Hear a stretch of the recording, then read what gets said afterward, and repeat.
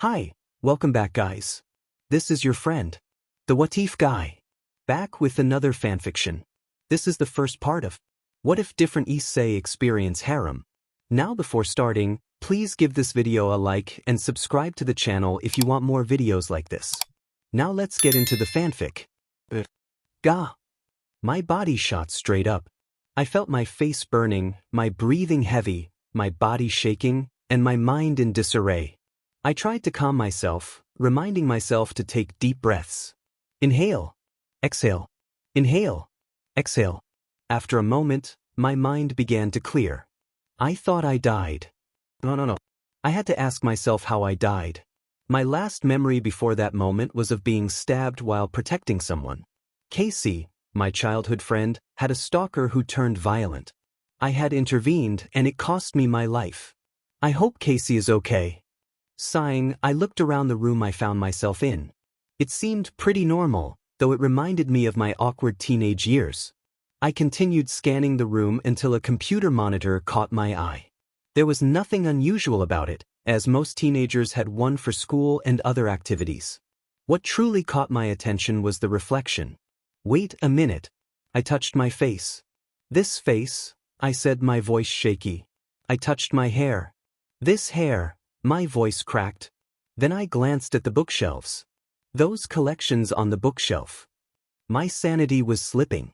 Holy shit. Aha. I was Hayato Issei. This couldn't be real. I was supposed to be dead.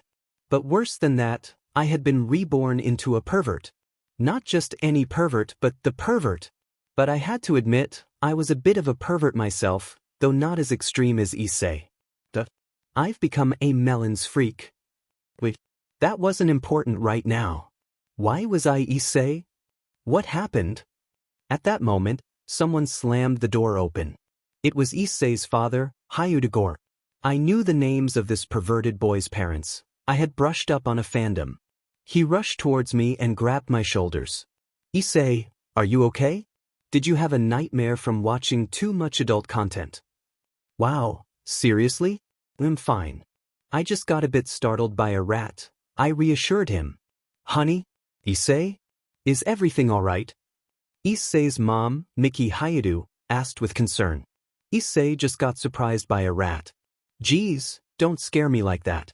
You were screaming like you got reborn or something, Goro replied. Dad, you are very sharp. Everything settled down after a while. I was told to prepare for breakfast and get ready for school, so I did. We had breakfast as a family, though inside I was trying to calm down and not panic about everything. I knew a lot about the anime. I had watched it until season 4, mostly for the fan service and battle scenes. So, eating felt somewhat natural. After breakfast, I got up and cleaned my dishes, taking them to the sink to wash them. You Issei? Mom asked. I turned my attention to her. Yeah. Are you cleaning the dishes? She inquired. Habits. What do you mean? What your mother means is that you never cleaned up after yourself, yet somehow you're suddenly doing it, Dad added. Did I mess up somehow? Thought to myself. I stared at them for a moment, trying to analyze the situation. It wouldn't hurt to do something like this once in a while. Kids these days didn't even know how to clean up after themselves.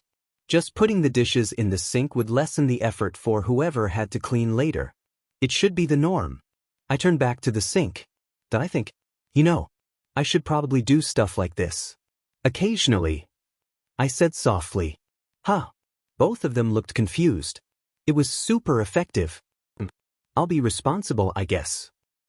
But it won't be like right now, or per se, it's not like I can show it right now. It might take time for it to happen.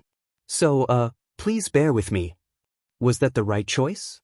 I had just said something that felt out of character, but if it was just something small, it wouldn't be a problem. I didn't even know if I was in a featured episode right now. I just needed information. And where would that information come from? School maybe? I wondered. The thought of school was daunting. The unfamiliarity was overwhelming. I had watched the anime, but I was no native. This feeling was closer to culture shock than anything else. I couldn't quite express it, but I could vouch for the taste of every nugget I had ever eaten. They were good is what I was saying. My analogy was bad, but I was trying my best. It would be quite hard to adapt. What about messing things up? Messing up isn't an issue unless it's big time.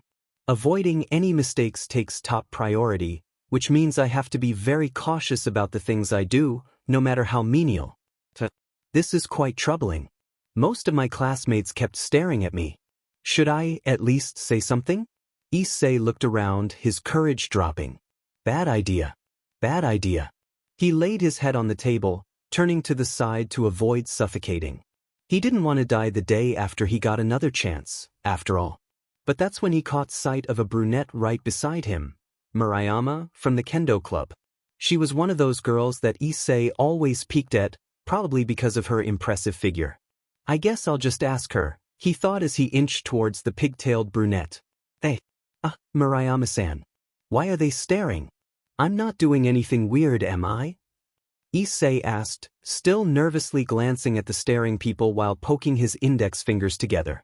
He noticed that he didn't get an answer. Shifting his attention back to Murayama, he saw her raise an eyebrow, as if in disbelief. Hayato-san, you really don't know? She inquired. That's why I'm asking, he replied. Murayama was skeptical at first, trying to determine if this guy was pranking her. But after judging his expression, she realized that didn't seem to be the case. However, this didn't stop her from what she was about to do. Then I won't tell, Murayama said, crossing her arms playfully. It seemed the message she sent was interpreted as a more rude approach by the other individuals. Issei felt a tick mark appear on his forehead and suddenly stood up, knocking his chair down. This immediately put him in the center of attention. Why? He shouted. Murayama, of course, got startled by the sudden change of attitude. Wait, Issei. So you won't talk because I'm a pervert? He exclaimed. And no, that's not. Issei slammed his fist on the table, the sound echoing in the classroom. So you think that being a pervert is below someone with human rights? Is that it? Is that what you were thinking? By now, Murayama felt guilty for her actions. It was supposed to be just a little joke, she thought. She looked down in embarrassment, unable to say anything at that moment. Issei, however, was still blinded by anger, not noticing that one by one, people from other classes were trying to see the commotion happening in the classroom, some even recording videos on their phones. Issei gripped Murayama's backrest with one hand while placing the other on her table, cornering her. The close contact made her blush. That's just not right. Though I admit, Matsuda and Motohama are equivalent to scum. The duo felt something pierce their backs from the sudden insult. And maybe I am also, but please. It's not right. Issei's face turned solemn. Murayama's blush deepened, a sweet and soft hue. She noticed her heart beating at an unnatural speed, something she had never felt before. She buried her face to at least cover it. Please. See us as human beings. We also get hurt by a lot of things. Issei remembered a moment from his past, and it wasn't a pleasant one. That particular memory made him act unnaturally, out of character, even for him. All right, I apologize, Murayama finally managed to respond.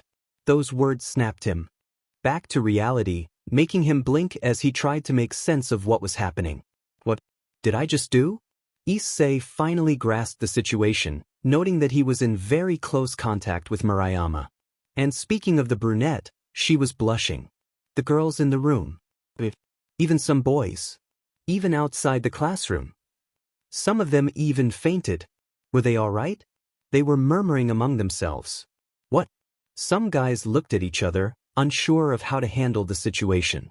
When did they arrive? But it was different for the duo of the perverted trio. Motohama broke his glasses and was picking up the shards, while Matsuda seemed to be in a daze. While Issei was trying to calm himself, the ladies were having their own thoughts. I never knew Issei was so manly, some girls mused. Meanwhile, the teacher was frozen in place, chalk in hand, completely out of it. Issei frantically composed himself and faced Murayama. I'm sorry, Murayama-san. I don't know what came over me. Please forgive me.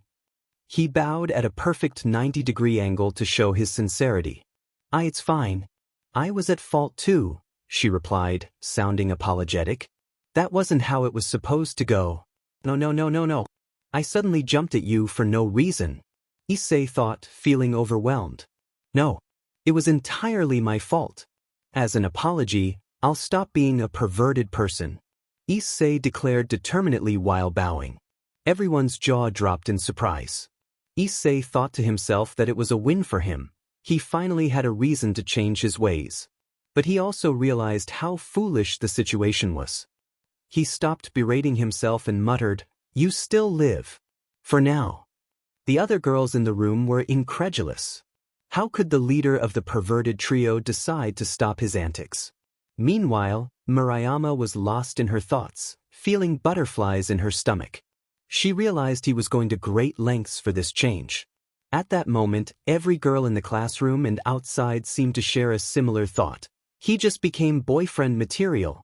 Back to Issei, he felt uneasy about the situation. Murayama remembered she needed to tell him the truth. The trut, she started, but was interrupted when a piece of chalk struck Issei's forehead. Hayate-san, we are in the middle of class. While I'm proud of you for saying you'll stop being perverted, this is not the time. As punishment, translate the sentence on the board, the English teacher announced, finally regaining control of the class. The teacher glared at the students outside, who quickly scrambled away, though some girls winked at Issei, leaving him confused. He shook his head, dismissing the thought. He had completely forgotten it was English class. Glancing at the board, he noticed everything was written in katakana. Somehow, he felt he could translate it. Having a relative who was American helped him become accustomed to English. Issei approached the teacher, took the chalk, and translated the words on the board flawlessly. Now, Hayate-san, try to speak the words on the board, the teacher said, clearly satisfied with his translation.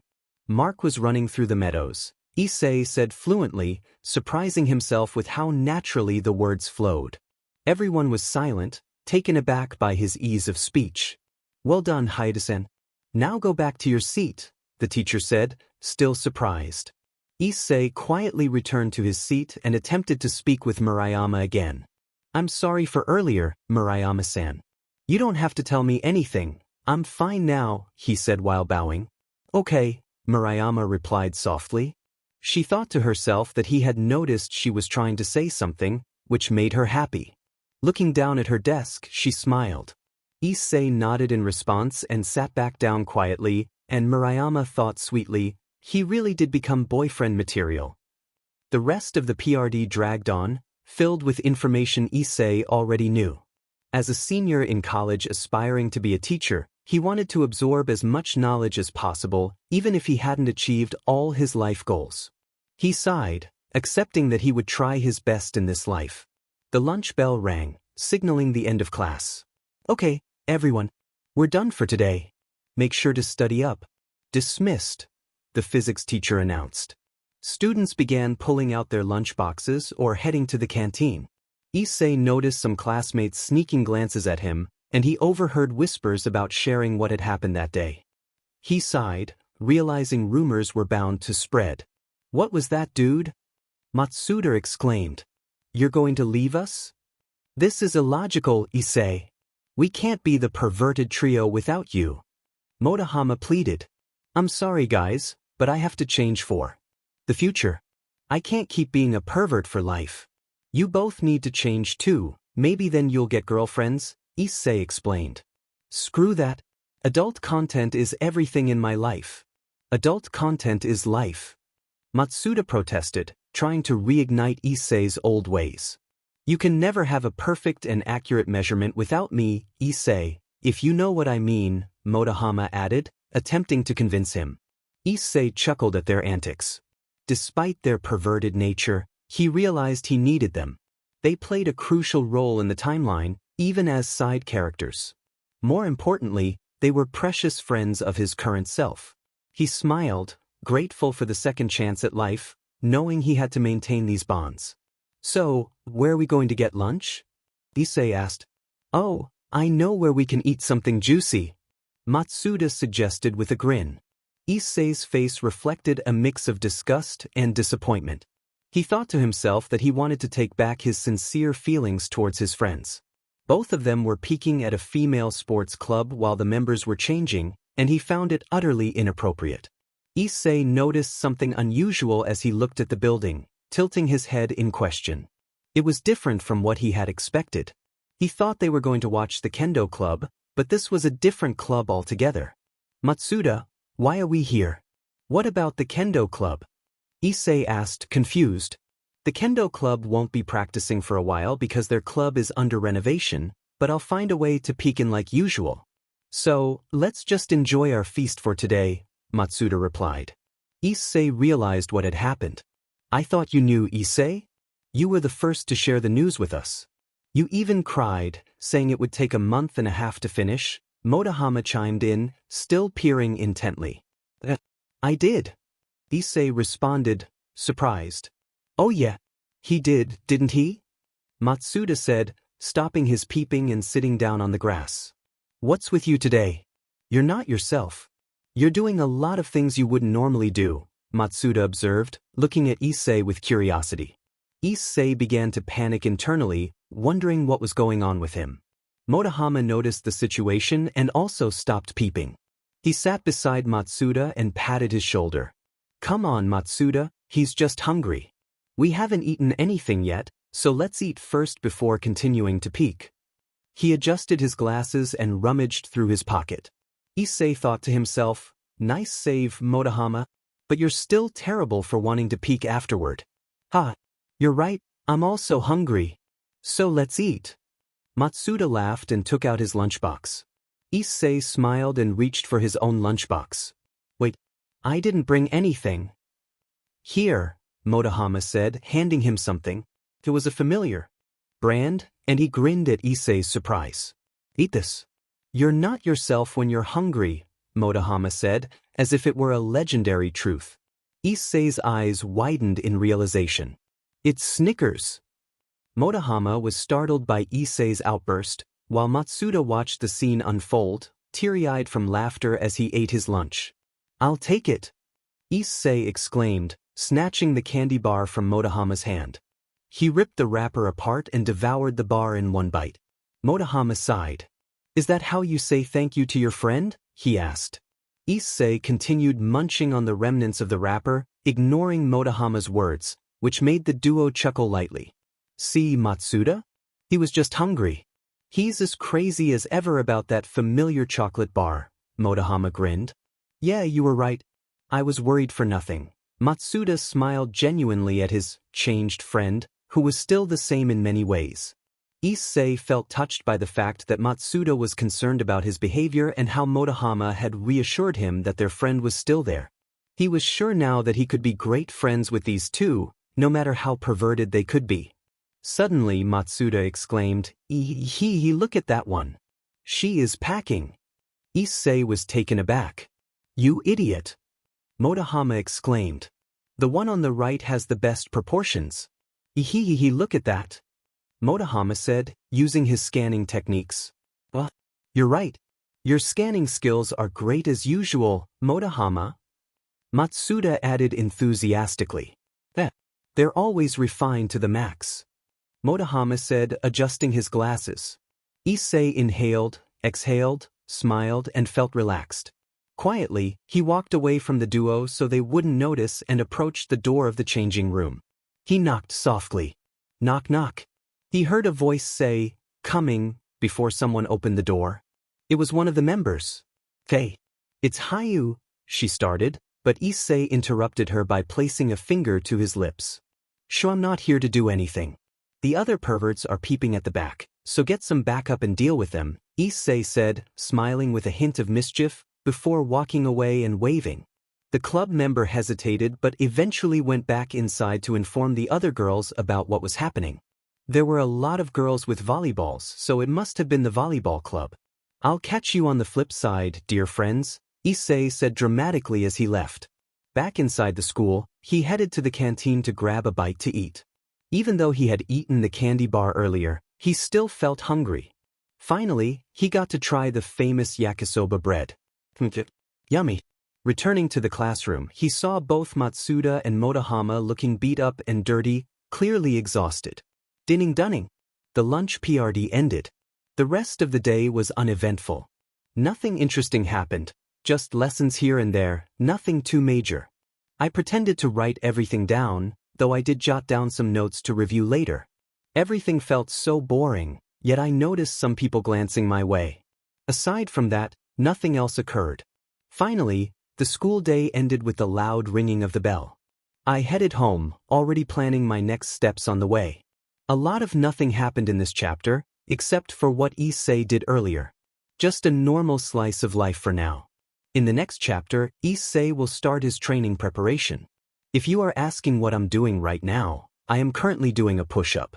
21, 22, 23, 24. This body is really weak. I can't even get to 25. Issei exclaimed in frustration. He was doing push-ups because he needed to build some muscle. He had already started jogging as a warm-up. Next on his list were sit-ups, though he knew the count would be low for now. Still, he felt confident that he would improve in the future. He realized he needed to learn a fighting style that suited him, a balanced martial art. After all, what was the use of power without speed? Or what was the point of punching if he couldn't kick? He thought about how annoying it was to be bitten by a mosquito that just wanted a meal without causing him any discomfort. He might have been asking for a lot, but he felt he needed to learn one or two martial arts to balance his fighting style, like taekwondo or boxing. That's it. I'm going to learn taekwondo and boxing. Taekwondo specializes in long reach, making it ideal for mid-range combat, while boxing excels in close range with its quick punches and solid footwork. All right, I've made my decision. I'm going to learn both. However, he faced a problem. Where was he going to learn this? Kuo Academy didn't have a taekwondo or boxing club. Would he need to travel to a city or something? He sighed, deciding to think of a solution after he built some muscle. Little did he know, the solution to his problem would come to him unexpectedly. The next day was Saturday, so there was no school, giving him time to spare. He woke up early at 3:30 a.m. He usually went to bed at 7:30 p.m., so it balanced out. He started jogging, a routine he had maintained for a week and a half, sometimes pushing himself to the limit to prepare for the challenges ahead. His goal was to jog through the entire town. At first, he struggled to cover half his neighborhood, but now he could manage at least a third of the town with some breaks. As he approached the park, he decided to take a rest. This is really hard. I still can't find anyone to coach me in martial arts. So troublesome. I'll just continue jogging for now and hope for the best, he said, feeling tired. Did you just say martial arts, young man? A voice interrupted. Startled, he jumped to his feet. Huh? Who are you? He exclaimed, surprised by the bulky figure that had approached him. The man looked wild with his hair, and his outfit appeared to be made of ripped cloth. He was incredibly muscular, even more so than Dwayne Johnson. How had Issei not noticed him? The man was carrying a child who seemed to be sleeping, suggesting he was a parent or close relative. Omi? I'm just a humble martial artist who specializes in taekwondo. My name is Jin Taejin. The man introduced himself. His name sounded familiar to Issei. Wait, you're Korean? How come you're speaking Japanese? He asked, confused. What do you mean? I'm speaking Korean right now. I'm the one who should be surprised because you seem fluent in Korean. I almost mistook you for one, Jin replied. Issei was taken aback. Was this some kind of auto-translation? Could he translate every language? He had already translated 3 languages. Could he translate more? This ability seemed incredibly convenient, but he had no idea how it worked or who had given it to him. Jin-san? Since when were you there? Issei inquired. Since the first time you came, Jin replied. What was happening? Issei Hayadu introduced himself to Jin, who asked if he wanted to learn martial arts. Issei eagerly replied, asking if Jin was willing to teach him. Jin confirmed, noting Issei's dedication to jogging and working out, and expressed his determination to train him as much as possible during his visit. Issei was surprised to learn that Jin would only be in town for a month and questioned whether that was enough time for proper training, especially with school taking up much of his schedule. Jin reassured him, stating that he believed in Issei's potential and that he wouldn't misuse the teachings. Issei felt a sense of righteousness from Jin, believing he would make a great master.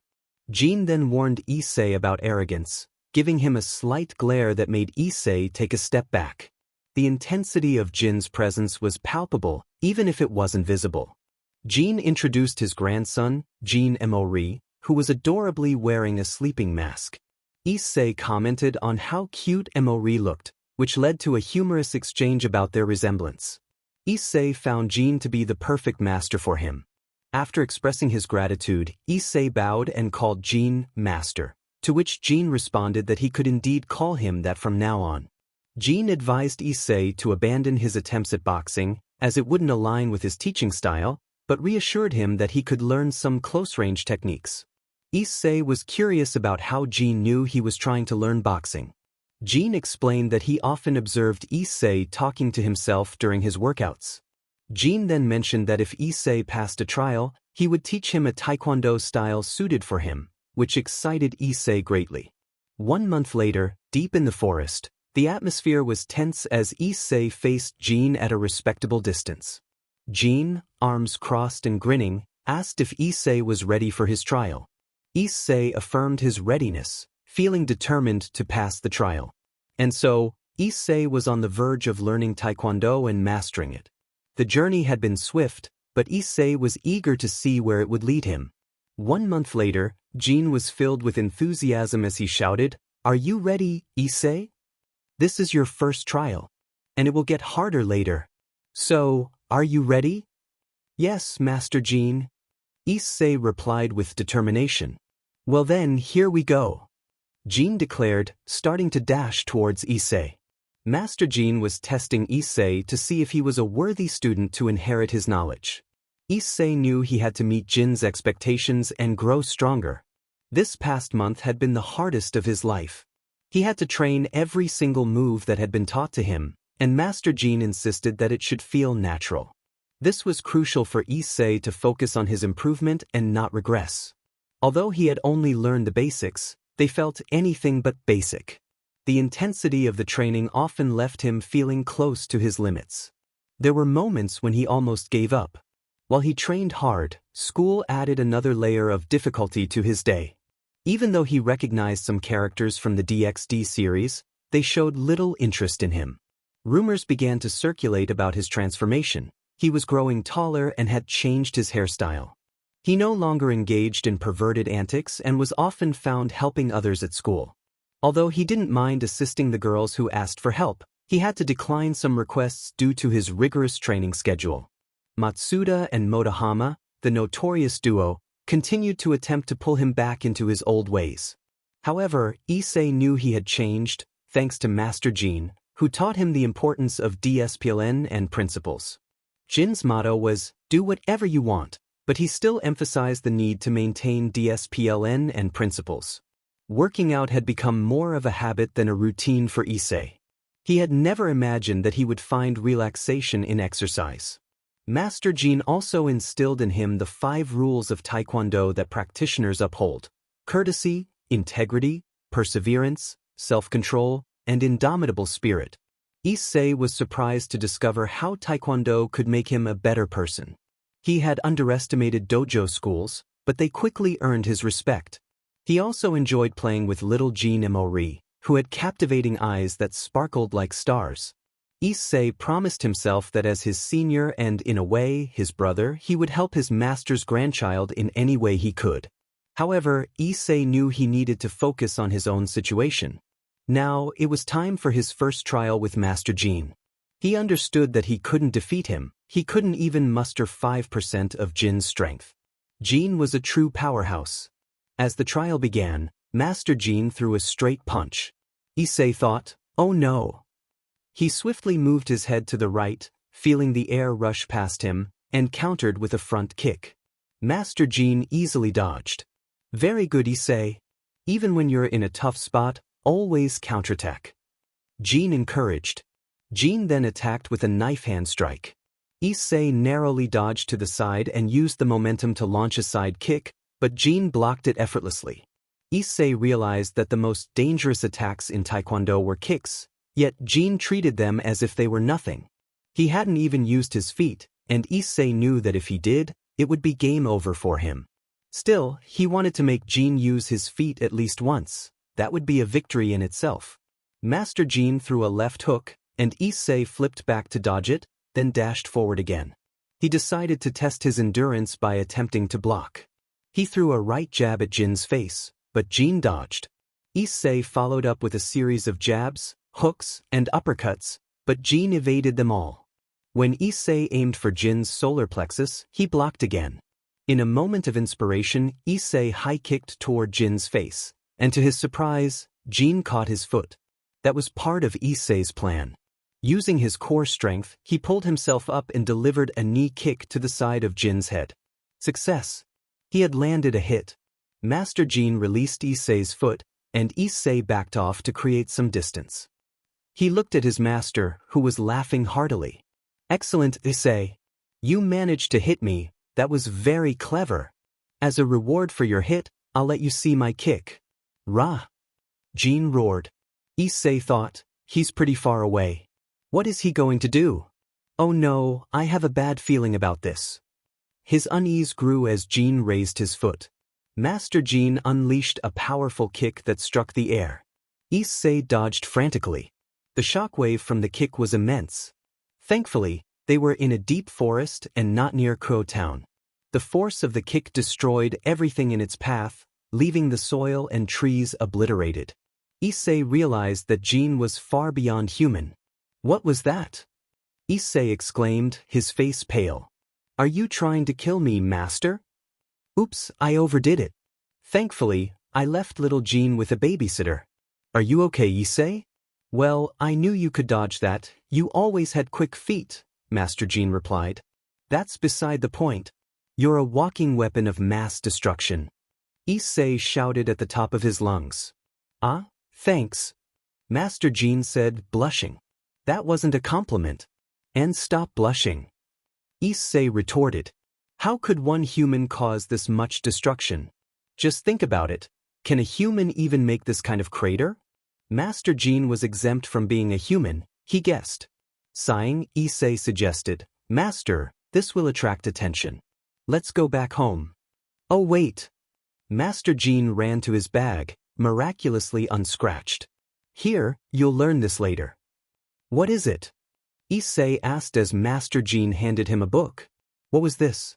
Congratulations, Issei, you passed, Master Jin said, patting his shoulder. This book contains everything you need to learn from me. You're just going to give me a book? It contains some top-secret stuff, you know? You should be more thankful I'm giving this to you. Sorry about that.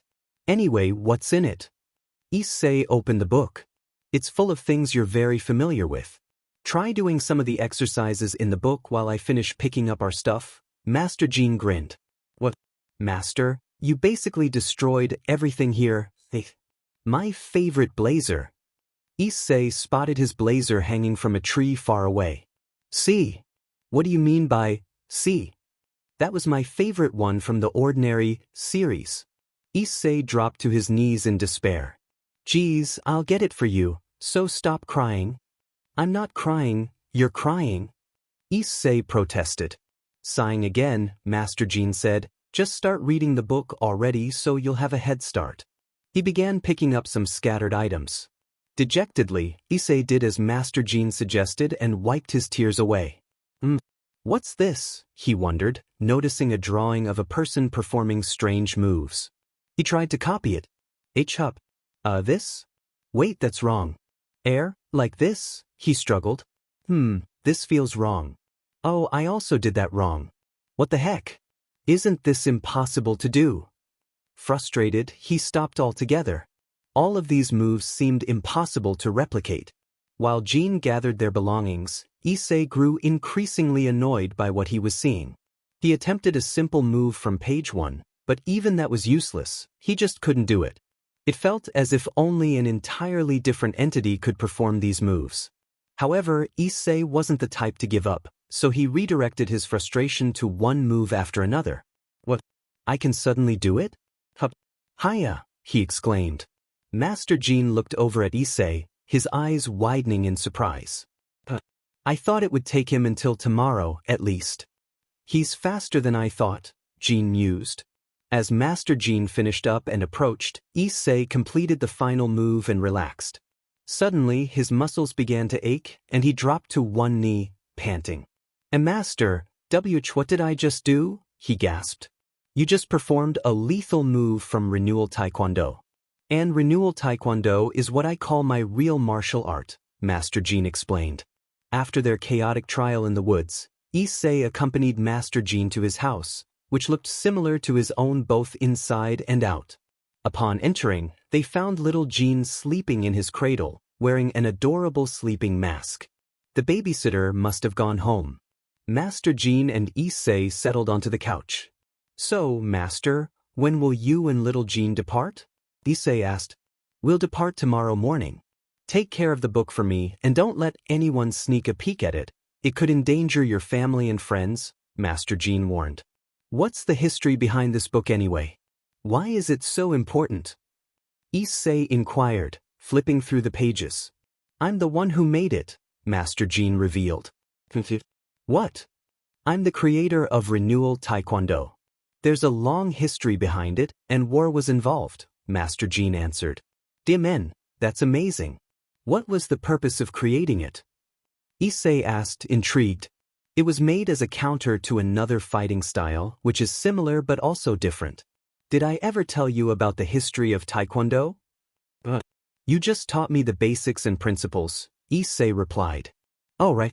Well, you see, Taekwondo started as a single group, but over time it split into two factions.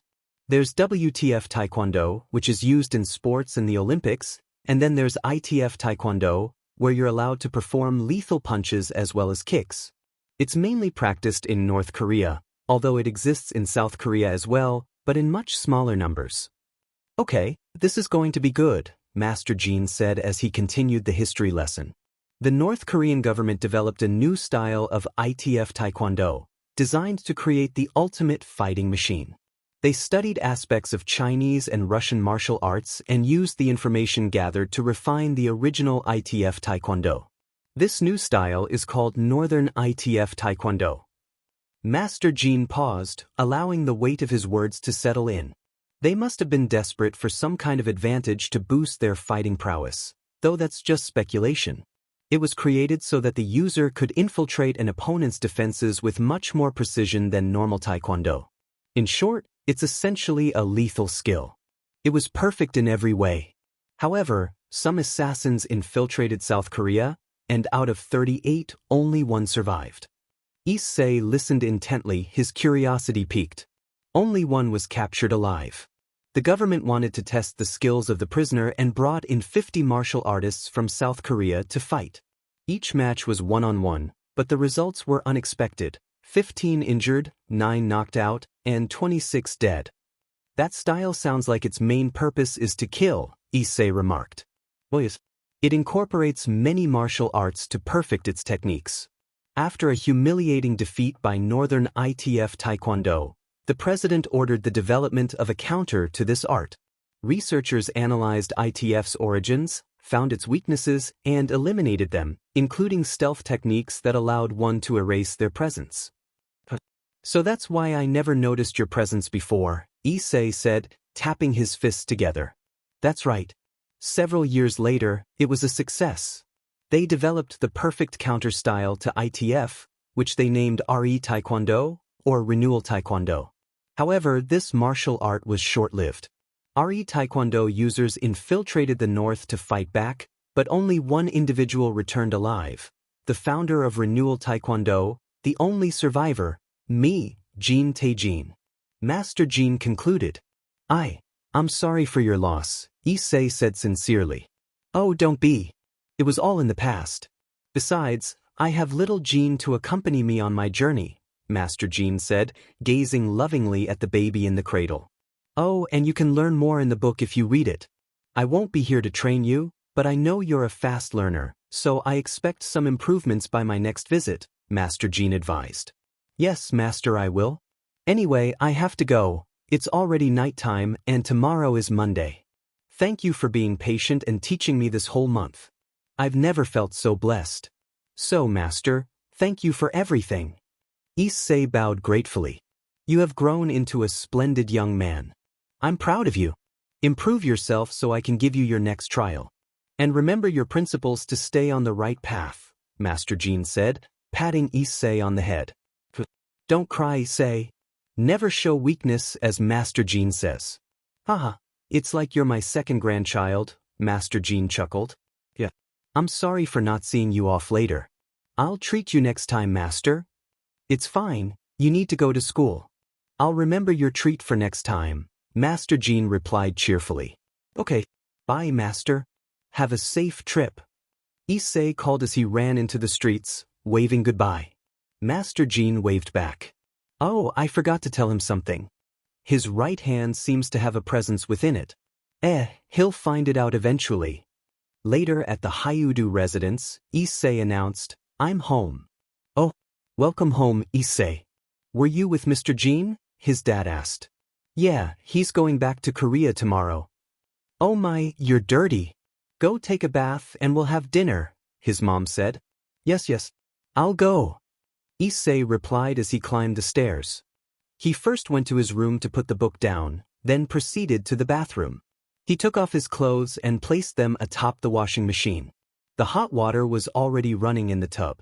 His parents knew what time he would be home since he had asked for their permission first. He showered to clean himself up, looking at his reflection in the mirror. Seeing his own abs was impressive, they looked rock solid. After rinsing off, he got into the bathtub. Oh, nothing beats this feeling, Issei sighed, feeling relieved and relaxed. He closed his eyes to take a little nap. H.Low. MMBH. W.Y. W. Ku.up. Whack. Up. I said wake up.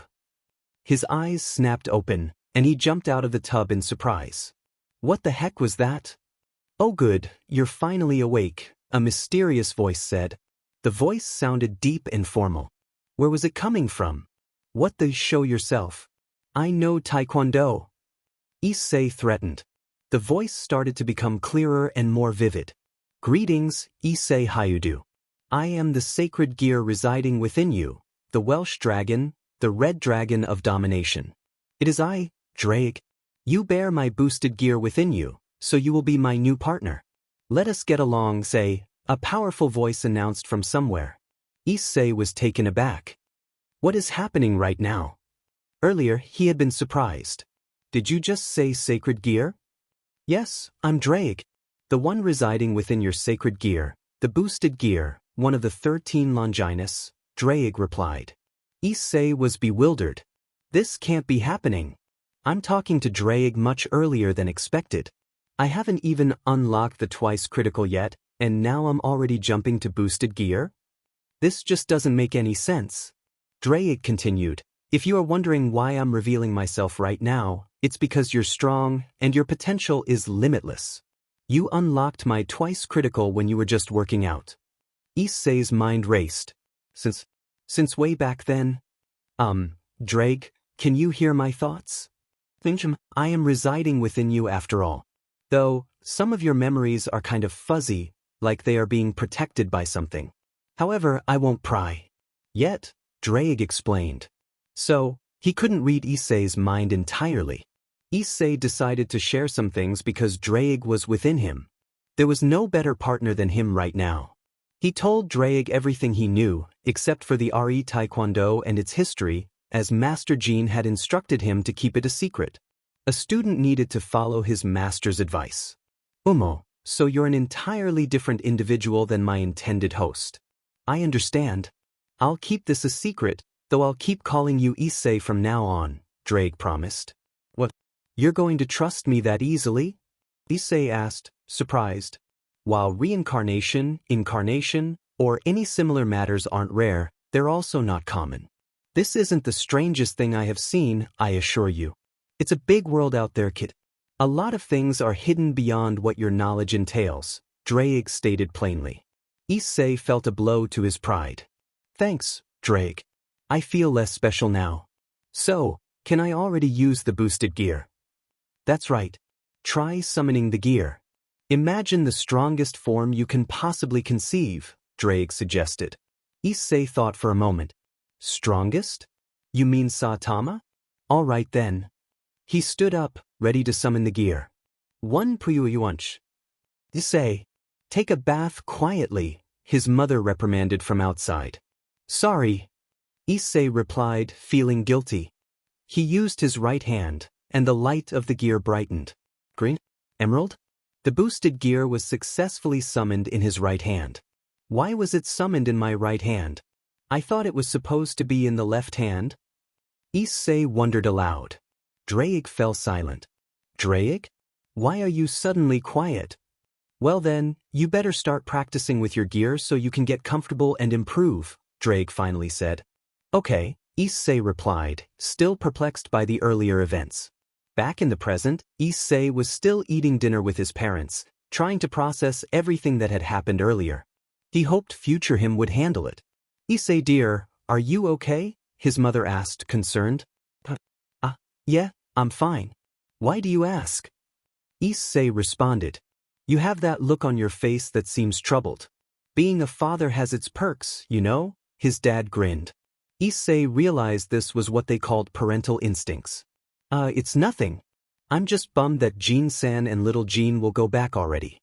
I miss them already. It was the truth, but it wasn't the main thing troubling him. Oh honey, it's fine. I'm sure they will visit again, his mother assured him. Yeah, I know. So, Issei, do you have a girl you're into right now? His dad asked suddenly. Issei choked on his drink. Why would you ask him that? His mother exclaimed, annoyed. What? I have to ask him because he's a changed man now. It would be interesting to know, his dad replied. Issei felt a rush of embarrassment. He had been so focused on getting stronger and planning for future encounters that he had forgotten about his love life. No one seemed to pay attention to him. Unbeknownst to Issei, he was becoming popular at school, and many girls wanted to confess to him. They just didn't have the timing because Issei always ran off early to start training. Meanwhile, Matsuda and Motohama, feeling jealous, were stealing the love letters meant for Issei, not wanting him to know how popular he had become. Issei coughed lightly, responding, Not really. Really? I thought you would have a lot by now because of your collection. His mother slapped his father on the head. Oda-san, she exclaimed, clearly annoyed. I'll just clean up and get ready for tomorrow. Good night, Ma. Good night, Dad, Issei said, trying to escape the situation.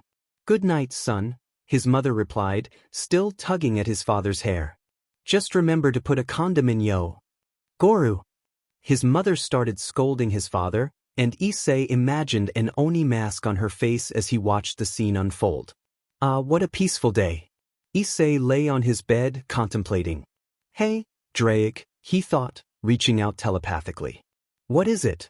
Drake replied. What is love? Go to sleep, kid, Drake retorted.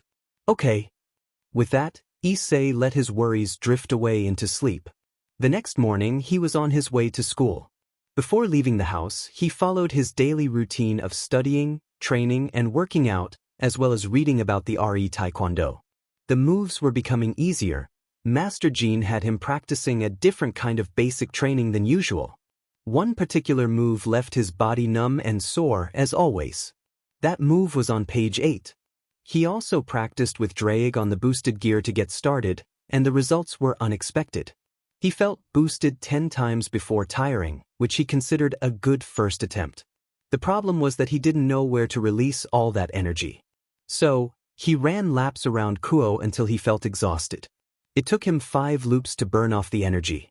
Fortunately, he woke up at his usual 3:30 a.m., finishing his routine by 7 a.m., which gave him plenty of time to get ready for school.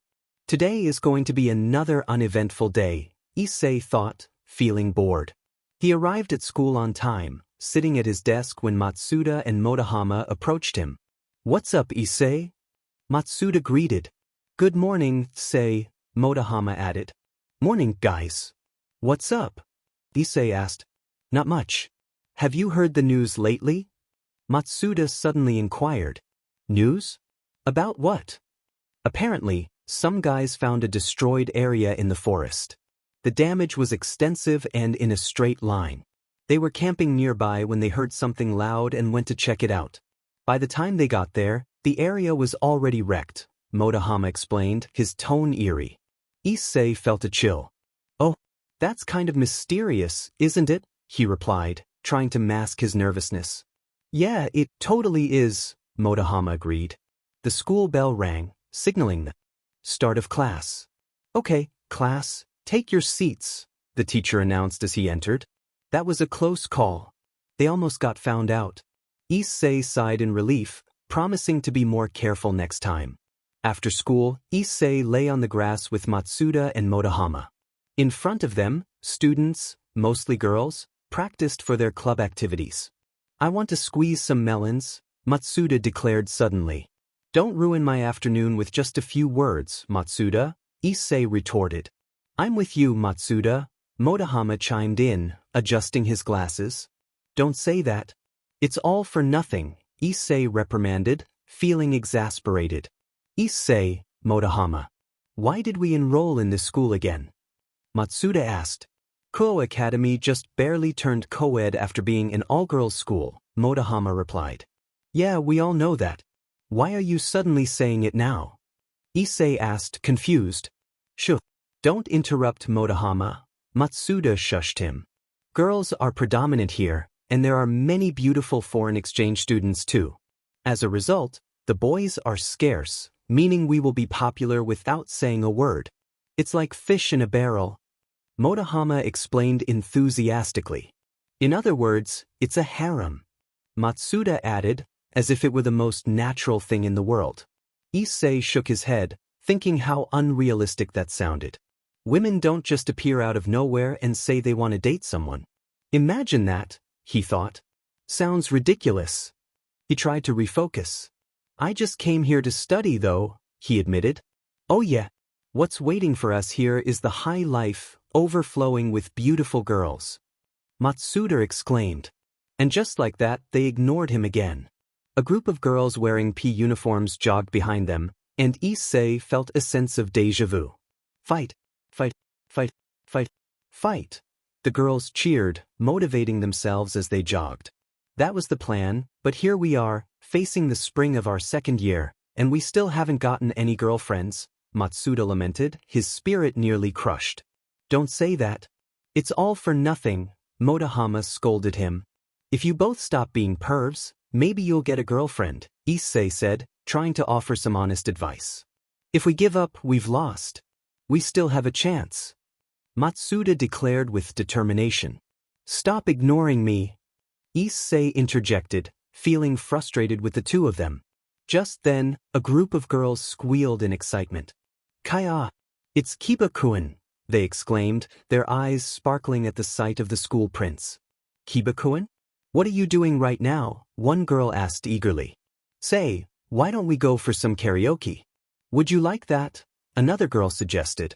"Sorry, but I've got to get to my club," Kiba replied apologetically. "Ah," the girls responded, clearly disappointed. Issei watched in awe. What kind of special effect was that? The shining lights around Kiba seemed to enhance his appeal. "I really am sorry, after you were kind enough to invite me," Kiba said again as he walked away. He did it with a certain charm, but it felt a bit dismissive. After all, he didn't even know any of those girls. Handsome guys really could get away with a lot. "Kaya, he's such a cutie," the girls squealed, even more excited than before. And the girls love that. "How?" Issei thought, puzzled. "Kiba Yudo, Class 2C. He's the object of all the girls' yearning," Motohama suddenly introduced, though Issei missed the last part of his mumbling. "What was that?" Issei asked. "What was what?" Motohama feigned ignorance. "Never mind," Issei decided to drop it. "And that prince is the foe of all the other boys here," Matsuda added. "Dimn it. Just because he's a little handsome, very smart, and has a pretty good personality, he has them waiting in line." Motohama vented in frustration. "Don't say that. It's all for nothing," Matsuda said, tears welling in his eyes. "Ah, the world is so unfair," Motohama sighed. Issei thought to himself that the world wasn't unfair, his friends just needed to change their approach. Suddenly, he noticed the girls were looking their way, whispering among themselves. "Hey, why don't we invite Issei?" One girl suggested quietly, though Issei couldn't hear them. "Yeah, we really had no timing when it came to him," another girl added, still out of earshot. What were they talking about? Issei felt that the past days had made him more unpopular. The girls always seemed to whisper when he was around. He tried to shake off the feeling. "Shut up. I'm not crying. Not at all." "Hey, Issei," one girl suddenly called out to him. "Huh," he replied, surprised. "Oh no. It's almost time. Let's go, Issei Motohama." Matsuda suddenly exclaimed. "Why, let's go." Motohama agreed, both of them grabbing Issei's arms. What the hell are you both doing?" Issei protested. "Trust us, Issei, it's for your own good," Matsuda said sagely. "Yes, Issei, trust us," Motohama echoed. "What the hell are you?" "Whoa!" Issei exclaimed as they dragged him off as quickly as they could. Later, Matsuda whispered, "Murayama's figure is so impressive. 82 centimeters. 70 centimeters. 81 centimeters. Motohama calculated quietly. Issei deadpanned. Was this really what they wanted to show him? Peeping at the kendo club's changing room? Honestly, what was the point of the renovation if there was a hole in the wall for perverts to see through? By the way, these two were terrible liars. 2 weeks ago, Motohama claimed his glasses needed fixing, something about his lenses making his eyes hurt. Matsuda wasn't around, so Issei assumed he had gone home early. Issei had accompanied Motohama to the plaza, where he claimed his doctor was supposed to be. However, Issei had no recollection of a hospital near the plaza. There was a clinic, but that was for emergencies. Still, he went along with Motohama, who seemed to know where he was going. Then, on the way, Motohama started grinning and giggling, and Issei knew something was up. "Keitei's legs are so fine," Matsuda whispered. 78.5 centimeters. 65 centimeters. 79 centimeters. Motohama continued his calculations. Issei felt a tick mark appear on his forehead. "I happened to come across this during gym time," Matsuda revealed. "Matsuda, good job," Motohama complimented. Issei had heard enough. He approached the changing room door and knocked. When someone opened it, he found Murayama already in her kendo uniform, a blush on her cheeks, likely from the heat. "Before you say anything, the other two perverts are currently peeping through the hole in the wall. You'll find them at the back," Issei pointed out. Murayama followed his gesture with her gaze and then smiled at him. However, her smile felt off. Her eyes seemed devoid of warmth, sending a shiver down Issei's spine. "Thanks, Issei-kun. I'll get the girls to handle the situation," Murayama said. Issei was taken aback. "Wait, that's your plan?" he thought, feeling a sense of dread. "Please be gentle with them," Issei pleaded. "Haha, oh, you never go easy with insects," Murayama replied, her eyes cold. "Oh no." Issei laughed nervously. All right, of course." Murayama went inside to inform the girls, which was Issei's cue to leave. "Oh, by the way, Issei-dash? Where did he go?" Murayama looked around. "I had already slipped away to let them begin their antics. I felt a twinge of guilt for Matsuda and Motohama, but I hoped they would manage to handle it. Probably? Probably not. I watched from a distance as they were confronted by the kendo club while I quietly maneuvered through the trees and bushes. After a while, the two of them finally lost the kendo club and ended up in the old school building at the back of the school. "Sup guys? You don't look so good," Issei said smugly. "You bailed on us," they both exclaimed in unison. "Duh, I didn't want my blazer to get dirty, so I just ran. What was I supposed to do?" Issei explained logically. "We were supposed to stick together." Matsuda protested. No way, I don't want to." Issei paused, sensing someone watching him. Cautiously, he looked around. Left, right, nothing. Then he looked up. At the window stood a girl with striking crimson hair, elegantly flowing in the air. Her beautiful blue-green eyes caught his attention. She had a foreign look, but she was undeniably gorgeous. She glanced away and went back inside. Wait a minute, isn't that Rias Gremery, 39 inches, 23 inches, 35 inches. She's the Occult Research Club president. I hear she's from Northern Europe, Motohama introduced with an unsettling precision. His scouting ability was something to behold.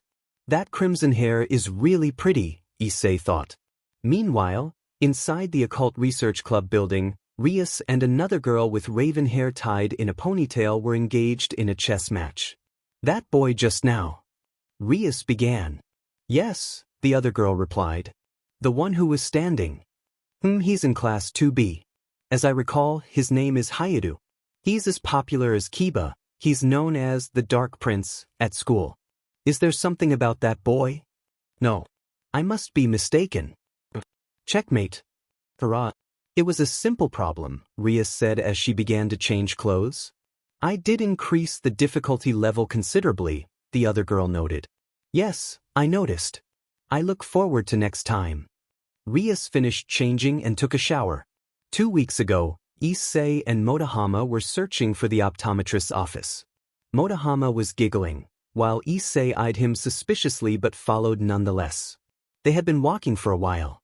Discount fish here. Limited offer only, a fish vendor shouted. Cupcakes. Cupcakes. Get your cupcakes. Get them while they're hot, a baker called out, selling his freshly baked goods. Demon, Issei marveled at the bustling area. He hadn't had the chance to explore the plaza since becoming Issei, so it was a new experience for him. With training from Jean, school responsibilities, and family concerns, he hadn't had a moment to relax. But now, he couldn't help but smile and feel at ease. Hello there, handsome young man. Would you like to buy some of my wares? A kind old lady offered, showing him some accessories. Issei smiled back. Sorry, my friend and I. He grabbed Motohama, who was still giggling, by the neck. You are in a hurry. Maybe next time? The grandmother giggled and nodded. Oh, that's quite all right. Maybe bring a girl next time? Ha, that's if I get a girl next time. Ugh. Issei grimaced as his arm began to hurt again. The old lady and Motohama noticed. Oh my, are you all right? The old lady asked with concern. Issei, are you hurt? Motohama worried. Sighing, Issei thought, I might have been pushing myself. I should tone down the workout later. Why yeah, I'm fine. We'll get going. I'll come back here next time, he said with a weary smile. The duo waved goodbye to the grandmother, who smiled back. Dude, we've been walking for hours. Are you sure you know where you're going? Issei asked. It hasn't even been 20 minutes. What are you talking about? Motohama replied, furrowing his eyebrows in confusion. After walking for a while, they finally arrived. But something felt off. This isn't a clinic, Issei said, staring at the building in question. That's right. It's a karaoke place. Motohama grinned excitedly. Issei knew something was amiss from the start. It was clear that Motohama was hiding something. But this was beyond his expectations. A karaoke place? I thought we were going to fix your glasses? Nah, it's fine. I can do it later. Come on. Let's go in already. Wait. Motohama dashed inside, and Issei cursed under his breath but reluctantly followed. Motohama. Come on. This way. Motohama called, taking a left turn. This isn't some Alice in Wonderland nonsense, right? Issei thought as he quickly spotted the four-eyed scouter entering one of the rooms. He rushed inside and puff. Confetti exploded everywhere, making Issei flinch. What's up, man? Shiing. Gah. Issei covered his eyes from the blinding shine of a bald head. Matsuda? What are you doing here? And what's with the confetti? As Issei recalled, it wasn't his birthday, nor was it any holiday. What's with the snacks and drinks, also? Issei rubbed his eyes. Motohama handed the microphone to Issei. On the screen, the title of the song appeared, Baka Mitai. The smooth jazz began to play, and Issei thought it sounded wonderful, almost magical. We know you've been working hard at something. But sometimes you've got to relax, Matsuda said, putting his arms around Issei's shoulder with a smile. Goddamn. It's hard to pick a song if you're not a normie. Motahama, already seated, gritted his teeth. Give it. You idiot. You were supposed to be the smart one. There's a lot. Matsuda moved closer to him. The sound seemed to fade slightly. Issei couldn't quite describe the feeling he was experiencing. Ever since he arrived in this world, he had struggled to adapt to his daily life. He thought he could easily forget about it if he trained with Jean, but it had the opposite effect. Jean was an excellent teacher and even accepted Issei's proposal to double the training, but Issei began to have self-doubts. He felt anxious about the limited time he had. It wasn't about his life, it was about the doubts surrounding the upcoming events. After all, he was just a normal person inside. As these doubts piled up, Issei started overworking himself to avoid unnecessary thoughts. However, he overdid it, to the point of harming himself, which affected his daily life, including schoolwork, training, friends, and family. It became a major issue, prompting Goru and Miki to ask if he was pushing himself too hard and if he wanted a break. Issei, being Issei, simply replied, "Nah, it's actually pretty easy unlike before," while forcing a grin. This did not go unnoticed by the couple, who, instead of feeling relieved, were now deeply concerned. Yet, two unexpected individuals were trying to cheer him up, encouraging him to escape from it all. "Hell yeah! Let's party all night. I'm paying!" Matsuda exclaimed, doing a celebratory dance. Issei sat on the opposite side of the duo, who had just started arguing over who the best actress was. He thought to himself, just who do these guys think they are? Drake huffed in his mind, "That they're your friends." "Yeah, they're, aren't they?" Issei reflected, a tear dropping from his eye as he smiled. After sending the duo home, Issei returned to his own house. They hadn't actually partied all night because Matsuda's funds were a bit short, so they went home early. As Issei opened the door to his house, he suddenly heard his parents arguing. "I'm definitely going to talk to Mr. Jean and make him see sense. He dares to make my son look like a beaten-up middle-aged man. I can't stand it." Miki exclaimed, clearly angry. I know. Let's just wait for our son to get back and talk about it, all right?" Goru replied, trying to calm his furious wife. Issei leaned against the wall near the doorway, touching his head. "Oh man, really not being a great Issei right now. No." He slapped himself in the face. "Believe in yourself," he lectured his imaginary self. "I'll go there by myself if I have to," Miki declared, grabbing her purse. "Wait, Miki!" Goru scrambled to catch up to her. Then they all caught each other in an awkward moment. There was a long silence before Miki broke it. "Sit. I didn't know you were coming home so soon," she said, tightening her grip on her purse. "Mom probably hasn't read my message that I was coming home early." Issei took a deep breath. That I love you both," he declared, crossing his arms. Goru and Miki flinched at the volume of his voice. Goru then joked, "Sorry son, but I'm married to your mother. It can never work between us," adjusting his glasses. Miki and Issei nearly tripped at the joke. "Pfft," Issei chuckled. "Ha ha ha." Miki laughed. "Wah." And just like that, the Hyadu residence became lively again, probably waking up some people along the way. Meanwhile, at Jean Taejin's house, Jean was meditating on his porch while the smaller Jean slept soundly in the baby cradle. "Oh." Jin's ear twitched. He nodded satisfyingly and sighed. Every man needs to realize it upon themselves to improve, or so they say. I can't really interfere since I'm just a 1-month master. The least I can do is double the training, he said to himself while still meditating. What a beautiful night it was. Presently, Issei was carrying his friends on his shoulders. Oh yeah, the canon. It had begun. Since I knew that the canon had already started, I proceeded to the bridge where Rainier would meet Issei. Yes, the obvious confession bridge. It took me a while to walk there, but I arrived on time. I knew that the fallen angel picked this kind of situation to increase her chances because of the atmosphere. So, I waited. I heard some footsteps. She's here, Issei thought. Excuse me. You're Hayuda Issei from Kuo Academy, aren't you? A mysterious girl spoke. I turned to face her. Yes.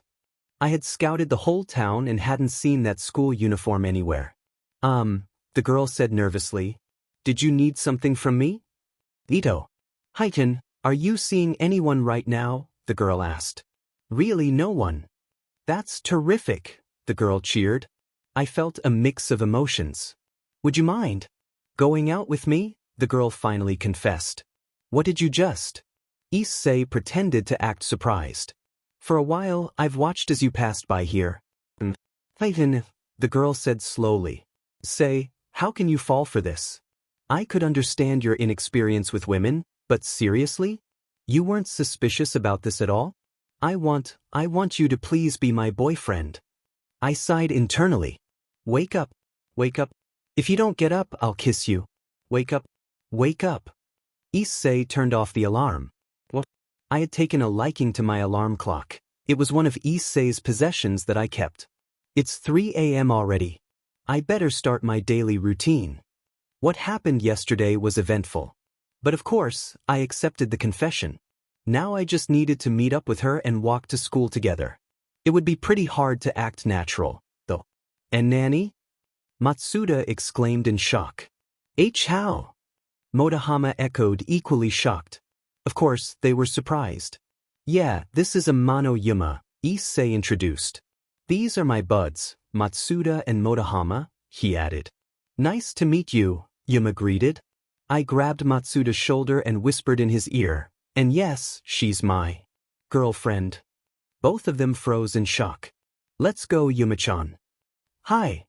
Yuma replied, then bowed to the two. We left. That traitor. Motohama cried in disbelief. We stood at the bridge while the sun was setting. A date? Yeah. This coming Sunday. No good. Yuma asked meekly. No, it's great. Of course, it's all right. Thank goodness. Okay, Yuma cheered. Yeah, later. Yuma then left but turned back to say, I'm looking forward to our date, before waving goodbye. She finally left. It's all happening so fast, I sighed. I descended the stairs and went home, unaware that a certain small white-haired girl was watching me leave while eating a popsicle. At the ORC building, Rias, the raven-haired girl, and the small white-haired girl were having a conversation. I see, Rias said. Bucho, your hunch was right on the mark? It appears that I was right to have you keep an eye on him, Rias inquired. Bucho, what shall we do? The raven-haired girl asked. We shall make our preparations, at least. Rias took a chess piece. However, it all depends on him. She then made her move. It was finally Sunday. I was currently waiting for Yuma at the meeting place. Even though I trained and practiced in renewal taekwondo, I wouldn't use it at all. Well, maybe I would use a little bit, but that was just for battle experience. The one I really wouldn't be using at all was the boosted gear because it would not be revealed until later, and it was supposed to be an act of surprise. I guess it's almost time. Here you go, someone suddenly said. Huh. Oh, isn't she Ria's assistant?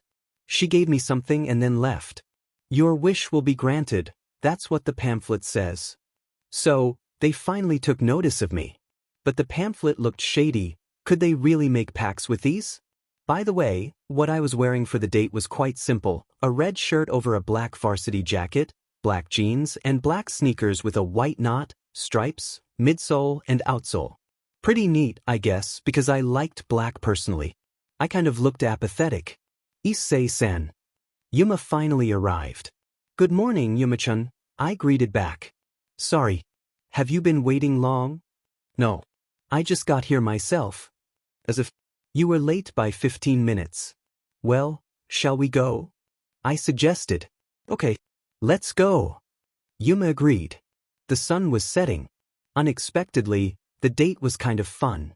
We tried on some clothes in a clothing store, and I bought her the pink hair tie that I originally bought. We then went to a restaurant to take a break and eat some snacks. The coffee there was quite good. I would like to come back if I had the time. That was a part of the date highlighted in the series, but we explored a lot of places, so I wasn't bored at all. Finally, we were slowly arriving at the fountain. I sure had fun today, Yuma said. Yeah, it was the best day ever.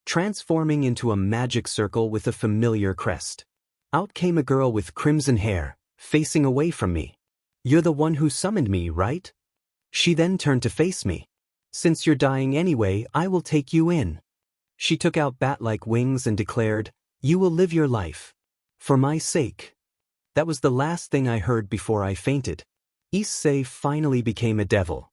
Rias might have sounded arrogant, but she would improve in the later chapters. This is the longest chapter I've ever written.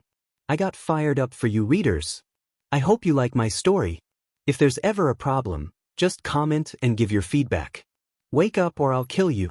Wake up or I'll cut you up. Wake. Issei turned off the alarm clock. Just what I needed in the morning. After dying.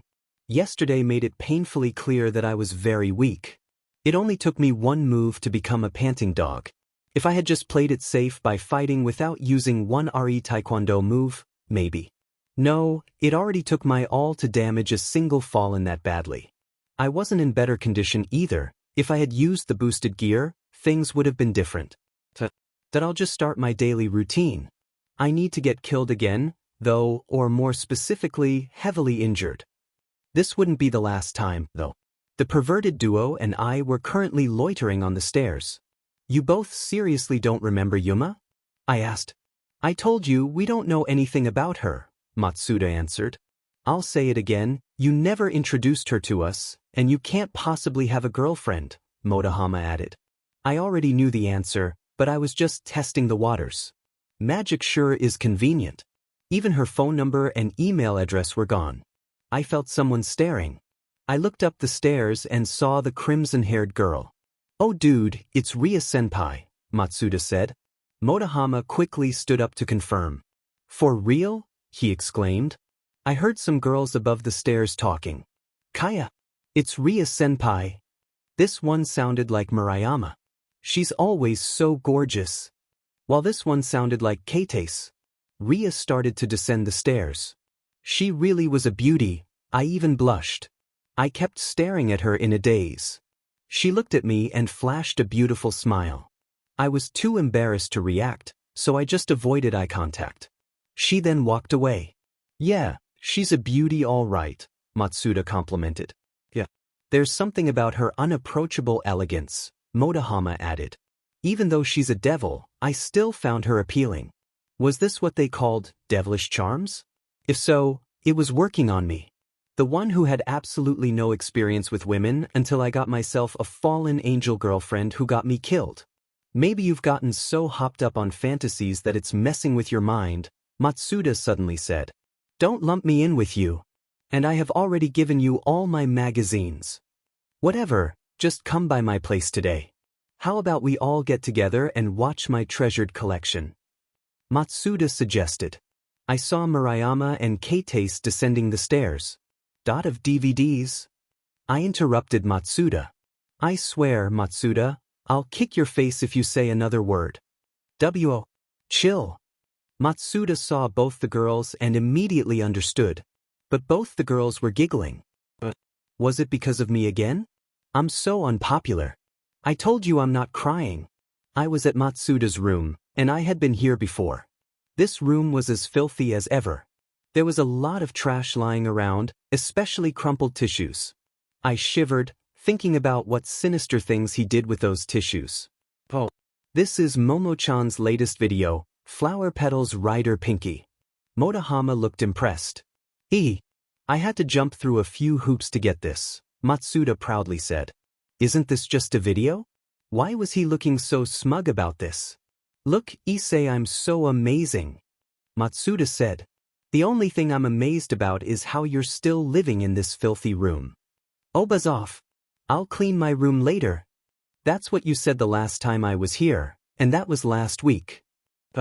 No, you see, Matsuda was trying to find the right words. Let's turn off the lights to create a more dramatic mood.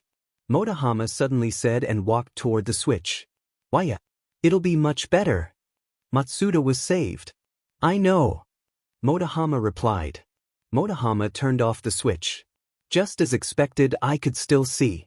I would test my other skills outside. Sorry guys. I'm going home. Hey, are you feeling alright?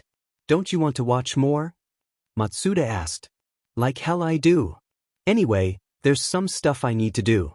See you guys tomorrow. See ya, the duo said in farewell. It was currently sunset. I was trying out some skills I got after becoming a devil. Yep, I can see clearer in the night than the day. And I feel like I'm brimming with power. I picked up a pebble and tried to crush it. It turned to dust. What else could I find? A little girl's voice echoed nearby, pleading, no. Buy it. A woman's voice responded, if you keep acting spoiled, I'll leave you here. The sounds were distant, yet I could hear them clearly. I would find out more later, but for now, I headed to the park where I had met my end. It was time to face danger once more. I arrived at the fountain where I had been killed. There was no sign of the battle between Rainier and me. Suddenly, I felt a presence nearby. Was this another devil skill? I turned to face the source of the feeling. Well, this is unfortunate. Here I am, running into someone like you in this provincial town, said a middle-aged man approaching me. He wore a pale gray trench coat over a white dress shirt with a matching ascot, black pants and shoes, black gloves, and a black fedora. I instinctively backed away, trying to create some distance, but I ended up on the other side of the fountain. It seemed I wasn't used to my newfound strength yet. Shrinking away, are you? The man taunted. I had no intention of backing down. I started to run, hoping to bait him. As I did, I noticed black feathers falling around me. Looking up, I saw the man had sprouted wings and was now flying. He landed ahead of me, forcing me to retreat further. This is why I can't abide lower-class beings, he insulted. I was determined to make him regret those words. Your master and friends are nowhere around. Nor are you showing any signs of disappearing, nor are any magic circles being deployed. My analysis of the situation is that you are a straw. I dashed forward and interrupted him with a side kick to his face, landing a solid hit near his mouth. You talk too much. He stumbled back, and I noticed 1 or 2 teeth were missing from his mouth. Master Jean had always said to never underestimate your opponent. I took off in the opposite direction, feeling a rush of adrenaline. Die! The man in the fedora summoned a spear of light and hurled it at me. It pierced through me. I fell to my knees, coughing out blood. This hurts a whole lot more than the last time. It hurts, right? Light is like a deadly poison to your kind. I thought I had finished you off, but you're surprisingly tough. Don't worry, I'll put you out of your misery right now. The man summoned another spear of light. But before he could throw it, a magic attack intercepted his strike. Was that your doing? No, I suppose it wasn't. A glowing light emerged from a magic circle, and someone stood over it. You keep your hands off of him, said a mysterious girl. It's Ria-senpai. I almost fainted at the sight. Who do you think you are? The man asked, summoning yet another spear of light. He threw it at her, but a little girl with white hair and a cute cat hair clip blocked the attack, standing protectively in front of Rias. Why you? The man shouted, summoning another light spear. This time, he dashed forward, but a lightning attack struck him, blasting him off the ground and causing his fedora to fall. A raven-haired girl with a ponytail appeared, and I assumed she was responsible for the lightning. Red hair. I see, you're from the House of Gremory, the man said, finally pausing his assault. I'm Rias Gremory. How are you, my good fallen angel? Rias greeted him. Despite the chaos, I wondered why I hadn't fainted yet. I was in excruciating pain, but no one seemed to notice as I lay on my stomach, trying to conserve energy. Well, imagine this town being under the control of the next head of the Gremory family. Is he one of your household? He seemed to be referring to me. Bring any harm to him, and you will get no mercy, Rias threatened. Well, my apologies for what happened today. But you shouldn't let your servants run loose like that. Someone like me might hunt him while out taking a walk, the man said, mixing threats with an apology. I appreciate the advice. And for my part, next time, if anything like this happens, I will not hesitate to start something. Bear that in mind, Rias replied, her tone chilling. I could barely hold on any longer. I could say the exact same thing to you, Next head of the House of Gremory. My name is Donasik. I pray that we never see each other again. With that, the man flew away and vanished. I was feeling weak and unable to move. That was careless. Who would have thought he would come into contact with a fallen angel? Rias remarked. He'll die unless we do something, the little girl added. I won't let him die. After all, this boy is my. Rias declared with determination. That was the last fuzzy thought I had before I finally lost consciousness. Master, please wake up. Master, Issei turned off the alarm clock. Oh, I'm so tired. That was too much going on even for me. I pulled myself up to sit, and the blanket fell away. HM? Wait a minute. I realized I was naked. The blanket looked kind of lumpy. Oh no. Isn't this? I slowly grabbed the blanket from the lumpy part. After I pulled it away, I uncovered what was beneath it. I saw a girl. Yuyuwa. Ria-senpai? She was slowly waking up, rubbing her eyes. How could someone be both cute and attractive at the same time? It's morning, Ria said, yawning. She looked adorable. I couldn't help but notice every detail around her. S-senpai? Oh, good morning, Rias greeted. Oh, good morning. I mean, how come? Ria-senpai, why are? Oh, I think I'm dreaming. Why, yeah, I'm still dreaming. I knew why she was here, but I was pretending to be oblivious. I was blushing furiously. This is real. And so is everything else you experienced. I am Rias Gremory, a devil, Rias explained. The devil? I am also your master. Nice to meet you, Issei, she introduced with a smile. What? This is so embarrassing. And cut. So, Issei got pierced twice in the stomach. But everything was turning for the better. Rias and Issei were naked, staring at each other and having a conversation. However, Issei would face more challenges in the coming chapters. But everything would change after the big reveal of his boosted gear, so be prepared for it. Okay, now back to the story. Issei, get up. You're going to be late, my mom called from the stairs. I was sure I set the alarm clock to 3 a.m. What the heck? It's 7:15 a.m. Did Ria-senpai change the time? I'm up. I'll be down in a second, so. You've never woken up this late before. What happened? Mom's voice was getting closer. I knew this was going to happen, but I was incredibly embarrassed. I took the blanket to cover myself, but Ria-senpai was completely exposed. What? What do I do?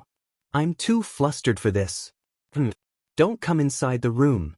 Ria-senpai was giggling. Stop giggling. This is your fault. Senpai, use this to go. Just get out already. What's taking you so long? Mom opened the door.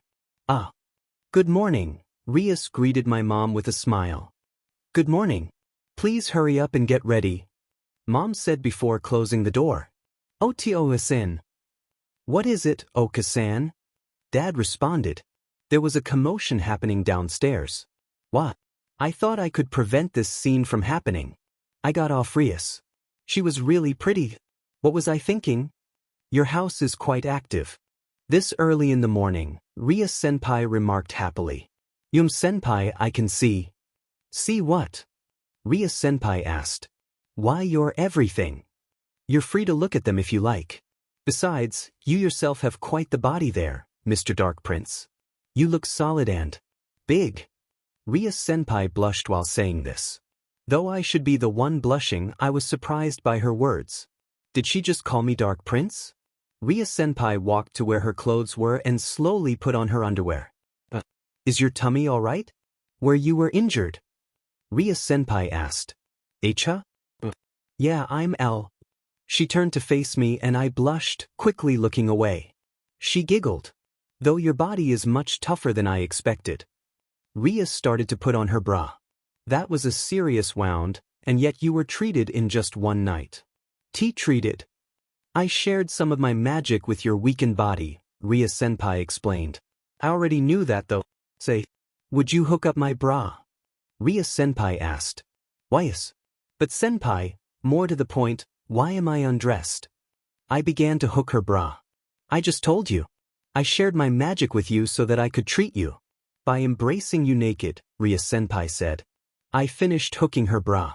Wait, the embrace? It's all right. I am still a virgin after all, Ria-senpai assured. The virgin? Oh, is that right? When you say that to a healthy young man, they'll get embarrassed, you know? Don't make that face. I'm embarrassed as well, Ria-senpai said, blushing too. Then don't make that statement. I must have been blushing a storm right now. Ria-senpai touched my face and made me turn to her. But the world is full of many wonders, Ria-senpai smiled. Wonders? You Ria-senpai? What is it? Ria-senpai responded. You mentioned something about being a devil earlier. Yes. I am a devil. And I'm your master. Do you mind if I call you Issei? Ria-senpai answered honestly and politely. Ever been in a situation where you get a lot of attention, and people start to gossip left and right, while you feel like any action you take might worsen the situation? That's exactly where I find myself right now. I usually don't attract much attention, but walking alongside one of the school's beauties and top idols has moved me into the spotlight. I'm not good with this kind of attention. That lucky Jure, one boy exclaimed, tears in his eyes. I certainly don't feel lucky. Kaya, Ria-senpai and Hyun are so cute together. A girl squealed, fainting at the sight. Is she okay? That JRK. He didn't read my letter and just played with another girl. Another girl shouted, glaring at me. What letter? And who's playing whom? I'll make sure to take you for myself, Issei, a third girl said, her tone unsettling. That sounded very wrong. I'll send someone for you later, Ria-senpai said suddenly. Oh sure, I replied, realizing we had already entered the school building. I will see you again later after school, Ria-senpai added before leaving. All right then. Just as I was processing everything, I felt a punch coming my way. I dodged, grabbed the arm of the attacker, and pulled them over my shoulder, taking them down hard. Guac! Oh wait, it's Matsuda. What the hell are you trying to do, bald head? I asked. DDMNU, Issei. You brought me down too hard. Matsuda complained. That was your fault, you know. You just tried to punch me. I sensed another punch coming. I repeated my earlier move with the next attacker. Arg. Now it was Motohama. What the hell, man? You too. Arg. I feel pain and agony. DDMNU, Issei, Motohama groaned. It was legitimate self-defense. Meanwhile, on the second floor, a bespectacled girl with a bob cut caught Rias' attention. Good day, Rias, the girl greeted with a smile. Good day, Sona, Rias replied, returning the smile. Both of them looked down at me. It's not like you to make him part of your household so quickly. And what's more, it's the school's dark prince, Sona remarked. Oh really? Well, it's kind of like I've gotten myself a charming younger brother, Rias said with a giggle. But he's pretty good. He easily took down 2 people at once. He looks like he does martial arts, Sona analyzed. Yeah, it even surprised me. He's full of mystery. Well, he isn't called the Dark Prince for nothing, I guess, Rias responded. They both watched me with keen interest, and I remained oblivious. The school bell rang, signifying the end of class for the day. Ria-senpai had mentioned sending someone, and I already knew who it would be. So, I settled back in my chair and waited. Kaiwa, some girls in my class squealed. Just here. Hey, the school prince entered, greeting everyone. It's Kiba, the girls exclaimed, excitement bubbling over. He's as popular as ever. Unlike me, I definitely wasn't crying. Please, excuse me, Kiba said, trying to navigate through the crowd. Go ahead, the girls parted to let him through. It's not very tidy, but go ahead, Keitase added. Later, I found myself in a conversation with Rias-senpai and Akino-senpai. Rias, Kino said, shocked. Wait, I know. Rias replied. My hands still throbbed from the earlier encounter. See, congratulations, Issei. You manifested your sacred gear. It looks like a twice critical but at the same time not. Rias congratulated me. Thanks. What am I supposed to do with it now? I asked. You can deactivate it now. Well done on doing it on your first try. Now let's proceed to our next task, Rias said. Since devils grant power to humans for a price agreed upon via a pact, nowadays people do not summon demons by drawing circles anymore. So, we deliver them to those who might summon us, Rias continued. I knew where this was going. Usually, we use messenger demons, but as my servant, you get to learn a devil's tasks from the ground up. So, we will let you give out these pamphlets, Rias smiled. Akino-senpai produced a stack of pamphlets with magic circles on them and handed me an orb.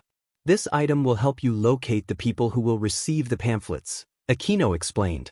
Alright, I'll do my best, I said, putting the pamphlets in my bag and preparing to leave. Ah, Issei, Rias called out suddenly. What is it, senpai?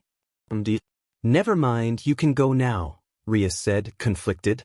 Okay, I'm going out, I replied, leaving the room. What was that all about? Rias. Issei's sacred gear. Akino said, concerned. Yes. It was a subspecies. But I feel there's something more to it than it seems, Rias concluded. I was currently handing out pamphlets to people using this GPS device. I was almost halfway done and running, having become much faster since becoming a devil. The claw of the dragon, huh? That wasn't what I intended, but since it's here, I'll make good use of it. It might help me with the renewal taekwondo. Are you planning to turn it back to the boosted gear? Drake suddenly asked. No, not yet. There might be unexpected side effects, so we need to be cautious. It's unknown after all. Well, you're right. But partner, you shouldn't be afraid of risks to get stronger, you know? Drake reasoned. Can't be too careful, Drake. Senpai, I'm done with the DLVRY, Issei said. Sorry, Issei, but I have one more job for you today, Rias senpai replied. Why did you take another bath? Issei wondered. Kaneko has received 2 summon requests. You can take one of them, Rias senpai ordered. If you would be so kind, Kaneko requested. Yeah, I'll take it, Issei responded. Akino senpai moved to an open space and created a magic circle. Issei thought, wait, isn't this? This is a transport magic circle. Hold out your right hand, Issei, Rias senpai instructed. He held it out as she engraved something on it. It's a seal. This proves you are a member of the House of Gremory. When you arrive at the client's location, do just as I told you to. You're all set, right? Rias senpai explained. Why, he stammered. That's the right answer. Okay, off you go. Rias senpai said, seeing him off. Issei walked towards the magic circle, feeling apprehensive. Isn't this the part where Issei got humiliated? He closed his eyes, preparing for the worst. Who are you? Someone said. Issei opened his eyes. Worked? Drake, he thought. The claw boosted your demonic power, Drake explained. Oh.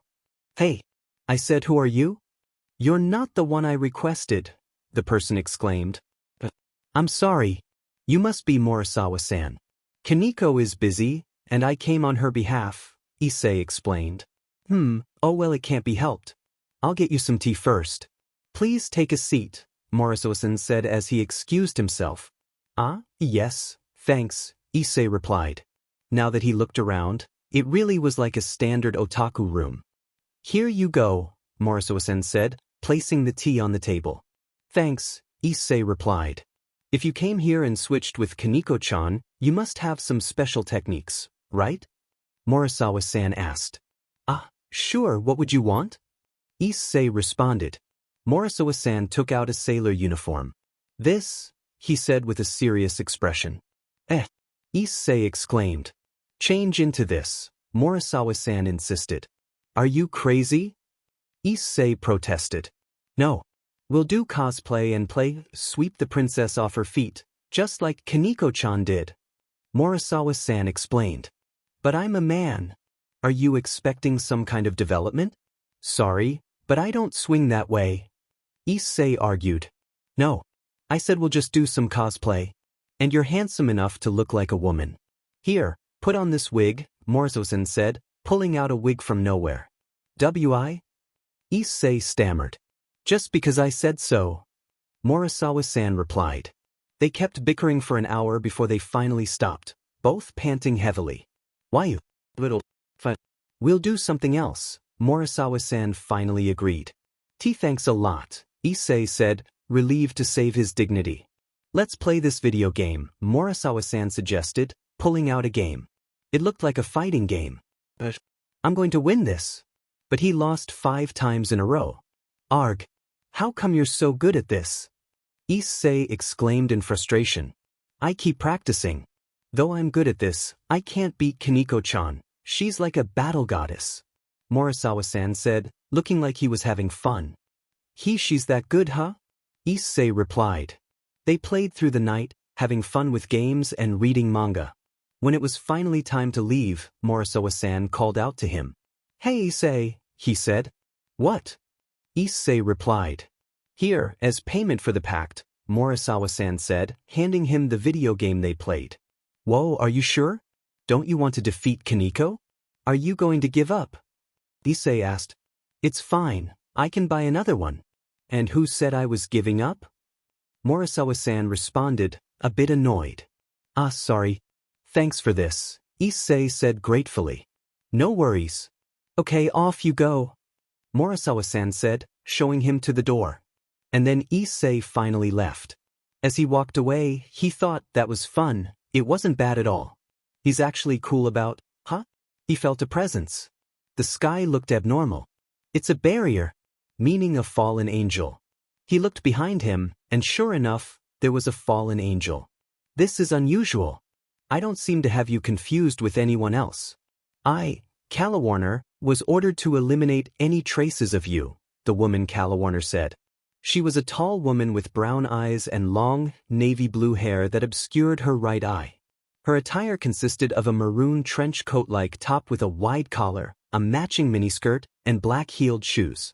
The trench coat top was open at her chest, revealing her figure. She also wore a gold necklace around her neck. This truly is unusual, Calawarner continued. Issei assumed his battle form, and she took out her black wings. How are you still alive? You were supposed to have been killed by her.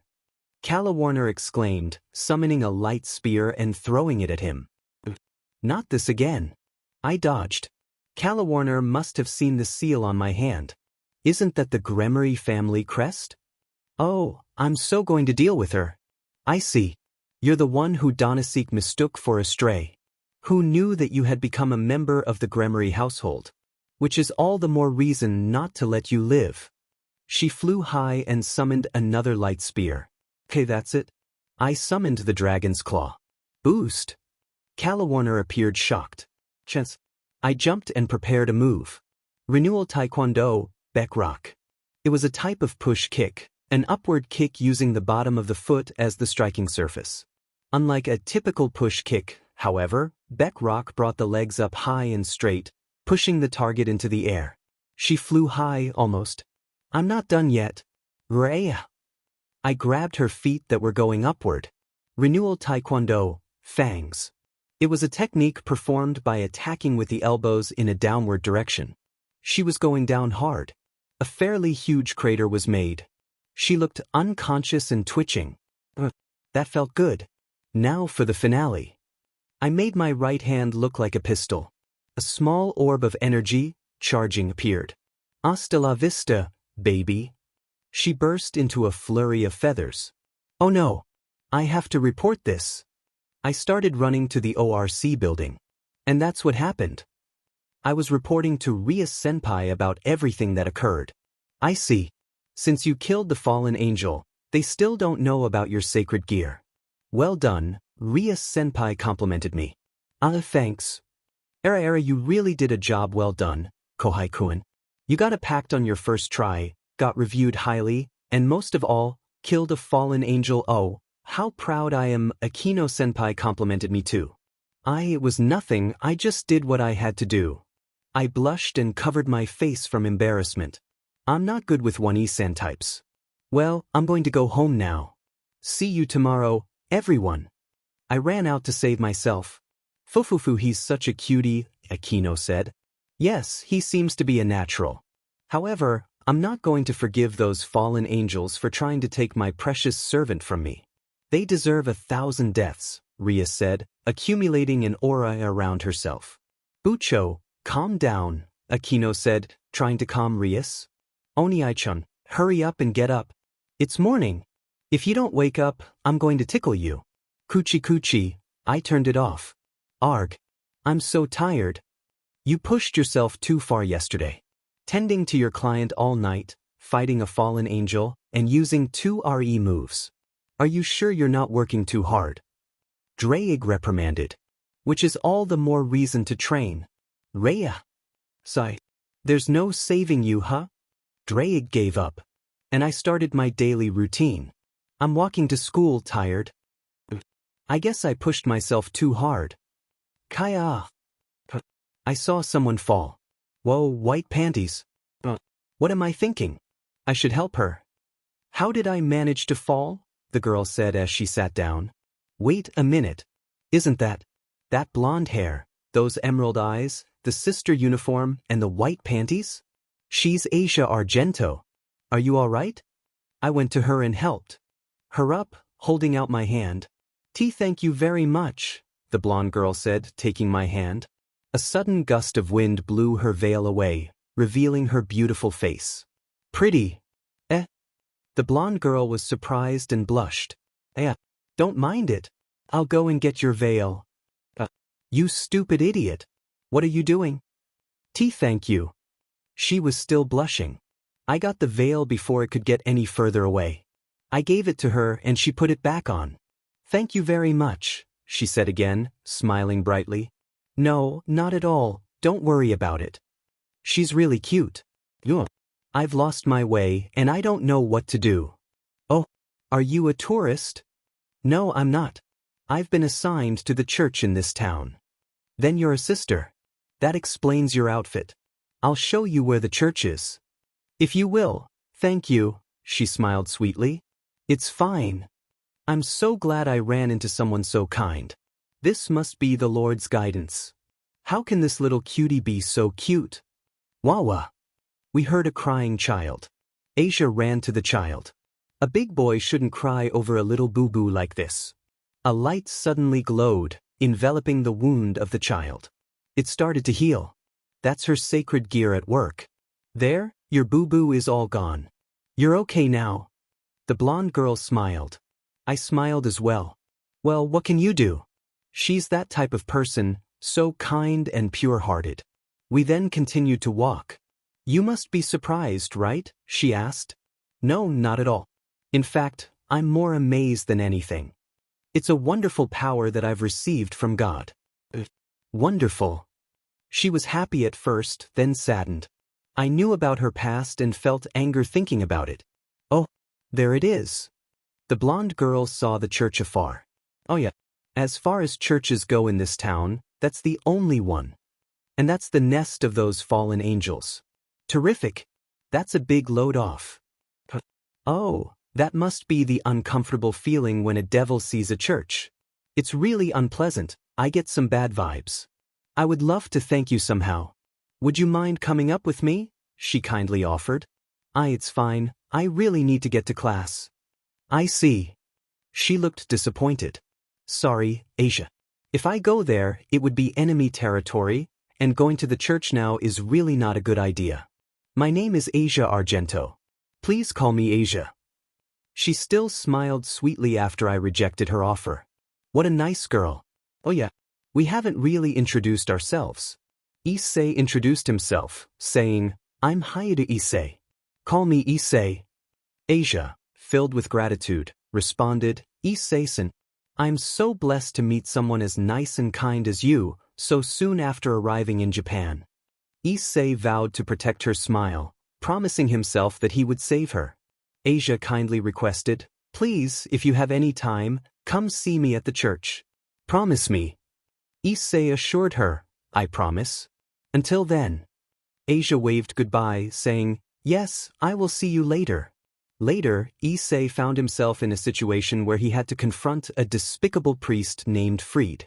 Just thinking about him made Issei feel bitter.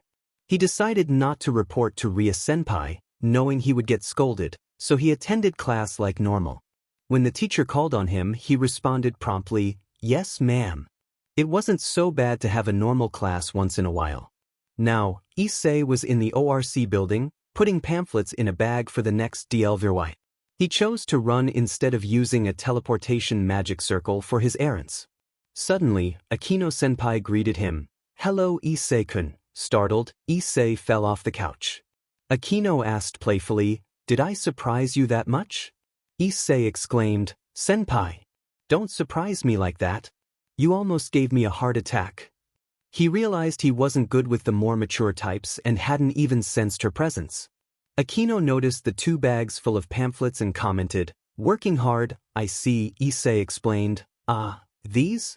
I decided to work out while working, it's part of training." Akino looked at him with a stuck gaze, causing Issei to blush. Just then, Ria-senpai entered the room and asked Akino, "I thought you've gone home already?" Akino replied seriously, "We received a message from the Archduke a moment ago." Ria-senpai inquired, "From the Archduke?" Akino explained, "Apparently, a stray devil has been spotted in this town. They teleported to a magic circle near an abandoned building." Akino detailed the situation, saying, "We've gotten reports that this stray devil has been luring people into the abandoned house up ahead and then eating them. Our job tonight is to put it down." They entered the building, which was in ruins, just as expected. Ria-senpai called out to Issei, "Are you familiar with chess?" Issei confirmed, "Yeah, I know it." Ria-senpai elaborated, "I, the master, am the king, and I have my empress, the queen, my cavalier, the knight, my tank, the rook, my clergyman, the bishop, and my foot soldier, the pawn. Devils with titles of nobility grant the characteristics of these pieces to their servants." She referred to them as their evil pieces. As they prepared for battle, Ria-senpai instructed everyone to watch closely as the devils fought that night. Suddenly, Kaneko sensed something and said, "It's here." Issei felt a presence and heard a voice say, "I smell something very delicious. I wonder if it's sweet. I wonder if it's bitter." A woman emerged from behind a pillar, catching Issei's attention. She pointed at him, saying, "Oh, what's this?" "There's a delicious-looking one over there," he, surprised, asked. "Huh? Me?" The woman confirmed, "Yes, I'll eat you up." Ria-senpai confronted the stray devil, declaring, "Stray devil Visser, you unfaithful wretch. Running away from your master and running wild to fulfill your lusts, your sins are worthy of 1,000 deaths." Issei felt uneasy as the confrontation continued. Ria-senpai finished her declaration with, "In the name of the Marquis of Gremory, I am going to blow you away." Visser taunted back, "Insolent little girl, would you like me to stain your body with fresh blood to match your crimson hair?" Ria-senpai shot back, "The smaller the fry, the wider their cracks." The stray devil revealed her grotesque form, which was unsettling to Issei. Magic circles appeared around her, and beams shot out, causing destruction. Everyone dodged except Issei, who was momentarily stunned. Ria-senpai saved him just in time. "Issei, snap out of it," Ria-senpai urged. He quickly responded, "Weiss, I'm awake." Ria-senpai reminded him not to let his guard down and signaled to Kiba, who vanished in an instant. Ria-senpai explained, "Yudo's role is the knight. His attribute is speed, and his ultimate weapon is the sword." Kiba moved swiftly, dodging Visser's attacks until he got close enough to cut off her arms, eliciting a scream from her. It was Kaneko's turn next. She charged at Visser, shouting, "Arrgh!" Visser began to mutate, her face transforming into something monstrous. In a moment of panic, Kaneko was swallowed by Visser, prompting Issei to shout, "Kaneko!" He couldn't help but worry, even though he wasn't sure why. "It's all right," Bucho reassured. Visser was surprised by Kaneko's sudden action. Kaneko opened her mouth with brute force, and some of her clothes were damaged in the process. "Kaneko is my rook. Her attribute is simple, an incredible amount of strength and defense. That won't even put a dent in her," Bucho explained. "Down you go," Kaneko said in a monotonous voice. She delivered a powerful punch, causing Visser to crash into a pillar, which shattered upon impact. Visser flew back with a loud crash, and Bucho signaled to Akino. "Akino!" "Yes, Bucho, Akino responded, walking towards Visser with a playful demeanor. What am I to do about this?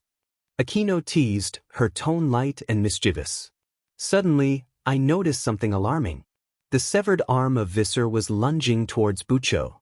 Bucho! Huh, she replied, turning to see the danger.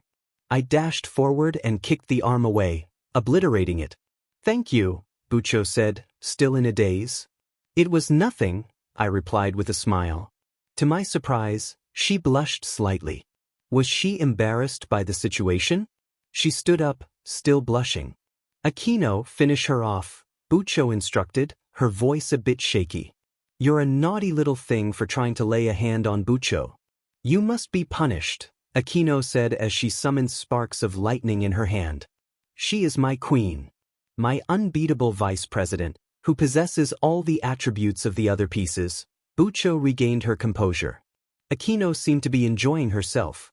How about this? She said, her excitement palpable. With a loud crackle, she unleashed a powerful attack. Visser shrieked in pain. Her specialty is attacks with magical power. What's more, she is. Bucho began to explain. Era, you're still up and around, Akino teased, liking her lips. The ultimate SDST, Bucho finished. I wonder how much of this you can take? Akino continued, clearly relishing the moment. Visser cried out in agony again. I felt a twinge of sympathy for her, but I couldn't dwell on it.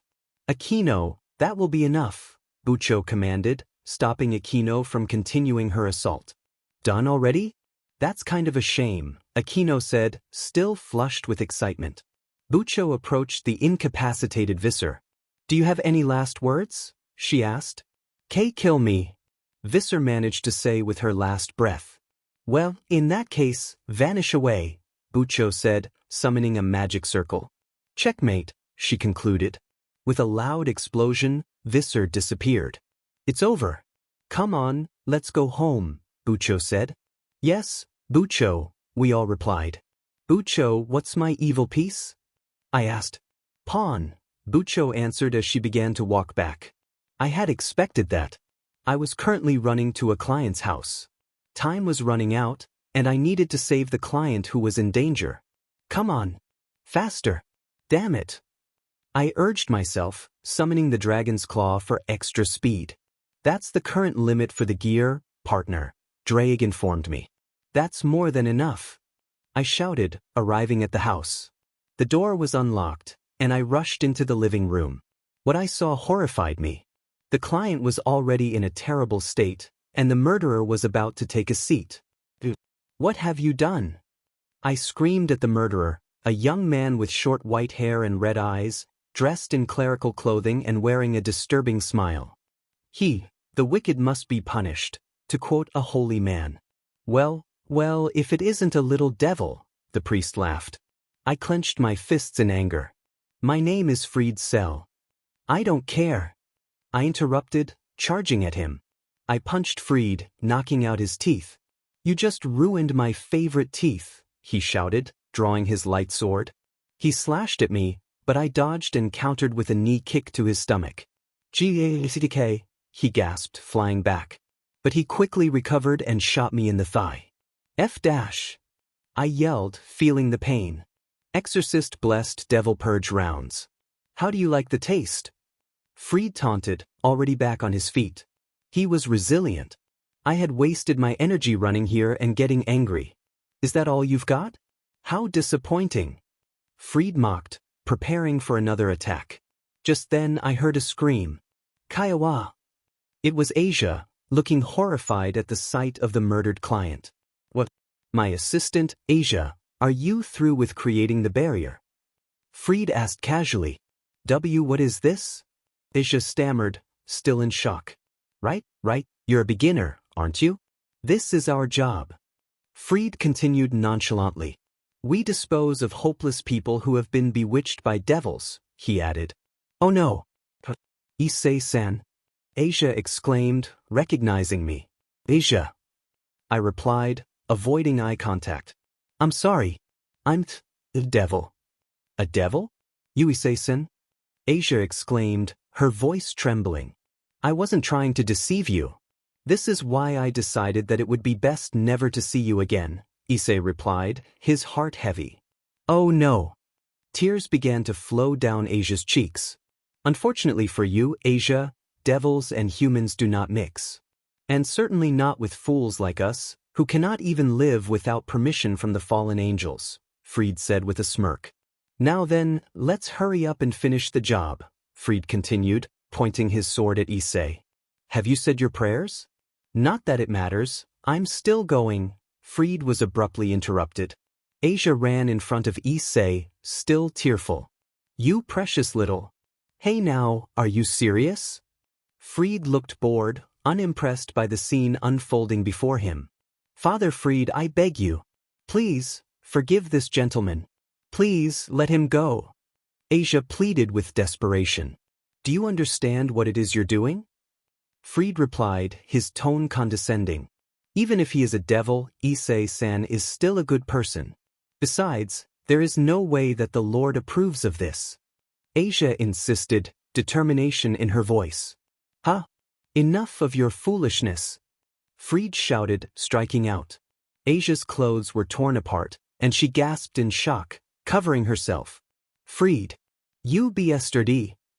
Issei roared, anger surging through him. Arg! Fried stumbled back, surprised by Issei's outburst. Issei kicked Fried, but the blow lacked power. His wounded thigh was failing him. What is this? That kick has less power than earlier. Aren't you going weak? Fried taunted, his smile sickening. Issei gritted his teeth, frustration boiling within him. What do you say we go for a new world record and see how many pieces of meat I can chop you into? Fried shouted, leaping into the air for a downward strike. Kaiawea! Asia screamed in terror. Issei called for Drake. Drake, prepare to upgrade.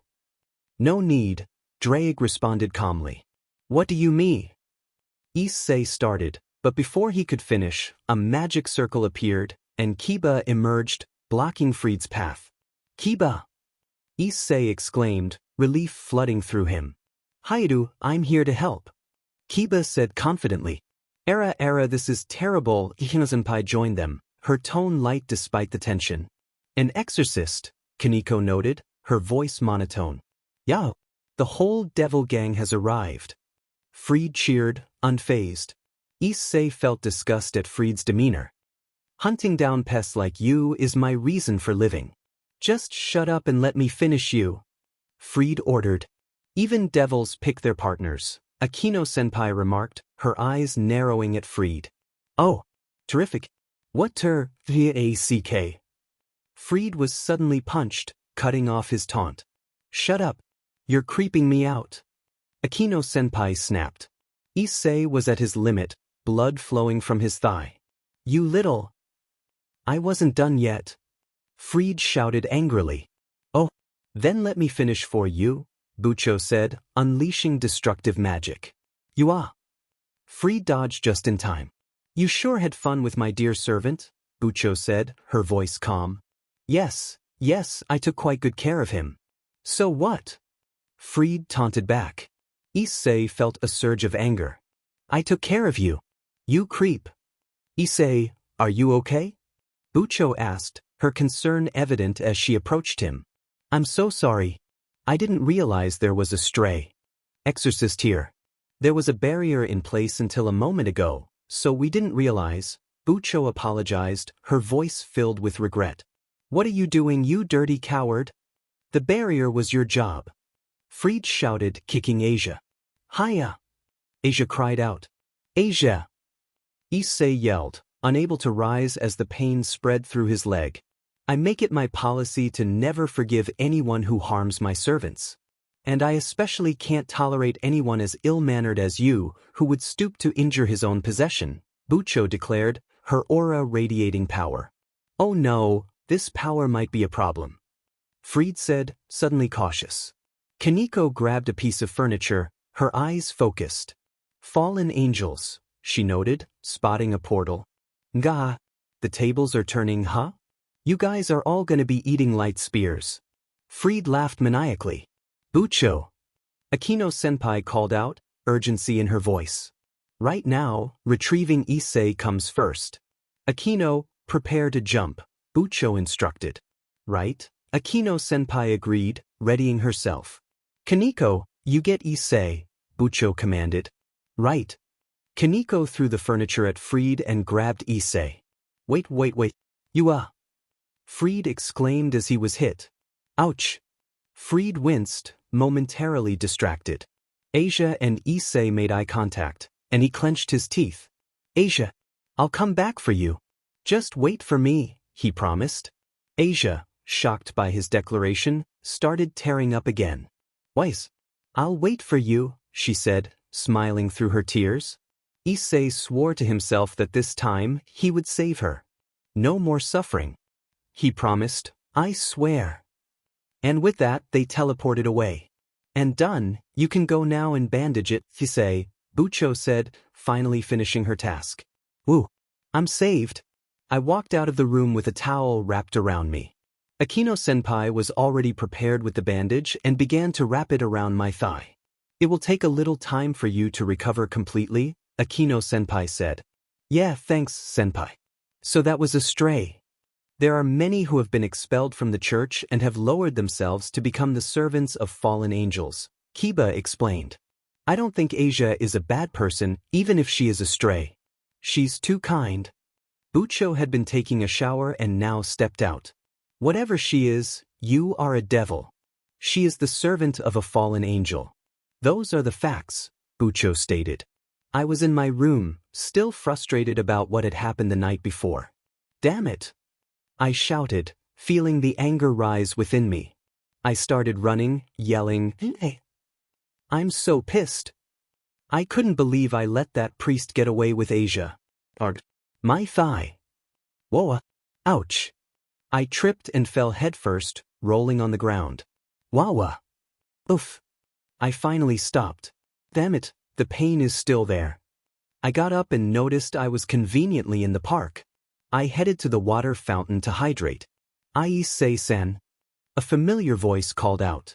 I turned to see who it was. Asia. Asia, you eat it like this, I said, opening the wrapping of the burger and taking a bite.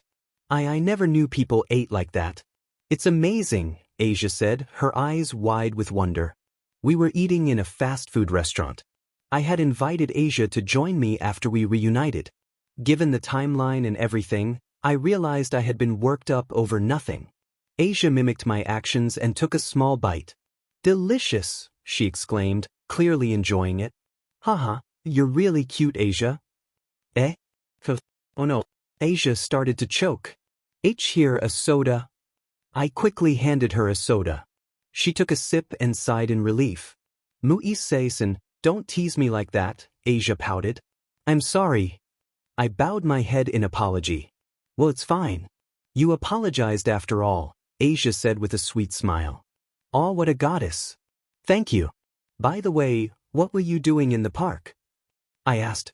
Well, I had some time off, so I thought I would take a walk around town, Asia said hesitantly, smiling. I already knew what was going on but didn't want to spoil it for her. So then I saw you and well. Asia struggled to find the words. Asia. Why's? She responded, looking a bit flustered. What do you say we have lots of fun today? I suggested with a smile. She blushed before replying, yes. We hit the arcade and played a lot of games. Honestly, this was much more fun than the date where I had been killed. We took some pictures in a photo booth and then walked around some more to find something exciting.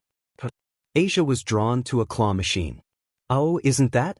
I went over to her. You like Rakchu? I asked. Asia blushed. What? No, Yes. All right. I'll get it for you. I declared, determined to win. After 6 tries, I still hadn't succeeded. Issei-san, it's fine already, let's just go. Asia said, resigning herself to the situation. No way. I'll get it for you no matter what. I won't give up. I didn't notice that Asia was looking at me with admiration, her cheeks flushed. Why, you can do it, Issei-san, she encouraged, regaining her enthusiasm. Almost there. Yosha. Yay.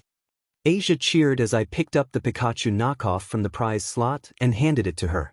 Here you go. Thank you very much. This Rakchu is a treasure brought about by my meeting you, Issei, Asia said, smiling sweetly. Let's go. Where should we go next? I asked, noticing how happy Asia looked. We went to get some drinks from a vending machine. A soda fell into the pickup slot. I never had this much fun in my whole life. Asia exclaimed, her excitement contagious. Well, I'm glad you're having fun. I winced as my thigh acted up. Asia came closer, concern etched on her face. It's your wound from last night, right? Why yeah. We moved to a quieter area near the pond and sat on a bench to prepare for treatment. Asia activated her sacred gear, and it glowed as she began to heal my leg. How is that? She asked when she finished. I got up, feeling relieved and refreshed. I tried out some kicks, high kick, low kick, roundhouse kick, sweep kick, and so on. The wind rushed past me with each kick, and it felt wonderful. It's like there was nothing at all. My leg is lighter than ever. Awesome. That's awesome, Asia. Asia beamed at my compliment, her cheeks turning a deeper shade of pink. We sat down to rest, and Asia began to share her past. I was abandoned by my parents after I was born. She told me about being an orphan, how her sacred gear manifested because she wanted to save a dog, and how she became a holy priestess. Then she was expelled for being able to heal devils, labeled a witch. That didn't mean anything to me. If her ability meant she could heal other creatures beyond mortals, then that was something to celebrate. Her kindness and purity were greater than anyone could expect. She was gifted. I was starting to think that humanity was a mistake. They said that anyone who had the power to treat devils was a heretic, Asia finished. So when you had no place to go, Asia, the fallen angels. I struggled to keep my anger in check. But I have not forgotten my prayers to God, nor my gratitude. Moreover, I can't believe the awful things that they all do. Asia still had strength in her voice. I sniffled, trying to hold back tears. I shouldn't cry right now. I'm sure this must be a trial from the Lord. If I overcome this trial, someday the Lord will fulfill my dream. That's what I believe, Asia said, her belief unwavering. Dream? I asked. To make a lot of friends, to go buy flowers together with them, to buy books with them and to chat with them. That's my dream. I don't have any Issei-san? Why are you crying? Wah! I can't believe you're still standing here right now. You're so strong, Asia. I hugged her tightly and in the end I still cried. Asia, I'll be your friend. Even though we're already friends. I declared. Asia teared up and hugged me back. I'll do everything you want, Asia. I'll buy books and flowers with you. Even though I wanted to destroy that church and a certain devil, I knew that Asia, being kind and soft-hearted, wouldn't like that, so I pushed those thoughts aside for her. We stopped hugging, but Asia looked worried. But Issei-san, I don't want to put you out. Being a devil and a sister doesn't matter. Friends are friends, I reassured her. I'm so glad, Asia said, smiling happily. Oh, isn't that sweet? But I'm afraid that's not possible, a voice interrupted. I recognized that voice. Oh, hello, Yuma-chan came back for more beating? I taunted. Our Rainier-sama. Asia said, her voice trembling. It was Rainier, wearing her usual outfit. I brought my guard down last time. It won't happen again, she snarled. Do you really think so? I've become a devil, that means I got stronger and can do more than just one move now, I replied confidently. Yeah. Asia, it's no use trying to run away, Rainier said, ignoring me. No.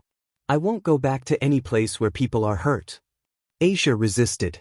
Yeah, I already knew that. Asia, there's no way you'd be with this good-for-nothing bunch, I said, surprising her. What do you want, fallen birdie? Want to become my punching bag?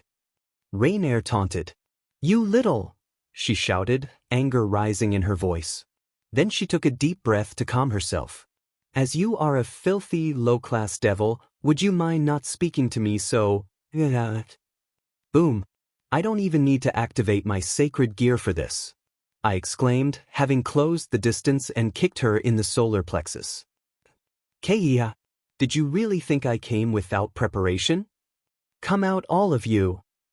Rainier suddenly called out. From behind the trees and bushes, 20 to 25 hooded stray priests emerged, armed with swords and guns. Above, 2 fallen angels descended.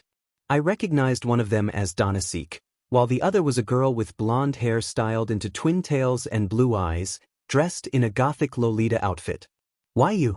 You're the one who killed Calawarner, the gothic Lolita accused, pointing at me. Calm down, Middlet. We'll have our revenge, Donasik said, trying to soothe her. This was going to be tough, especially since I was protecting Asia. But where was Freed? Priests, attack! Rainier ordered. Alright, they shouted, charging at us. I couldn't underestimate them. I executed a technique called Renewal Taekwondo, air pressure, using a clap to generate reverberating air waves that disoriented and knocked out more than half of them, leaving at least 10 still standing. The fallen angels were also disoriented but recovered quickly. I made Asia close her ears, but since she was close to me, she seemed to be knocked out, her eyes swirling. I messed up. The fallen angels began throwing light spears. I quickly carried Asia and dodged the attacks while trying to wake her up. Asia, wake up. Issei-sen, she mumbled, waking up but still sluggish. This wasn't good. I dashed toward a pillar and settled Asia down. When I came back out, I saw some stunned priests beginning to regain their composure. I summoned the dragon's claw. Boost! I shouted. Wah! Isn't that sacred gear a twice critical? Talk about being off the mark, Rainier laughed. That ignorance would be her downfall. The stunned priests were already battle-ready, rushing at me while some shot their guns. I dashed at them in a zigzag pattern to avoid the bullets. The close-range fighters started slashing at me, and I narrowly dodged their attacks while countering with kicks and punches. Before long, the close-range fighters were defeated, and it was time to deal with the shooters. They began running to the side while still shooting, hoping to hit me. However, their accuracy dropped, allowing me to easily dodge and fire some bullets of my own. I positioned my right hand like a pistol and charged an orb. Bang, bang, bang, bang. I shot the remaining priests, and they fell down like puppets. What? Rainier exclaimed, shocked. How? Middlet echoed her disbelief. Impossible. Donasik said, his eyes wide. Just the expressions I needed. But wait, Rainier seemed to be grinning.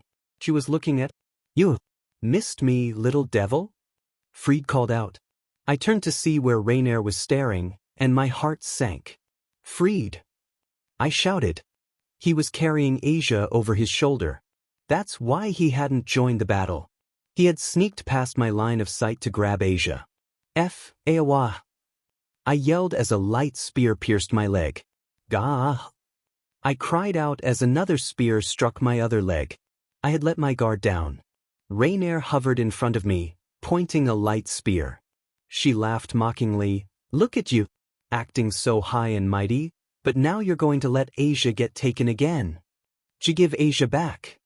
I gasped, but before I could finish, she kicked me in the face. It won't be fun to kill you right now. I'll let you see your dear Asia die in the church. See you later. With that, Rainier flew away. The other fallen angels and the unconscious priests began to leave, along with Freed, who was taking Asia with him.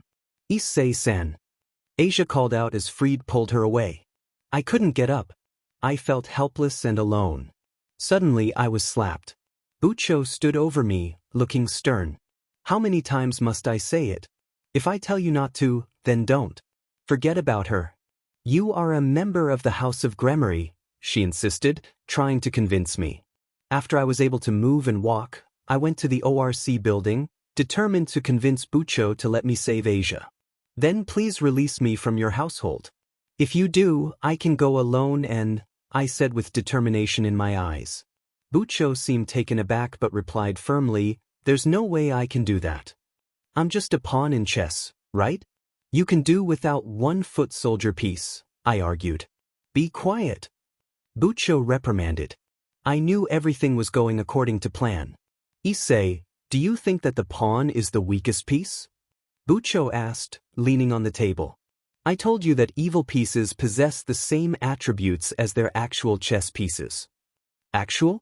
Then what's the pawn's attribute? I inquired. Promotion. If the pawn piece advances into the deepest part of the enemy territory, it can be promoted to any other piece besides the king, she explained. Then I can have the other chess attributes? If I, as the master, acknowledge that the place is enemy territory, like the church, Bucho clarified. Akino-senpai approached Bucho and whispered something I couldn't hear. Bucho nodded and touched my face. I'm sorry I slapped you, but I had to stop you from making rash decisions, she apologized. Bucho then started to walk away. Something has come up. Akino and I will step out for a little while, she said. Bucho. Remember this, even if promotion is invoked, fallen angels are not so weak that they can be beaten by one piece. Though you're a special case, Issei. With that, Bucho and Akino-senpai teleported away. Alright, time to go. I walked toward the door when Kiba interrupted. Are you going?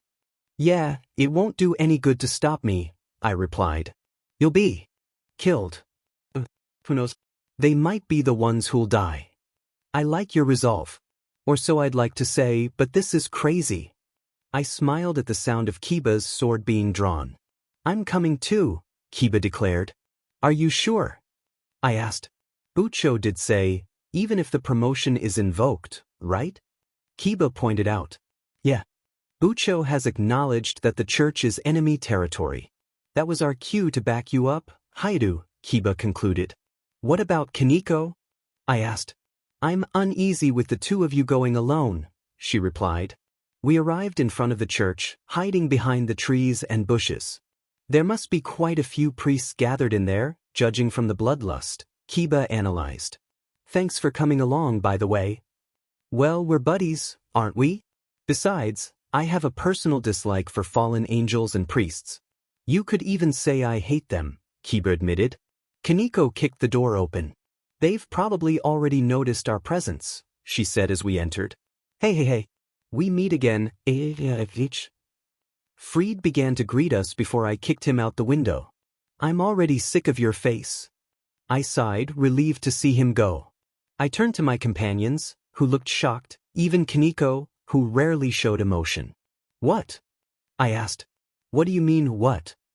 We don't know where we're going to find the girl now. You just kicked our informant out the window, Kiba said, sweat dropping. I walked to the altar and kicked it away, revealing an underground passage. How did? Kiba started to ask. A hunch. Let's go. I ran ahead, and the two followed after their moment of shock. Almost there. We arrived at the underground chamber. Come on into devils. You're too late, Rainier taunted, standing beside Asia, who was chained in a crucifix. Asia! I shouted. Rainier threw a light spear, but I kicked it away and charged through the horde of enemies. I couldn't let her suffer. It's a touching reunion, but unfortunately, the ritual is just ending, Rainier grinned.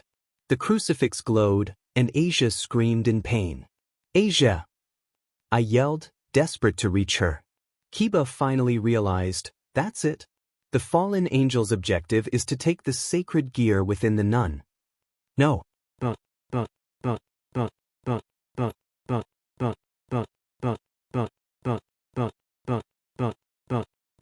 Nu!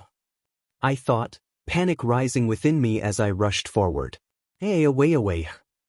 As Asia's sacred gear hovered out of her, her eyes became vacant. No. Twilight healing. In my hands at last, Rainier said, satisfaction evident in her voice. Nu! Draig. Oh! Boosted gear. Flames erupted from the jewel, initially chaotic but soon forming into a dragon that roared with power. The flaming dragon began to envelop the dragon's claw, transforming before everyone's astonished eyes. Rainier! You will pay. Issei felt pushed to his limits as the boosted gear revealed itself. Partner, you can still use the gear in midform. Think of it like a blacksmith working on a weapon. It takes time. The jewel is still functioning, so you can unleash your power. Are you listening? Draig instructed. Greya Boost. Issei charged toward the stray hordes. Boost. He began to punch everyone in his path.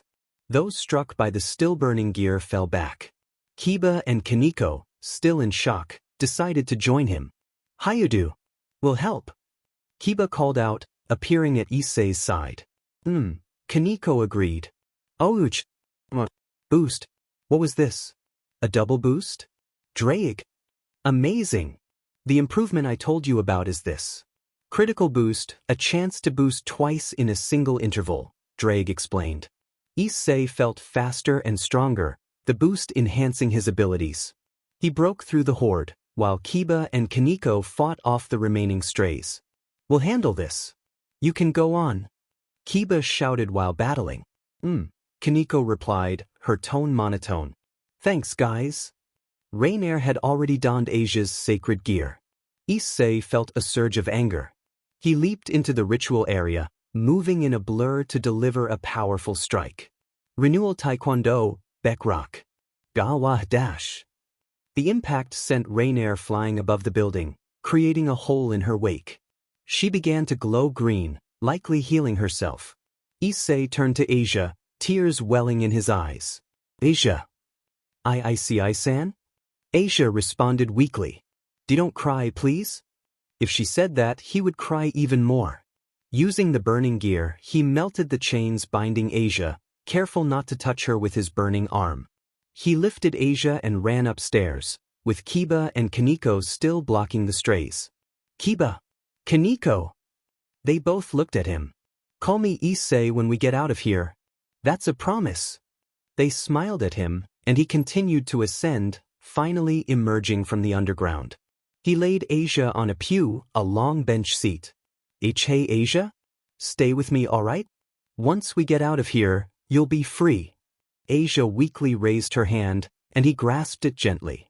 Why, you'll be able to have fun with me whenever you like. I'm so happy to have made a friend like you. If only for a short time. Asia said, a weak smile on her face. Issei's tears flowed freely. What are you talking about? There are still so many places I want to take you. He couldn't bear the thought of losing her. We still need to go to karaoke, the amusement park, and bowling. There's still a lot of stuff, you know? Come on Asia, work with me here. His tears continued to fall. He had never cried like this since his last life. It felt like losing his mother all over again. If only I'd been born in this country and gone to the same school as you. How great that would have been. Asia said, still smiling. Asia, you're coming with me, right? You have to come, right? Asia touched his face, a nostalgic gesture. You're crying for me. I can't hold on anymore. She smiled one last time. And then she stopped breathing. Asia? Asia? Asia. Reawawa. Issei felt an overwhelming urge to scream. The pain of losing Asia reminded him of the loss of his mother. You be yesterday. The sound of his own voice filled him with rage, replacing his sadness with burning fury. Rainer, I'll make you pay. Partner, the gear is complete. The flames around the gear vanished, leaving it smoking. It now resembled a red dragon-like gauntlet with a green jewel, the dragon mark still engraved, along with 2 golden spikes on his arm. Jiao. Jiao.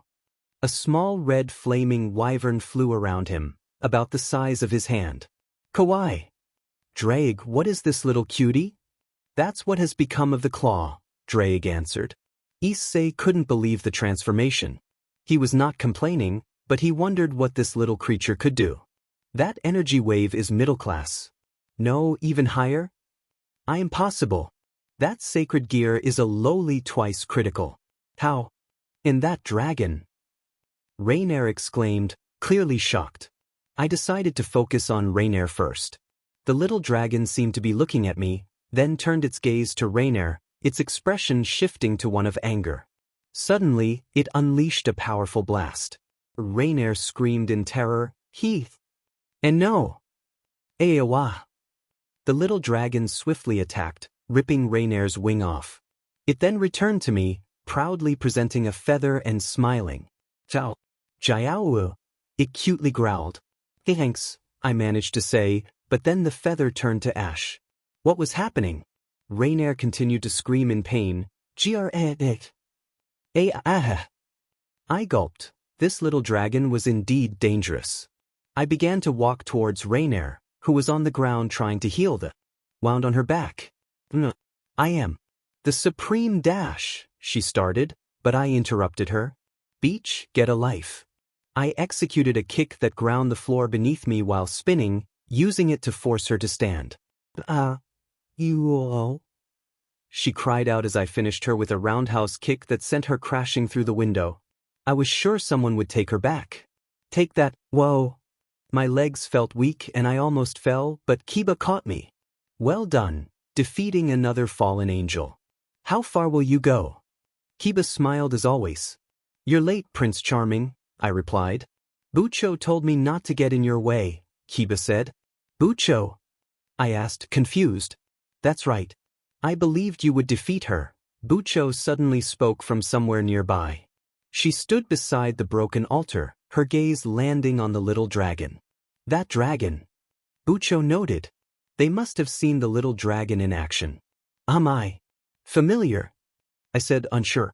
It must be lost and saw you, but it's quite rare for a small wyvern to be lost outside the familiar forest. Though it seems to be a rare offspring of a blaze dragon, Bucho analyzed. I wasn't sure if I had been saved, but Bucho seemed to drop the subject.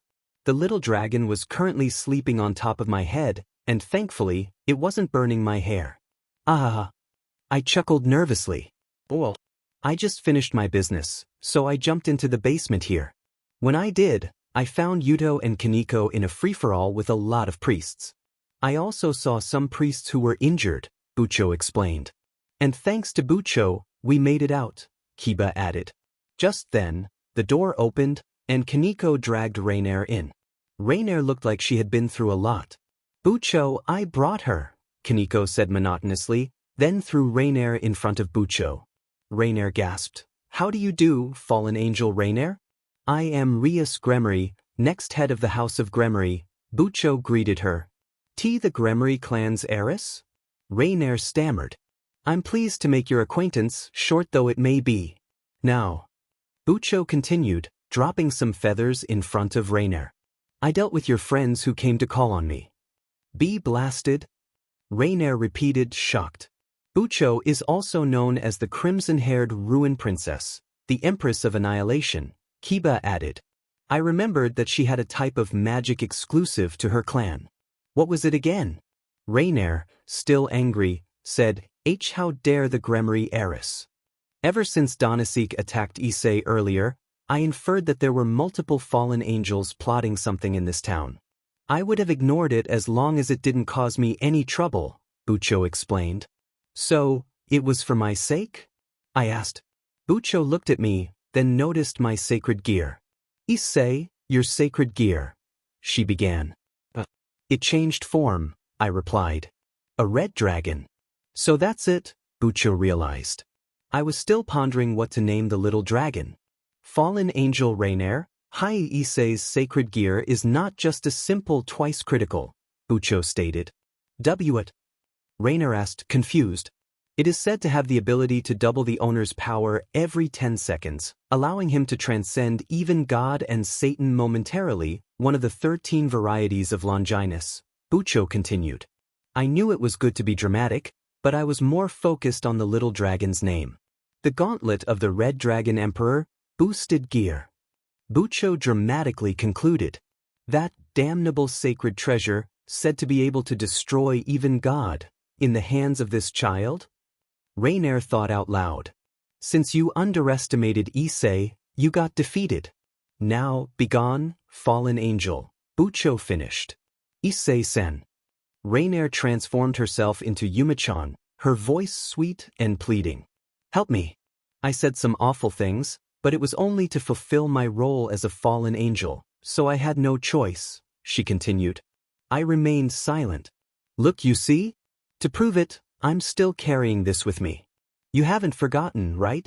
You bought this for me, Rainier said, showing me the pink hair tie I had given her.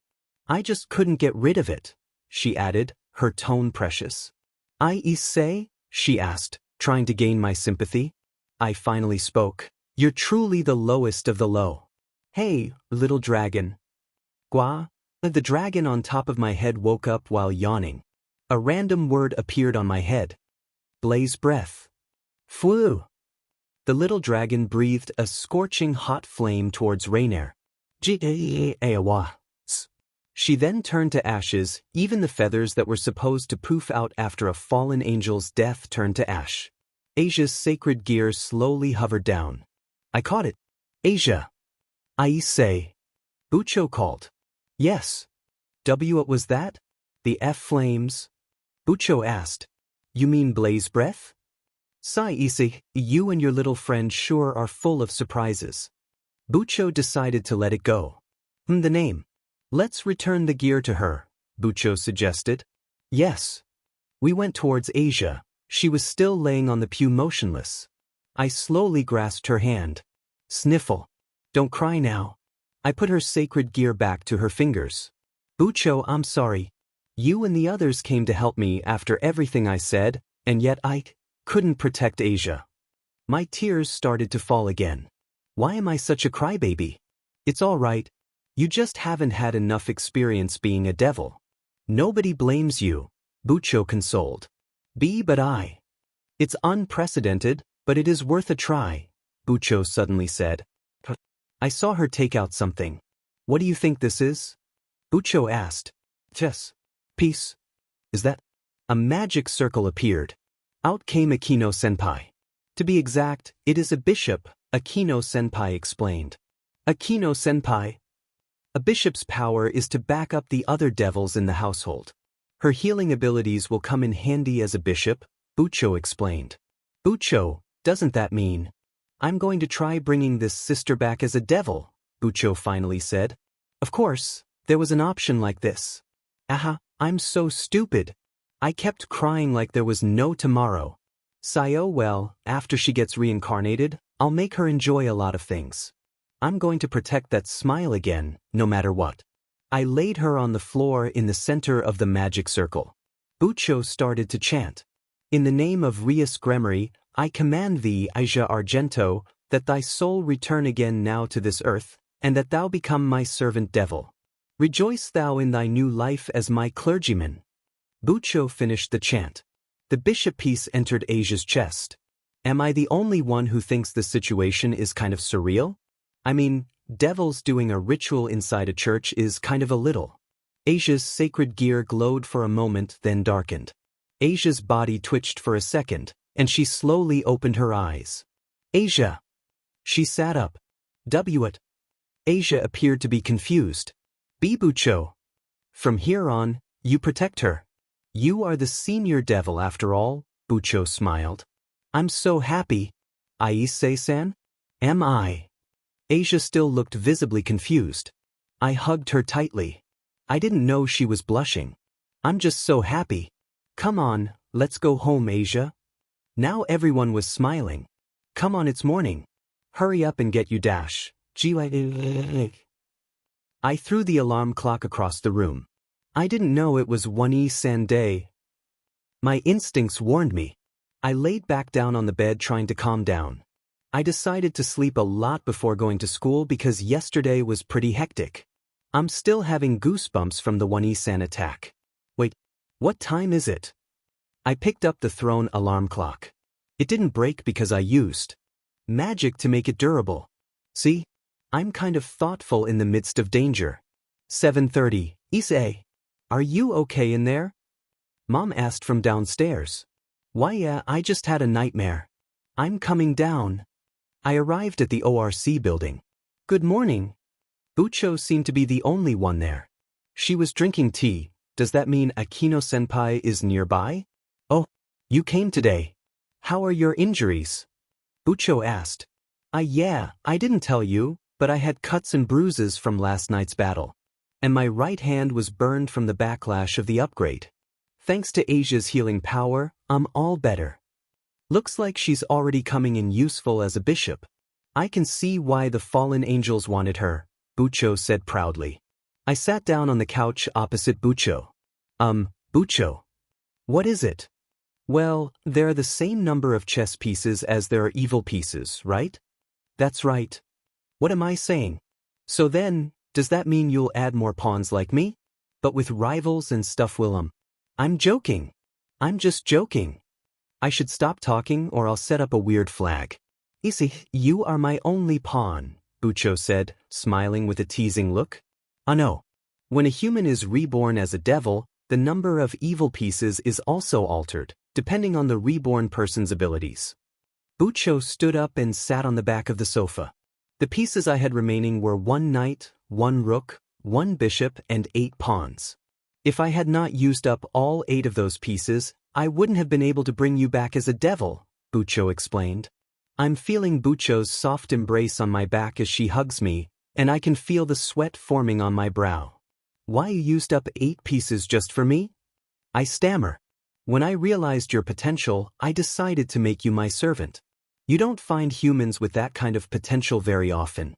I put my money down on the possibilities. Bucho's voice is close to my ear. The ominous feeling I had that morning was becoming clearer. And since you possess one of the Longinus, boosted gear, Issei, it was definitely worth it. Bucho gently touched my face and turned me to look at her. I could feel my cheeks heating up. The crimson-haired ruined princess and the gauntlet of the red dragon emperor. The crimson and red are perfectly matched, huh? She remarked. Why, yeah, I guess so, I replied, still flustered. Strive to be the mightiest pawn.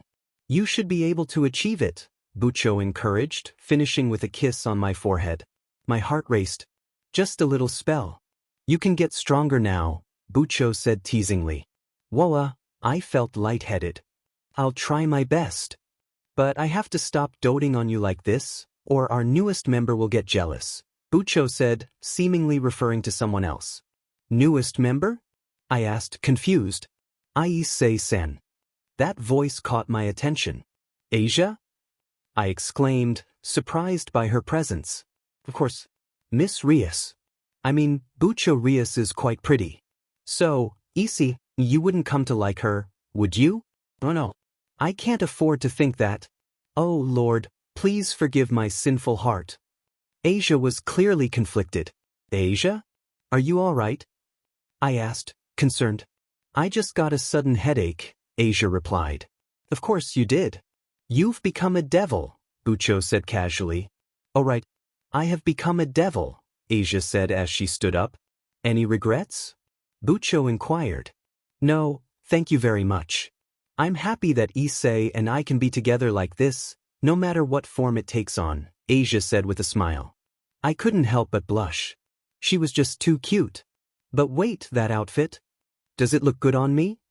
Asia twirled around, revealing her Kuo Academy girl's uniform, with a black sweater vest over her dress shirt instead of the cape and corset. Why are you so cute? I thought. Then Asia, you'll attend this school? I asked. My father is involved with the school's management, so getting me in was no problem at all, Bucho explained. Hia, I responded, impressed. Just then, someone opened the door. It was Kiba and Kaneko. Morning, Issei, Kiba greeted with a smile. Good morning, Issei-senpai, Kaneko added in her usual monotone. Oh, good morning, I replied. Suddenly, someone else pushed open the door, carrying a tray. I knew it, she was here. Era? You're all here. Come, let's welcome our newest member, Akino-senpai said, and everyone's faces lit up at the sight of the cake. Issei, Bucho called. Yes. I responded. You were great, she complimented with a smile. Thank you very much, I said, feeling proud. Suddenly, I felt something watching me. I looked out the window and saw a bird with yellow and red feathers. Isn't that? Excuse me, I need to get something first. I ran out the door, leaving everyone confused. I reached the front door, and the bird was still looking through the window, oblivious to my presence. I summoned the little dragon. Ash, take out that bird. Jiao. Ash responded. I had named the little dragon Ash, and he was quick and silent. In an instant, he took care of the bird and returned to me, the feather already turning to ash. Oh, the dragon won against the mighty phoenix. I thought, intrigued. Somewhere in a dark room, a man was screaming in frustration. Grah! What happened to my familiar? They dare do this to the mighty riser? They will pay. And just like that, my day continued. I'm at Kuo Academy, attending school as usual. It's lunchtime, and I'm hanging out with Matsuda and Motohama in the classroom. No, as I've told you, he can't win with those moves, Motohama argued logically. I agree, he can't easily maneuver those moves. It would take him a decade to win, Matsuda added. But if you have good reflexes, then you're sure to win. I countered. If and only if you have the reflexes necessary to do it, then you can, but it's virtually impossible. We're humans, there's no way we can catch up to that kind of speed, Motohama analyzed. Well, I might be an exception. We're discussing a game that just recently came out. I don't have the game, but Motohama does, and Matsuda played with him.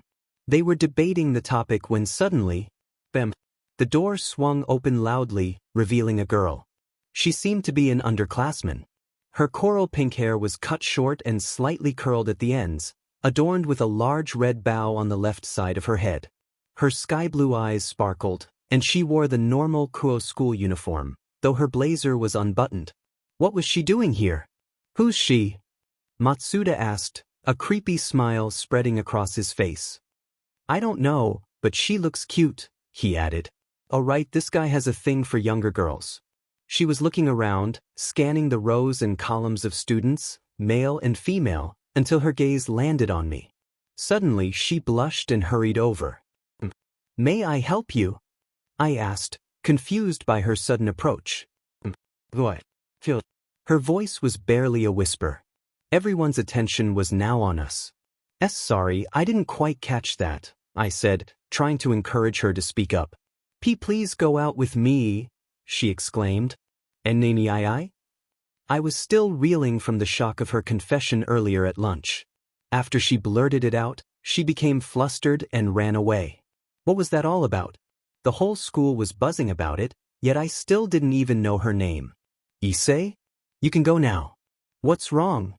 Bucho asked, looking concerned. Alright, I was supposed to deliver some flyers. Nothing. I'll get going now, I said, quickly leaving to avoid raising any more suspicions. What's with him? Kiba wondered, focused on his chess game. Asia, Rias called out. Yes. Asia replied. Listen, about the lodging matter. It was the weekend, and I still couldn't shake off the memory of that confession. I was trying to run away from my problems, or rather, I was jogging, but I knew I had to confront the girl on Monday. Still, no one has ever done that before. I have to give her credit for being brave, I thought. But why did she like me? Partner, aren't you tired yet? You've circled Kuo at least 20 times already, Drake said, sounding concerned. Oh, not yet. I gotta practice some RE moves I shouted, moving to a secluded area to train. I was almost home, utterly exhausted. I hadn't realized how much time had passed. I'm an idiot. I muttered to myself as I approached my house. I spotted Asia and Bucho in front of the house with a few boxes. Issei, where were you? Bucho asked as I came closer. I was pant training. What's up? I replied. As of today, Asia will be living at your house, Bucho said with a smile. Please accept my regards. I'm sorry about my stuff, I have more than I thought I had, Asia said, bowing slightly. When I asked her where she would like to live, she said your house, Bucho explained. Sure, let's go, I said, already feeling tired and wanting to rest. I picked up 2 boxes and carried them inside. Aren't you too nonchalant about this? Bucho asked, surprised. What, it's fine, I guess. I have to help Asia get comfortable in Kuo after all. Let's go, I replied as I stepped inside with the boxes. My mom noticed me bringing the stuff in. Issei? What are you doing? She asked. You're going to have a daughter, I said, trying to lighten the mood. Mom replied, confused. Huh. Dad joined in, equally perplexed. Asia entered the residence. Hello, nice to meet you. I'm Asia Argento, she greeted. Mom and Dad exclaimed in unison. I just wanted to get this over with, I felt like I might pass out soon. We sat in the living room, my parents on one side and us on the couch. I was in the middle, Bucho to my left and Asia to my right. Wait, why am I in the middle? I thought, feeling increasingly tired. Asia, wasn't it? Dad stuttered. Yes, Oda-sama, Asia replied with a smile. Surely there are better homes than ours for you to stay in, aren't there? Dad suggested. I was feeling more fatigued by the second, my eyelids growing heavy. But I am indebted to Issei, Asia said happily. Indebted? Dad asked, intrigued. Yes. After I came here all alone from overseas, he is the one who helped me the most. I thought I would be able to rest at ease living in the same house as Issei, Asia said, her smile brightening the room. My parents smiled at her sweet words, but I was struggling to stay awake. Thanks, Asia, but I can't hold on much longer, I thought, feeling myself start to black out. But if I'd be in the way, I'll relent, Asia added, her expression drooping slightly. Oh, we're not saying you can't stay. Issei? Mom exclaimed as she noticed me slumping. I was already out, my head falling onto Bucho's lap. Kaya, Issei? Bucho exclaimed, blushing and surprised. Issei-san, are you okay? Asia asked, her voice flustered. Inside my mind, it felt like a blazing fire. This domain represented Drake. Drake appeared behind the flames, his large red western dragon form with a long neck and green eyes, adorned with red and golden spikes. You passed out from fatigue. You pushed yourself to the limit this morning, and this is the result, Drake said, reprimanding me. Oh, shut up, Mr. Drake. I need to keep myself busy. I retorted. Don't call me that. Anyway, while you're here, do you want to watch what's going on outside your body? Drake suggested. I considered it while floating in thought. Nah, it's fine. Besides, it's mentally taxing. I'll just rest here until I'm fully recovered. But if that's what you want, Drake agreed, though he sounded unsure. Outside Issei's body, Asia looked worried. Is he going to be fine? She asked, glancing at Rias, who was blushing at the sight of Issei sleeping. He looks so cute while sleeping. What am I thinking? Rias thought, embarrassed. Dad laughed heartily. Haha, my son is so lucky to have two young women worried about him, he said cheerfully. Oda-san. Mom reprimanded. You know why he's tired, right? Dad smiled at Mom. Mom's face slowly turned into a smile as she looked at Issei's sleeping form, her expression becoming loving. Haha, I'm sorry for our child, Ria-san. He always comes home tired after his normal routine in the neighborhood in the morning. Mom apologized with a smile. It's fine, Okasama. If you don't mind me asking, what does he do normally, exactly? Rias asked politely, still blushing. Well, he goes around the neighborhood and helps some people. He buys groceries in the early morning to get something fresh. He just became responsible all of a sudden, Dad said proudly. And his reputation in the neighborhood has improved. In fact, some women my age want their daughters to marry my son, Mom continued. And marry? Asia blushed. Yes, Issei had become popular outside of school. However, as expected, he didn't notice and always demeaned himself. But that didn't stop him from helping people, that was just who he was. This had been happening for a couple of weeks. Yes, he's very hardworking. I'm just proud of what my son has become, Mom said, tears of joy in her eyes. He really is a good boy. I hope you can take care of him for us. And yes, we agree to Asia staying here, Dad finished with a smile. Thank you very much. Oisama Okasama, Asia said happily, smiling. Mom and Dad smiled in return. Rias was still blushing. Somehow I'm slowly having feelings for him, and that's not good. Rias thought, lost in her own little world.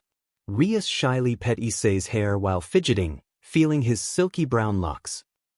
I thank you too, Okasama. Rias almost forgot what she came for. Inside Issei's body, he was doing some mental training in the Blaze domain. He was fighting some monsters Drake had created. It was challenging even with RE Taekwondo and the boosted gear. He was getting help from Ash, but Drake had designed the landscape to push him to his limits, even though he could just use his wings. Just do this for now. Strengthen your specialty first, then we can advance to the next step. You're still unfamiliar with aerial battles, Draig advised. Draig was right. Issei was still struggling with his current situation. Ha-wah. Issei jumped up to initiate a move. Renewal Taekwondo, X. While in the air, he performed a front flip to create momentum. This move usually injured an opponent heavily, but he was targeting the ground with his heel. Boom! A huge upward wave was created, lifting some opponents from the ground and leaving them open to further attacks. Ash and Issei dashed toward the opponents. Issei jumped toward the closest monster and kicked it in the chest, creating a gaping hole. He used that monster as leverage to jump to the next. Ash was doing what he usually did, burning, piercing, and dodging while flying around. Is this really all right? Draig wondered, troubled. Draig was contemplating a problem that was currently at hand. Should I tell him that he's popular? Draig thought, conflicted. Draig looked at Issei, who was currently fighting a huge wolf with a sword in its mouth, boosting to avoid its wide slash. He'll figure it out eventually. Probably not, Draig deadpanned. At Kuo Academy, in Issei's classroom, Asia stood up. My name is Asia Argento. I'm sure there is a lot I am unfamiliar with, but I offer my regards, Asia greeted the class. She was really cute. Woohoo! The classmates awed. She's a blonde beauty. Matsuda exclaimed. Bust 82 centimeters, waist 55 centimeters, hips 81 centimeters. Nice. Motohama analyzed. And of course, the duo started acting up. I'm currently home staying at Hayudo Issei's home, Asia said with a pure smile. Nga! Nanny? The boys exclaimed in shock. Matsuda and Motohama slowly walked closer. Stop. That's as far as you go. Issei warned as they lunged at him. Ha-iya! They were determined. Issei used his fingers to attack, hitting their vital points and knocking them unconscious. He had recently learned about this from Ash during their internal battle yesterday. It seemed Ash knew ancient martial arts and had taught him some basic moves on how to puncture pressure points and vital points. However, Ash didn't seem to remember much about it. It was quite cute in a deadly way. Sensei, I'll take them to the infirmary room, Issei announced. Yes, please be careful, Sensei replied, sweating slightly. His classmates weren't all that shocked. They had already seen him knock them out many times and didn't really care about the duo. So, he excused himself. Asia, welcome by the way, Issei said with a smile. Wise. Thank you. Asia smiled cutely. Asia started to get along with her classmates, and then Issei left for the infirmary. Please take care of them, he said, bowing as he closed the door and left the infirmary. He saw some fellow students heading to their next class. First years, apparently. He started to go back but noticed the girl who had confessed to him last week. And she noticed him too. Hey you, she called out. Wawa. She started running in the opposite direction. Sayori, a girl with pink hair called out. Her friend, I assumed. Is Sayori her name? Why am I getting chills from that? I ran after her. She seemed to be heading to the rooftop, but she was incredibly fast. Finally, we reached the rooftop. She was panting heavily while I was fine, thanks to my training and being a devil. This was nothing for me. Hey, why did you run away? I asked. That confession was a mistake, she shouted. Wow, this was getting serious. I shouldn't have confessed to you like that, but you're not getting my letters. Wait, what letters? Wait, why do you like me anyway? I inquired. She blushed. About that, isn't that kind of personal? Sayori said bashfully. But I can't know the answer to your confession if you won't tell me the reason. Sayori was fidgeting, her cheeks flushed. Promise you won't laugh? She asked, looking at me cutely. Yeah, sure. An awkward moment passed. Well, I guess I kind of see you in a positive light, Sayori said, pointing her index fingers towards each other. But what was with the vague answer? Positive? In what way exactly? I always see you working hard and helping people. From here in the school to the neighborhood, you look so cool and handsome. Sayori looked away. I couldn't help but chuckle. Hey, You told me you wouldn't laugh, she pouted. I'm not. It's just that you're really cute when you say that. She blushed even more. She was really cute. But I had to be honest. I'm sorry, I like someone else right now. That was somewhat true, but I wasn't entirely sure. I said this to keep her from getting involved in my circumstances. I'm really sorry, I'm sure there's a much better person for you. I bowed and sincerely apologized. It's fine. I looked up, she was smiling. I know you already have someone in your heart because you're popular after all, Sayori said, still smiling. Popular? I wasn't popular. What was she talking about? You must be joking, right? I'm not popular. Her face showed surprise this time. Are you perhaps an idiot? I felt a tick mark grow on my forehead. Who are you calling an idiot? She burst into laughter. Never mind then, thanks for this closure, senpai, Sayori said, smiling. A random question popped into my head. Wait a minute. Do you have a severe case of depression? What do you mean by depression? Are you making fun of me? Sayori pouted. She seemed serious. Oh, I see. Anyway, let's go back. We've already spent a lot of time here. Sayori agreed. We returned to our classes. Sayori met up with her pink-haired friend and got scolded, but they quickly got along and left. Before they did, Sayori waved at me and her pink-haired friend bowed to me. I waved and smiled back. We left happily. They seemed to be getting along just fine. Somewhere, two individuals met up in a spot secretly. Do you have the goods? One person asked. The other person took out a folder and handed it over. Here, some stuff here is premium, the second person said. The first person opened the folder, revealing various photos of Issei doing different things, such as taking his shirt off, his sweaty bare muscles, and him sleeping. Where did you get this picture of him sleeping? The first person asked. Our code names are really silly, the second person complained. Just deal with it, the first person ordered. Fine. The transfer student willingly gave it to us. She's such a sweetheart and innocently handed it over. Is your nose bleeding? The second person responded, noticing the first person's reaction. How can someone sleep this cute? I feel like I've been lied to my entire life, the first person exclaimed, frustrated. The second person hastily covered the first person's mouth. Issei, we're in incognito mode, don't make a commotion. And yes, my nose was bleeding as well when I first saw it, the second person said, looking around. The first person started to calm down, and the second person slowly moved their hands away. Though Mr. Dark seems to be sleeping on someone's lap, the first person noticed. Don't be hasty, that might just be his mother. He doesn't have a girlfriend, and it's such a waste, the second person said, frustrated. No matter. We'll have our chance. Can we copy this? The first person asked. No, we cannot. The originality and purity of the photo will lessen if you do that. You'll just have to take new pictures secretly from him, the second person said, feeling down. Darn. Let's go, we've already wasted a lot of time. Until next time, the second person said, starting to walk away. Yes, until next time, the first person replied, walking in the opposite direction. I just saw two people wearing a trench coat, fedora, and shades. Who wears shades at night? They might be secret agents. They both walked away in the opposite direction, shrouded in mystery. I want to be a secret agent too. Life can be so cruel. Issei-san? Are you crying? Asia asked, sitting in the rear seat. I had brought my bicycle with me because I was with Asia.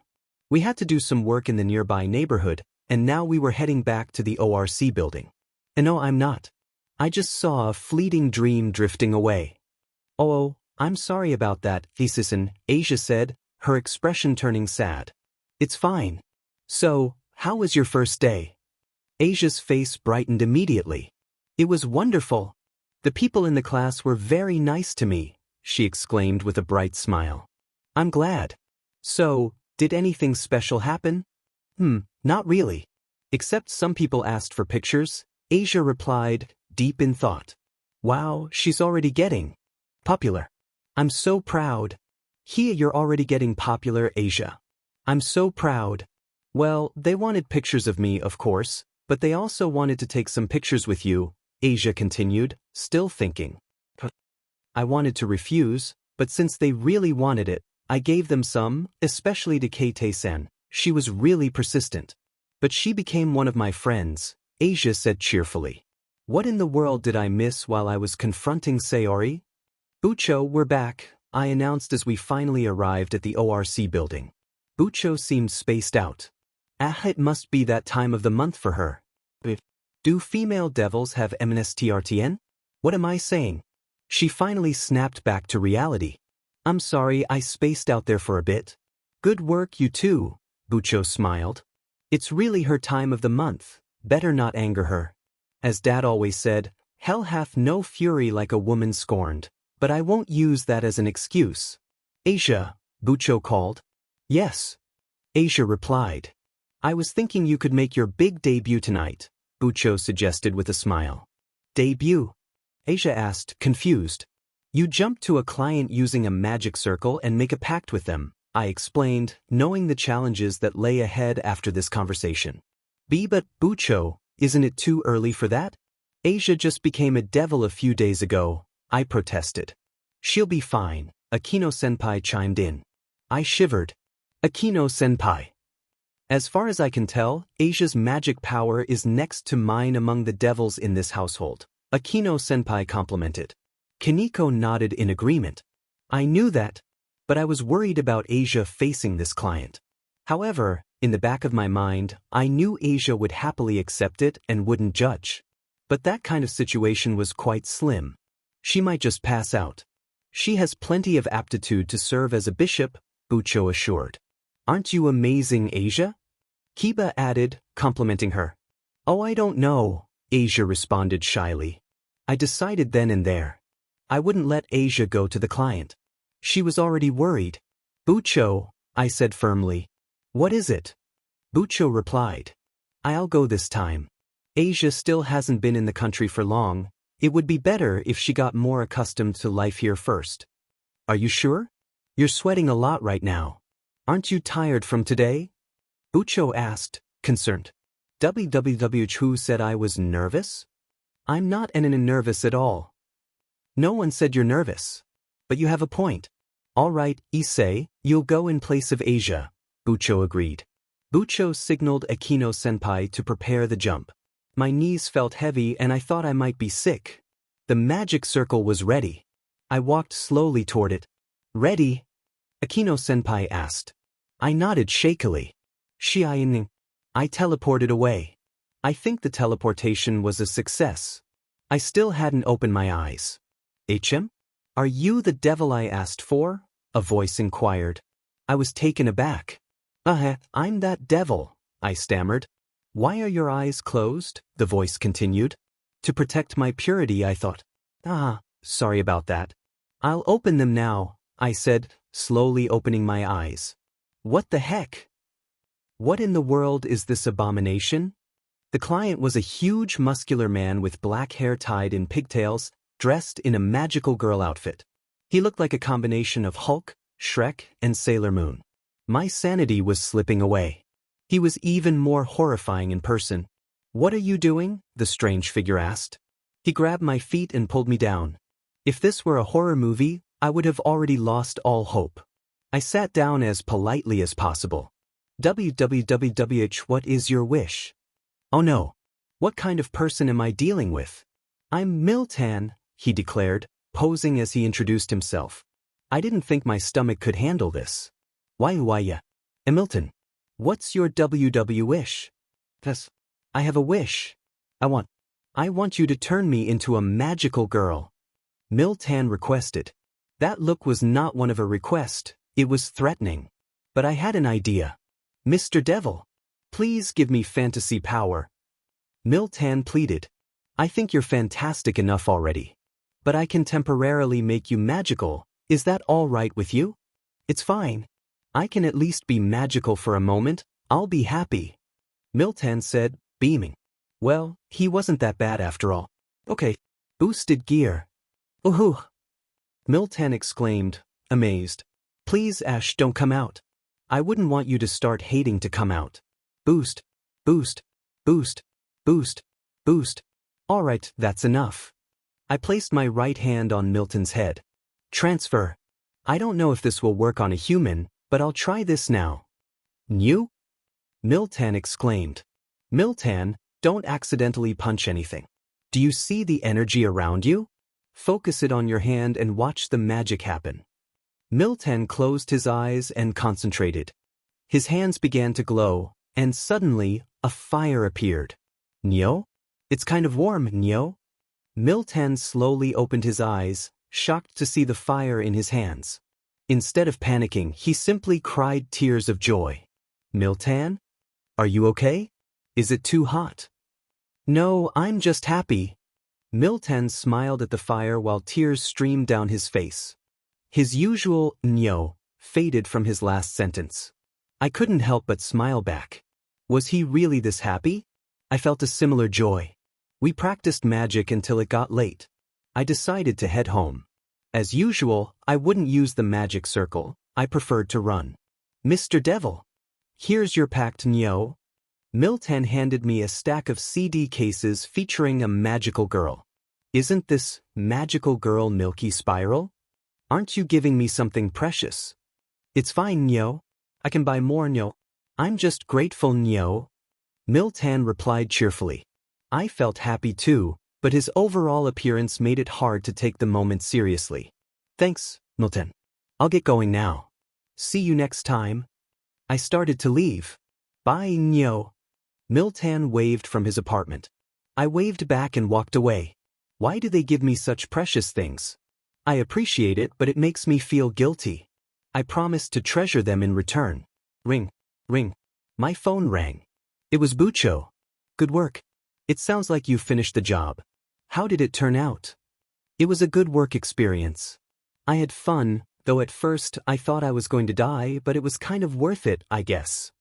Even though I received a lot of CDs, it still felt like just one pact. But everything was all right. Oh, you might become a popular demand from the clients, but aren't you pushing yourself too much? Bucho asked, sounding concerned. I had done a lot of boosting with Milton, so I was exhausted. We had worked late into the night.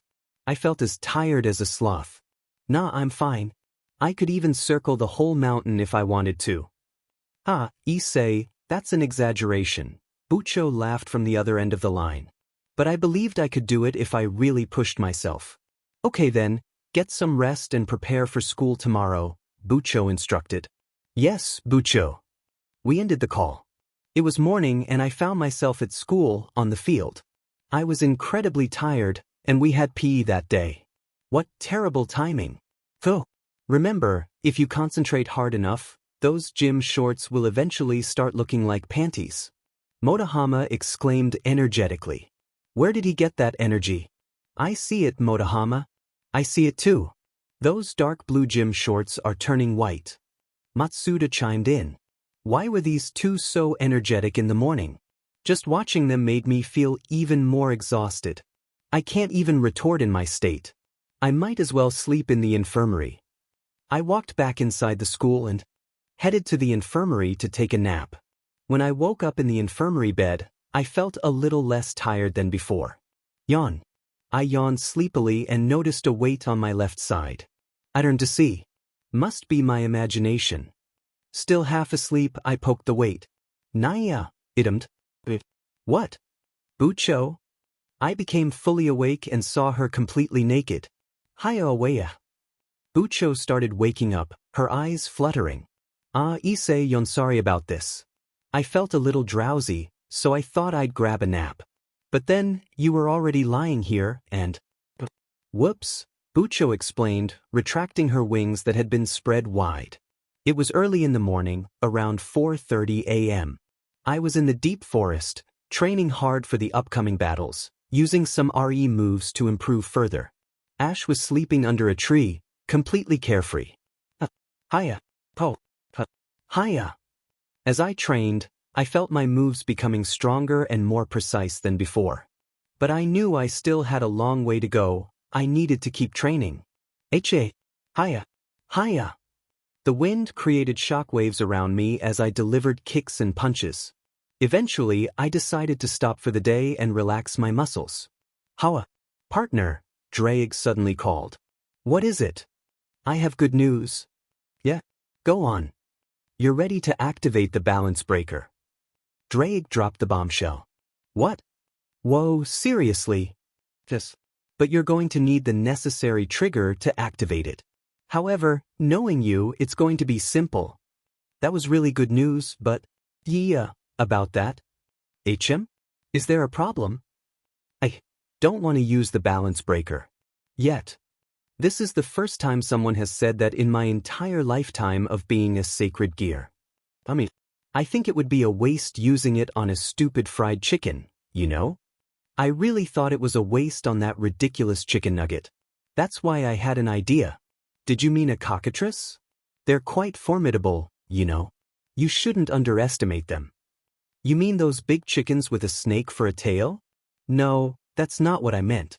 But I have a proposal. I smiled. This was going to be a fun experiment. Boom! I burned myself for the 13th time already. This wasn't fun at all. Jiao, Ash woke up while yawning. This is really impossible, you know. No one has tried this before, Drake reprimanded. Kuffa, come cough on, I was almost there. Ow. I was still smoking from the aftereffects. What was I missing? Arg. Someone grunted. I could hear it clearly. Ash woke up fully and hovered in the air. He followed the sound and slowly flew to where it was. Ash. I followed after him. He was looking left and right, trying to find the source of the sound. What's happening? I don't know. I'm just following Ash. We searched for a while. It was getting kind of boring. Ugh. We found the person. Jiao. It was a man. And a monkey? It was wearing tiger skin fur on its arms and legs, leaving its hairy chest exposed. It also wore a bead around its neck. Its black hair was quite messy and spread to its cheek, and it had sharp teeth and red eyes that looked like stars. And there was a fluffy tail. Overall, it looked like a monkey. What is this? It seemed to be injured. I saw a wide hole in its stomach. It couldn't be saved anymore. I didn't have great healing properties like Asia, and I wasn't as proficient as Akino-senpai at using my demonic power. And what was more, we were in the deep forest, meaning there was no one to cry for help for miles. Take this. It spoke. What is that? It was a pink or purple round fruit. Ash flew closer and took the fruit with his tiny hands. Thank you. Its hand then dropped dead. I couldn't hear its breathing. That meant it was dead. Why did it give me the fruit? And it seemed grateful. Thought he should have a proper burial. I started to dig a hole and made it as deep as possible. Ash only stared at me holding the fruit. What was that all about? I don't know. Let's just let him have a peaceful rest. Aren't you curious at all? Dead men tell no tales. Of course, I'm curious, but it's dead. I finished the grave and took the monkey. I gently laid him down. I then started to bury him. I couldn't make a cross because I was a devil, so I gathered nearby rocks as a substitute. May you rest in peace, unknown person. That was unexpected. Ash hovered closely to me and gave me the fruit. He was expecting me to eat it. Are you sure it's safe? Ash started to cry. Gwaa. Fine. I'll eat it. Blurg. It's disgusting. Gwaa. Ash wouldn't stop crying. Forget it. Gulpug high shiver? Ash hovered closely, expecting something else. What is it now? Jiao. He pointed to his tears. You want me to drink it? Jiao. Dragon's tear, huh? Sounds like something straight out of a fantasy. But wait. Fine. As the tear flowed down, I caught it with my mouth. Oh. I feel energized. That was unexpected. Wait a minute. What time was it? I looked at my watch. 7:30 a.m. I'll be late for class. I knew classes started at 8:30 a.m., but I was in the deep forest, so I was doomed when I got home. Mom was going to be furious. I started running back to the house, and Ash returned from the gear. I was going to be late. Kuo Academy. Lunchtime. That was the first time in a month you were late, Issei, Matsuda said with a smile. Looks like Issei has a little problem, huh? Motohama added, also smiling. What are you talking about? Nothing, they both said in unison. What were these two thinking? Anyway, want to come with us? Matsuda invited. Where? Motohama started smiling maniacally. Well, No, I'm not. And I promised Asia to eat with her today. You didn't let me finish. Motohama said, annoyed. Looking at your face, it's crystal clear. Anyway, Asia is already waiting for me. I pointed to the door, where Asia was waving cutely and carrying 2 lunchboxes. The duo then screamed in excitement. We're at the rooftop. There weren't many people. This place isn't very popular for eating, but it's quite peaceful. Asia and I settled down at the fenced edge. She took out a container and handed it to me. Here you go, Issei-san. I hope you like it, Asia said shyly. Thanks, I replied, smiling as I opened the lunchbox. The aroma wafting from it was delightful. I opened the container and saw carriage, fried chicken. What? I exclaimed, surprised. What's wrong, Issei-san? Asia asked, concerned. It's nothing. It just looks tasty, I got surprised.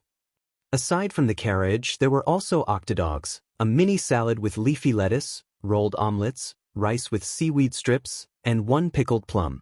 DMN. I mean, you'll make a great wife, Asia, I said nonchalantly, picking up an octodog with my chopsticks. I put it in my mouth and slowly chewed. Wow, it was juicy and full of flavor, even though it was just a hot dog cut like an octopus.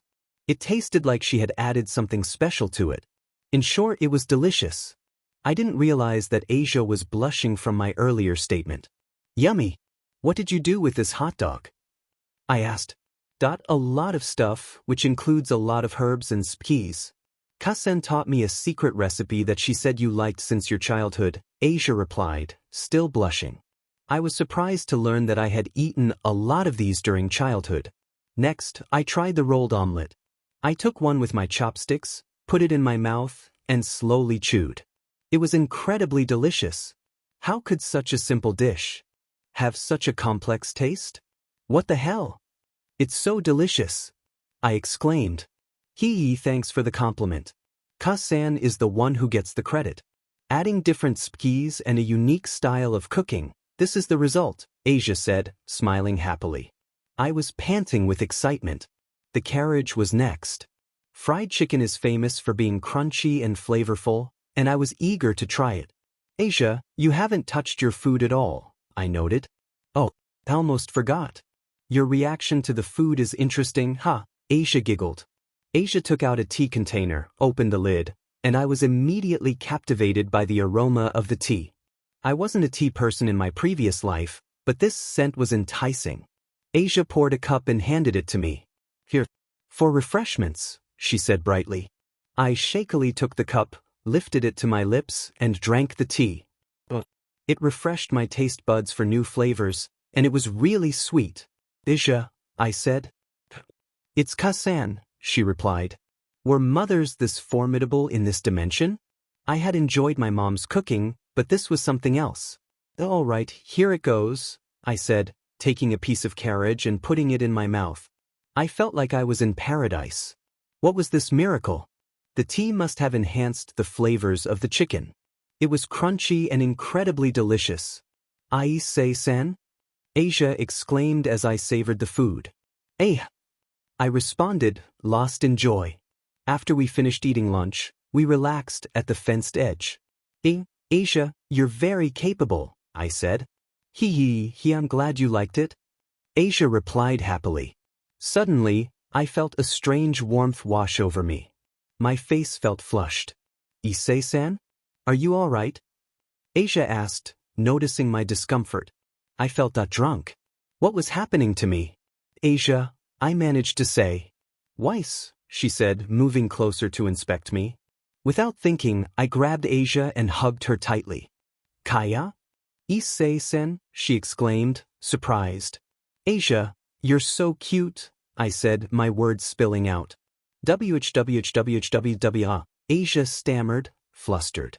I hugged her without thinking, like a drunkard, and to my surprise, she hugged me back.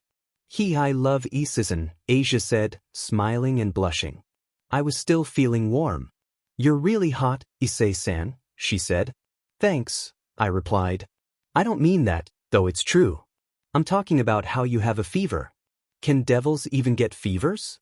I'll try to heal you, Issei-san, Asia said, activating her twilight healing while still hugging me. I felt a green aura surrounding me. As I was being healed, I felt myself cooling down, but I still felt sluggish. Are you fine, Issei-san? Asia asked. You smell good, Asia, I said, feeling a bit dazed. Why?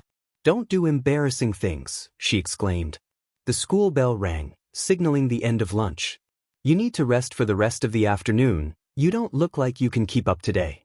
I'll drop you off in the infirmary, Issei-san, Asia advised. She helped me up, and we started walking toward the infirmary. Inside my body, in the blaze domain, I noticed that Drake had renovated the place. There was more than just blazing fire now. A floating island appeared, though it was barren and cracked with lava inside. I saw many monsters walking around. I flew closer to the island and spotted a massive castle ahead. It was red.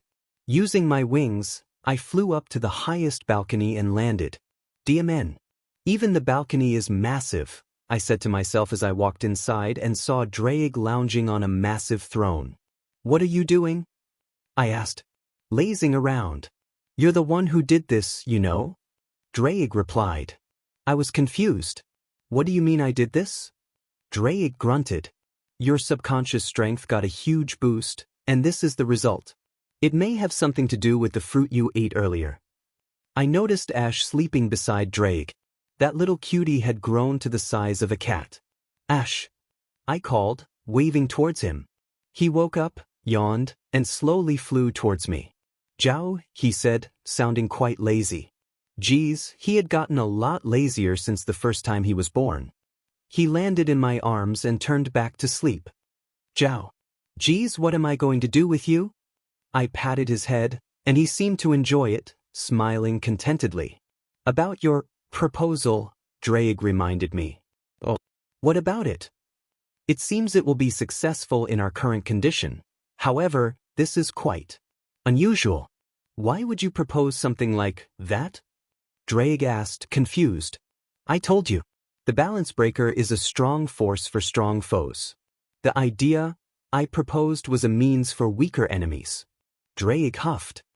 You're really crafty. That proposal can be achieved by using a specific form, and you can already activate it. I swear, you're the first one to improve and do impossible things with my gear. Thanks, I said. That wasn't a compliment. Anyway, you better wake up soon, it's already after school, Drake advised. Oh yeah, I have to go and meet up with others in the ORC building. See you again, Drake. Ash, wake up, I need to go now. Zhao. Ash woke up and flew away as I started to wake up. In the ORC building that evening, Asia and I were preparing to deliver flyers. Asia was just finishing up while I had 2 bags strapped to both of my arms. I'm ready, Asia announced. Then we're off to distribute flyers. Let's go, Asia, I said. Wait, Bucho stopped us. I responded. Yes, Bucho? Asia asked. This will be the last week you have to distribute flyers, Bucho informed us. Oh, it had been that long, huh? Then that would mean. Well, I've said it before, you were doing it as part of your training. Distributing flyers is a familiar's job, Bucho explained. Does that mean we're done distributing flyers? Asia asked. Bucho nodded. However, you need to get a familiar. Issei already has Ash, now we need Asia to get one.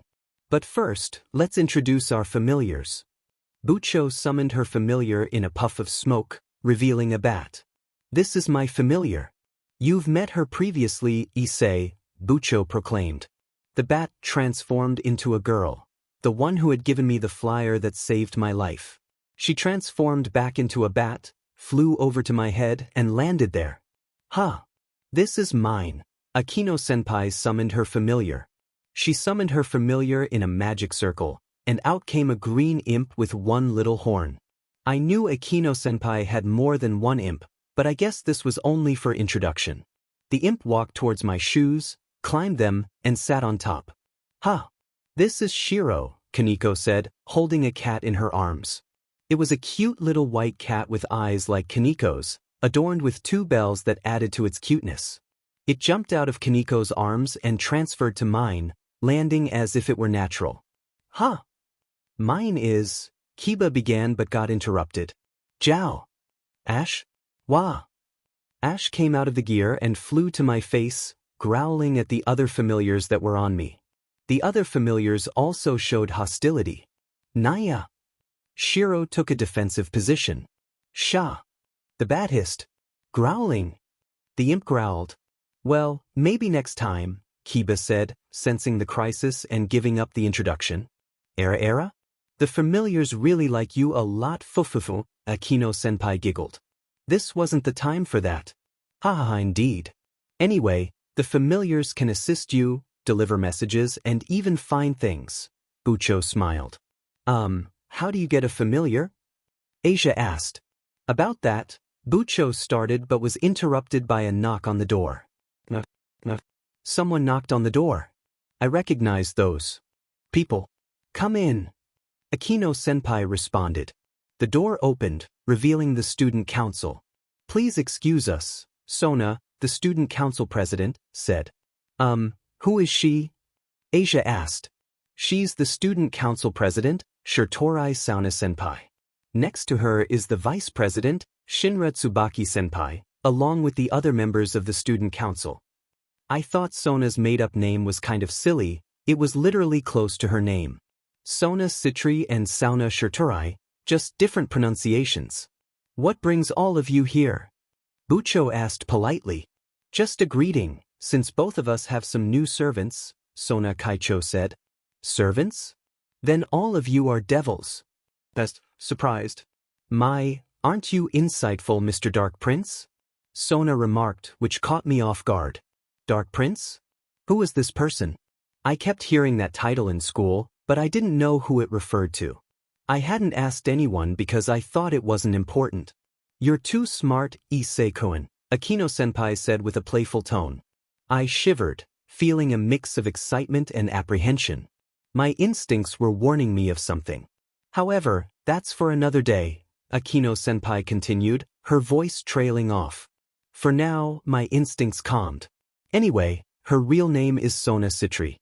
She's the heiress of the prestigious Citri family," Akino-senpai introduced with a serious smile. "Teach, there are others besides us at school?" Asia asked, surprised. "Ria-senpai, you didn't tell them about us?" "It's strange they wouldn't notice a fellow demon," Saji remarked. "Saji, the two families do not interfere in each other's affairs. It's no surprise that both of them are unaware," Sona replied, a hint of reprimand in her tone. "I already knew this. You're the new one who joined the student council."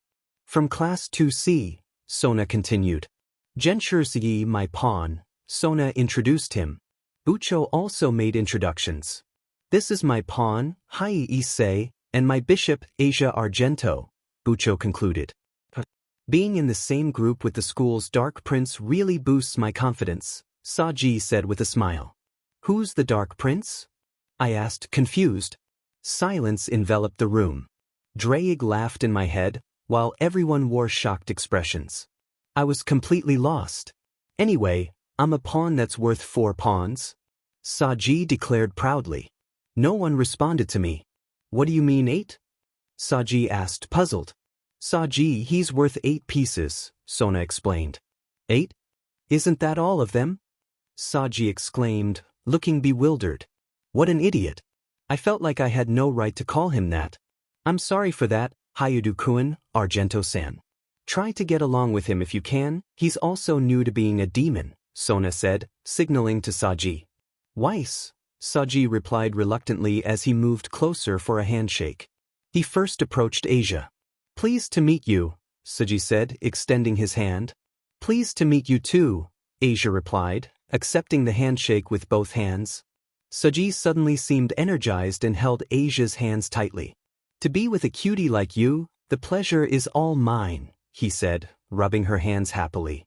I couldn't let that slide. I grabbed his hands roughly, applying pressure. "Haha, Saji-kun, Nice to meet you too. I mean, I'll get you if you do that again.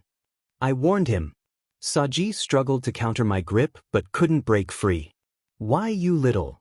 He exclaimed, using his demonic power in an attempt to escape my hold, but it only resulted in a stalemate. You already have a lot to deal with. Now you're just keeping a blonde for yourself. I teased. You're a real JRK. Saji shot back. I should be the one saying that, he retorted. The others watched, amused by our exchange. I was allowed a familiar as soon as I debuted. I hear you're still handing out flyers, Saji said with a grin. I already have a familiar of my own too. Today is our last flyer job, and we'll get Asia a familiar. I replied confidently. And Nanny? Saji exclaimed, shocked. Sona looked surprised. So, you're going to go to the hymn as well? She asked. Yeah, I had some time next week in mind, Bucho answered. But he's only available once a month, Sona noted thoughtfully. Then how about deciding it with a fair game? Bucho proposed.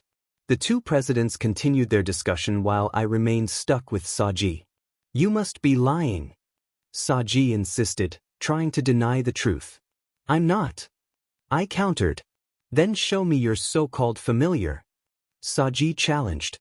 I'll only show mine if you show me yours. I replied. I won't. Saji refused. Then I won't either. I declared. In frustration, we both bumped heads. Grr, we growled in unison. It seemed the two presidents had already made their decision. The next day, at the tennis court, I knew this was going to be interesting. Good luck, Akino-senpai. Bucho. I cheered for them, anticipating some exciting moments in the game. I would do my best to keep my composure. Kaijo, please win for us. Saji shouted from the other side of the court. Saji, I'm going to take you down. Bucho replied confidently. Just try it, you idiot. Saji shot back. The game began with both players showcasing their skills, hitting the ball back and forth in a tense stalemate. I couldn't help but enjoy the view. Suddenly, I heard a familiar creepy giggle. Matsuda? Motohama? I exclaimed, recognizing them as they peered through binoculars. This game is incredible, Motohama said with a creepy grin. I quickly struck their vital points, causing them to faint. I knew they would turn this match into something inappropriate, and I didn't want that on my conscience. The crowd cheered as the game continued. Take this. Shitori-style spin serve. Sona called out, gathering magic on her racket. She struck the ball, and Bucho prepared to counter. Naive. Take this Gremory-style counter. Bucho declared, ready to hit back. However, the ball misdirected downward. Bucho was shocked. 15-30, the referee announced. And it started. You're doing awesome, Kaicho. Saji cheered from atop the fence with a flag. I picked up a nearby pebble and threw it at Saji's forehead. Gah! Curse you, Issei! Saji exclaimed as he fell. Both teams continued the match, and the spectators believed it was a magical ball, cheering on. In the end, it was just a power battle. Later that evening, in the Orc building, Kaneko stated monotonously while carrying two destroyed tennis rackets, the match wouldn't end, so. It's going to be a team match. I think the sport will be dodgeball, Kiba replied. Why do you say that? Kiba asked. Kaneko thought for a moment. Well, for one, it has the least equipment that gets destroyed and it's simple. Perfect for students. Kiba considered this, giving her the benefit of the doubt. Just then, the door opened, revealing Bucho and Akino-senpai. We decided on dodgeball. The match is tomorrow night at the gym. Bucho smiled. See? Kiba couldn't believe it. That night at the Hyudu residence, I was trying to come up with a way to raise our morale for tomorrow's battle. Headbands might be good, but I knew I could do better. I didn't need Asia's sewing kit for this. I just needed to use magic threads for creating and training, hitting two birds with one stone. I need to come up with something wearable, but that doesn't get in the way of the battle. Thought. I got it. I was going to need dragon magic for this one, but that was still part of the training. I sat up on my bed, started to power up, and made the necessary ingredients. This was going to be fun. The next morning, Asia and I were walking to school, and I was pretty tired as usual. Asia kept glancing at me. What is it, Asia? I asked. Are you okay, Issei-san? You are full of bandages. Does it have to do with last night? Your room was pretty loud, Asia expressed her concern. Last night, the magic had blown up in my face. I thought I had put up concealment magic, but I guess it wasn't very potent. I had an extremely difficult time with what I was doing. I was pretty new to dragon magic and hadn't prepared for possible explosions. Drake even said it wasn't advisable for a non-draconic to use dragon magic, even with the help of the gear. Kiryu-san said that if it's noisy in a boy's room, he might be doing something inappropriate, Asia innocently remarked. No, Asia, I wasn't doing that. I was working on something else, and you really shouldn't be listening to Aika. My activities aren't that destructive to give me these bandages. Asia looked concerned again. But Issei-san, you look really tired. Are you going to be okay? Tonight is our team match. I can heal you if you want. I'm fine, just a little rest and I'll be okay, I reassured her. Asia still looked worried but decided to drop it. I thought I had picked up this bad habit from Master Jean during my training. He had trained me too strictly, and I guess too much discipline backfired on me. But Master Jean said I would get used to it, hence forming the bad habit. I supposed it wasn't too bad since it helped me train and practice more proactively. That night in the school gym, the ORC members were stretching and warming up, including me. Kaneko was helping me stretch. Everyone's attire was either P uniforms or tracksuits. I think it's been a while since I've played dodgeball. Kaneko, be gentler, I pleaded. Sorry. This can't be any gentler though, Kaneko replied monotonously. Oh. The object here is to win, so going with the simple rules is the best, Bucho said as she threw the ball to Kiba, who caught it. Whoops. Even Asia learned the game right away, Kiba smiled. Oi. I can't take it anymore. Asia exclaimed, being helped by Akino-senpai. Just hang on a little more, okay? Akino-senpai encouraged. Okay. Asia mustered. I watched the scene, enchanted by the camaraderie.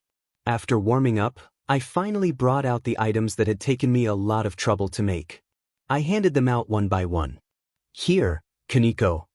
Kaneko took the accessory I had made. What is this? She asked. Just to thank you for being a great kohai at school and a great senpai at being a devil. Kaneko received a white hairpin, similar to her black cat hairpin, but this one had the same eyes and expression. I had changed my idea from cloth to accessories, which is why it took so long to make with trial and error. It was hectic, I couldn't even finish it in one night, so I completed it during lunch break. Plus, I struggled with dragon magic, causing my magic threads to snap and explode. But I got creative and gave them unique functions. Next was Kiba. Here, Prince Senpai, for being a great friend and knight. Wow, thanks, Kiba said happily as he accepted a necklace shaped like twin swords crossed, one black and one white, reflecting his love for swords. Up next was Akino-senpai, and I felt a little hesitant. Here, Senpai, for being a great big sister. Kankai, Akino-senpai marveled. It's a hairpin. The appearance, though, is a black collar with spikes. It's just a hairpin for the resident assistant, I swear. Well, she kind of looks happy. I don't get it. Then Asia comes into view. Here, Asia, for being a great friend. Oh, thank you very much. Asia cheerfully accepts. Asia also received a hairpin. Its appearance is a white wing, like an angel. But it's fine because it doesn't have holy properties, of course. It represents her innocence and purity, just like an angel. Again, no holy properties. And finally, Bucho. Here, Bucho for you.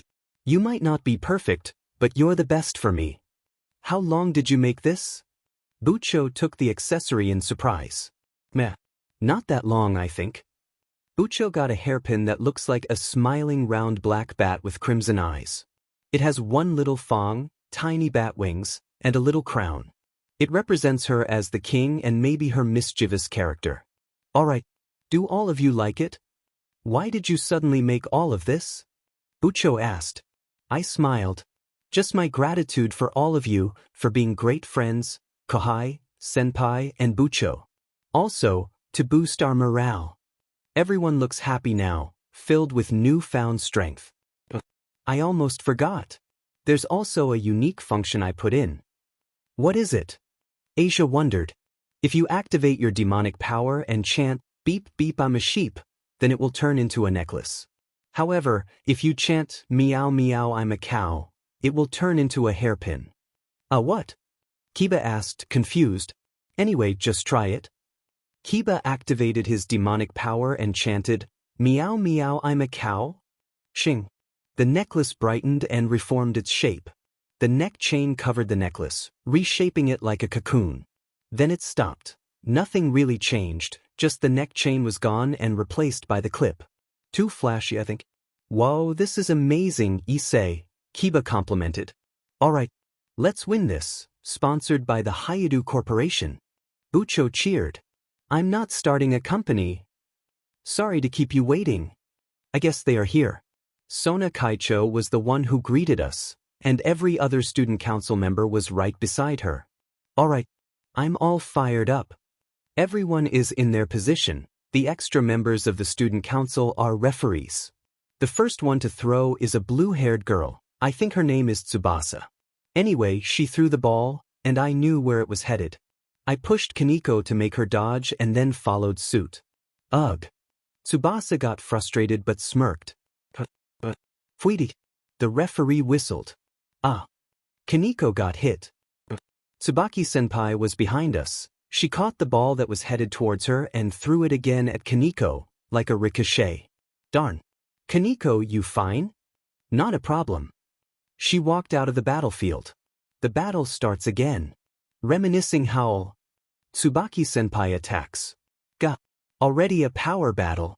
The ball got enchanted by magic and rose in speed and power, targeting Bucho, but she caught it easily. However, her tracksuit got ripped a little. Impressive, taking Tsubaki's ball head-on, Sona complimented. Just who do you take me for? Bucho threw the ball. Bucho summoned a magic circle in the path of the thrown ball. After it passed through the circle, it was set ablaze. The targeted girl had reddish-brown hair that was shoulder-length, Tomo-san, I think. She was hit, and her clothes got burned. Iya. I felt a ball coming towards me. I caught it without looking, glanced behind me, and saw a girl with long brown hair that ended in 2 short braids. She also had a blue headband. I winked at her and she blushed. Stop swallowing like a wolf, Hyadu. Saji screamed from the other side. What are you talking about? The game continued, but now it was just another power battle. Magic attacks were flying everywhere.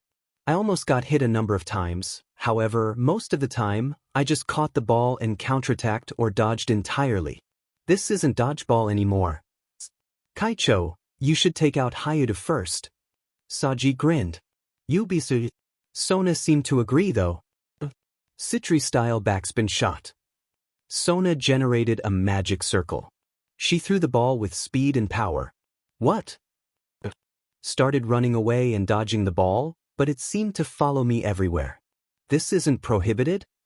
I kept dodging the ball, hoping the magic had a time limit. But seeing Saji's grinning face was pissing me off, so I stopped moving while sliding on the floor to build momentum and then prepare to move. Renewal Taekwondo, ground drawer. While I was still in the middle of spinning, my foot tip was grinding the floor. The ball was getting closer, fast and strong. My foot kicked the ball hard. There was a small resistance, but the ball redirected towards Saji after I brought my kick down. It wasn't intended, but the area that got hit was sensitive. He then got thrown out of the battlefield. Oh no! I felt something break. Gwa-ah! Saji screamed as he was thrown back, fainting from the impact. My condolences to Saji, may he recover quickly. Everyone was shocked by my actions. My kick had become faster and stronger, especially with the RE move. It was quite powerful. The game continued with the power battle, but only Sona, Bucho, Akino-senpai, and I remained. Suddenly, the referee blew the whistle. Time out, he announced. Time's up. We won. I exclaimed. We did it. Asia cheered alongside me. The student council began to leave, except for Sona. Well, Then, as agreed, we'll get first pick of the familiars, Bucho said with a smile. Of course, I hate to be beaten, but that was kind of fun. However, if this had been a rating game and not just fooling around, I would not have lost, Sona proclaimed. I highly doubted that. And I won't let myself be beaten by my childhood friend either. Although, that won't be an issue for a long time to come, Bucho replied with a smile. You're right. Okay then, good game, Sona said before leaving. Cheers. The Occult Research Club, ORC, cheered as we returned to our building after changing. We celebrated for a bit. We managed to defeat the student council and bring the good favor of victory to the Occult Research Club, and it was all thanks to you guys, Bucho said with a smile. But we must commemorate Issei for the accessories he provided. It's thanks to these that everyone's spirits were raised, Kiba announced. Yes, Akino-senpai agreed with a knowing look. He's right, Issei-san, Asia said happily while holding the necklace version of her hairpin. Kaneko nodded in agreement. It was just on a whim, don't worry about it, I said, smiling despite feeling embarrassed inside. Now then, we can't just loaf around here. We have to go and get your familiar, Asia, Bucho reminded us. Akino-senpai immediately prepared for the jump, a magic circle appearing. We're going right now? Asia asked. We have to go on the night of the full moon, or we can't see him, Bucho explained. We all stepped into the magic circle and teleported. We arrived in a forest where the trees looked wilted, lacking leaves but still sturdy. The sky was a strange red. This place is. I began. The forest where familiars are created, Akino-senpai said. We also got our familiars here, Kiba added. Yep. The familiar forest, I confirmed. Gotta catch 'em all, someone exclaimed. Who's there? I shouted, following the voice. An old man appeared, wearing a white tank top, hiking shorts, blue and white rubber shoes, fingerless gloves, a sweater tied around his waist, and a blue cap worn backward, revealing his spiky long red hair. He carried a yellow bag on his back. I'm the familiar master, Zatuji, he introduced himself. So, after becoming a Pokemon master, he decided to become a familiar master? What a busybody. It was almost inspiring. It's a nice full moon today. The best day to catch some familiars. I can catch any familiar. Zatuji motivated. He's a professional when it comes to catching them, Akino-senpai assured. So I've heard, I replied. Now, what are you looking for in a familiar? Strength? Speed? Or maybe one with a poison ability? Zatuji asked eagerly. I want a cute familiar, please, Asia said cutely. Oh, sure thing, baby. Zatuji became more eager. Thank you so much. Asia replied. We walked around to find Asia a suitable familiar, though I already had an idea of who it would be. I was thankful to have Ash. If I hadn't gotten a familiar yet, I was sure I would encounter the water monstrosity lurking in the lake. I had already had my fair share of Miltan, and I was grateful for it. Wait, look, Zatuji said, pointing to something. There it was, the blue little dragon. Gugopi, the dragon growled cutely. It's cute. Asia squealed. Sprite dragon. Child of the dragon that wields cerulean lightning, Zatuji explained. It's quite a high-class one, Kiba smiled. It's my first time actually seeing one, Bucho said, amazed. Now's the only chance to catch it. It's impossible to catch it in mature form, Zatuji encouraged. It would be great for Issei because he has the Red Dragon Emperor, but he already has Ash, Akino-senpai contemplated. Yeah, I'll have Asia take it the dash? Suddenly, a loud scream interrupted me. Kaya! Asia cried out. Oh no! Bucho exclaimed. Akino-senpai looked like she was enjoying the chaos. Era, she said, surprised. Slime was falling from the sky. Kiba, do something. I shouted. No can do. Kiba exclaimed, his eyes blinded by slime. Era, this is embarrassing. Akino-senpai emmed. This is not wonderful, no, I mean horrible. I stammered, feeling overwhelmed by the situation. Kaneko punched me in the face. Don't look. You were almost about to say wonderful earlier, she said, blushing. I don't mind if you look, Issei, Akino-senpai chimed in. And Nanny? I exclaimed in surprise. Akino, we shouldn't be playing around right now. Bucho reprimanded. Even if you say that, we can't use our demonic power in our situation, Akino-senpai replied, looking troubled. Issei, remember your principles. I reminded myself. These are slimes that primarily feed on textiles. Though they're mostly harmless aside from eating women's clothes, Zatuji explained as he approached my side. His eyes were also covered with slime, and I noticed he had a nosebleed. Come out, I called. With a whoosh, Ash was summoned in a small fire. Jiao. Ash yawned, clearly having just woken up. Help them, I urged. Jiao. Ash quickly flew toward the girls and began ripping the slime off of them. He didn't use his flames because it was too hot, and I couldn't help because I might accidentally touch something important. Kiba, aren't you done yet? I shouted. Arg. All right. Kiba finally managed to get the slime off his face. He sliced the remaining slime when he was free. Bucho destroyed her slimes as soon as she broke free. Akino-senpai zapped some slimes, and Kaneko just smashed them. The last one was Asia. Help us dash, I started to say, but then a lightning spark destroyed the remaining slimes. It was the sprite dragon. Oh, it's him, I noted as Ash hovered closely on top of my head and landed there. The sprite dragon also hovered closer to Asia and landed on her shoulder. Ha! Asia exclaimed, startled. It only attacks things it recognizes as enemies. It must have thought that the slime was attacking the blonde girl, Zatuji mused. That means... Kiba realized. It's cute. Asia squealed. Go. Go Pi. The sprite dragon growled cutely. Well, looks like you got your familiar, beauty. Zatuji cheered. We began the familiar contract ritual, with Asia in front of the sprite dragon and us watching from the sidelines. A magic circle. I, in the name of Asia Argento, I order you to form a contract as my familiar. Asia chanted. Go. The sprite dragon responded. The magic circle disappeared, indicating the ritual was a success. All right, we're done. Well done, Asia-chan, Akino-senpai complimented. The sprite dragon flew toward Asia for a hug, and she laughed. All right, I got a sprite dragon. I'm going to call you Rase-kun. Asia declared. HM? Rase? I asked, intrigued. Yes, since he shoots lightning. I took part of it from your name as well, Asia explained shyly. That's sweet, I replied. Why, you're not mad? Asia asked cutely. Of course not. Why would I be?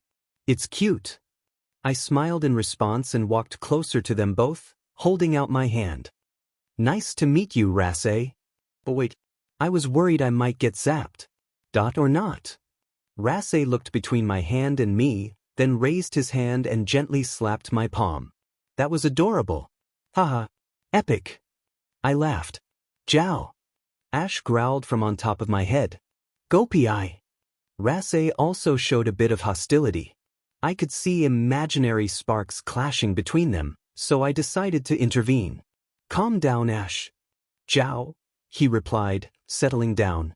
I patted his head and started to relax. Ash and Rase were about the same size, making them look like babies. How cute.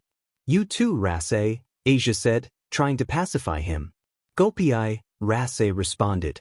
That's rare. Male dragons are supposed to hate males of other species, Zatuji remarked, amazed. That's Issei all right. Strangely, all familiars seem to like him. Even the slimes earlier didn't attack him. He's a one-of-a-kind young man, Bucho said with a smile. I remembered that in my previous life, I was so into animals that my second choice in college was veterinary medicine. I really liked animals, so I guess that instinct stayed with me. That dragon. Is it perhaps a blaze dragon? Zatuji asked, shocked. I guess so, I replied, unsure. That's even more rare. Blaze dragons are an endangered species and can only be found in a few places in the world. Finding a mature blaze dragon is already rare, but finding a baby is like finding a diamond. Zatuji exclaimed, letting out his inner nerd. Oh, I pondered. Ash came from my gear. Did that mean 2 dragons were hosting my body? But Ash could do normal familiar stuff, so was there more to this than I thought? We teleported back to the ORC building, and it was afternoon? Oh crap, I hoped Mom wasn't angry. It is said that sprite dragons only open up to those with a pure heart. They wouldn't normally follow a demon, Bucho remarked, impressed. It could be because Asia-chan used to be a nun fufufu, Akino-senpai reasoned. Rasei and Ash flew around the room, engaging in what seemed like a dragon rivalry. They easily angered each other, like some silly lizards. Hey, watch it, Drake warned. Rasei-kun, it's time for you to return, Asia called. Ash, you need your rest also, I added. We called back our familiars. Rasei disappeared in a magic circle while Ash returned to my gear in a small flame.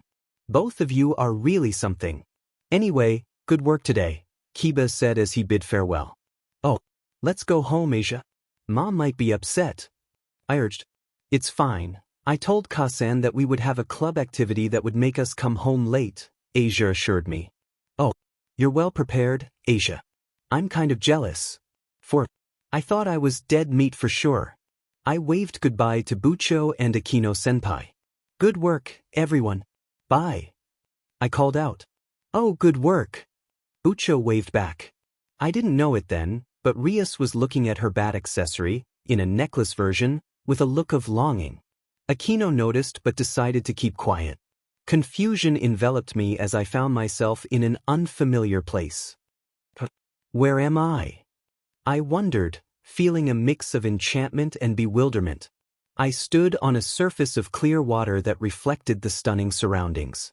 Countless planets dotted the sky, and billions of stars sparkled above, with shooting stars illuminating the dark, eternal horizon. This realm felt entirely different from Drake's. What was I doing here? Beautiful, isn't it? A voice broke the silence. I turned to see a mysterious cloaked figure. Judging by the voice, he was a man, tall and carrying a pole that was even taller than him. Attached to the pole was a glowing orb of light that radiated warmth. Strangely, I felt no suspicion or fear, only a sense of relaxation, perhaps due to the affection and compassion in his voice. Who are you? I asked, curiosity piqued. He glanced my way, his face still obscured by the cloak, but I caught a glimpse of long black hair. How many stars do you think there are? He replied, evading my question. Infinity, I guess, I answered.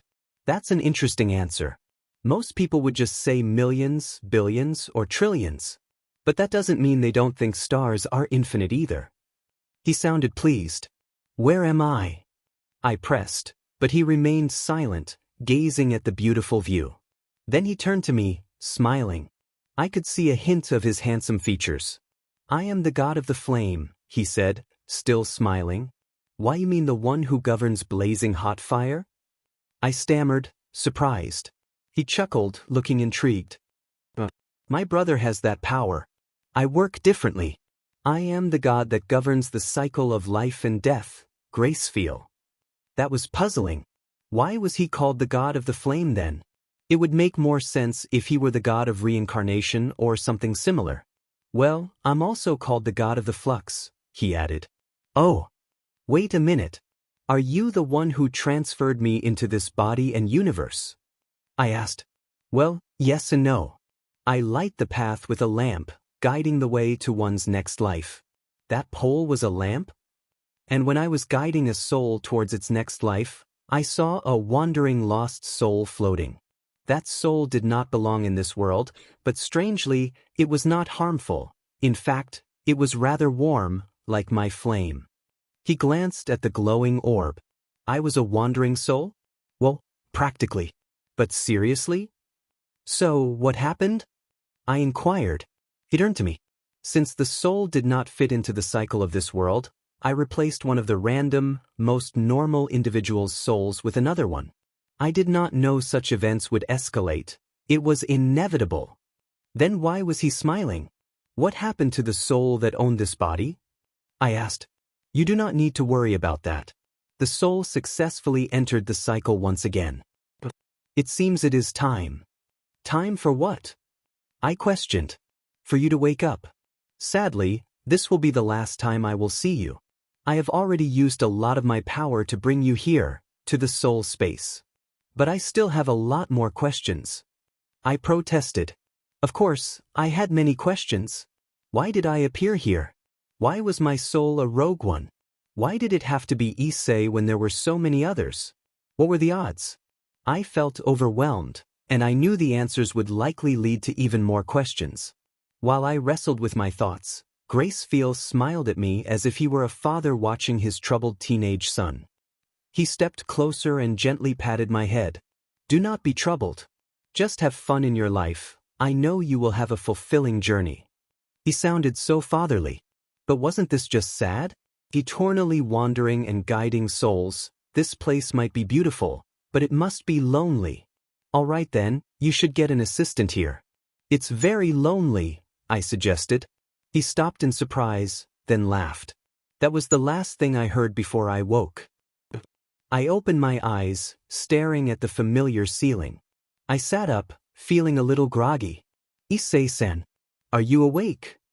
Asia called from the doorway. It's already late, Issei-san, she exclaimed, worry etched on her face. Why was she worried?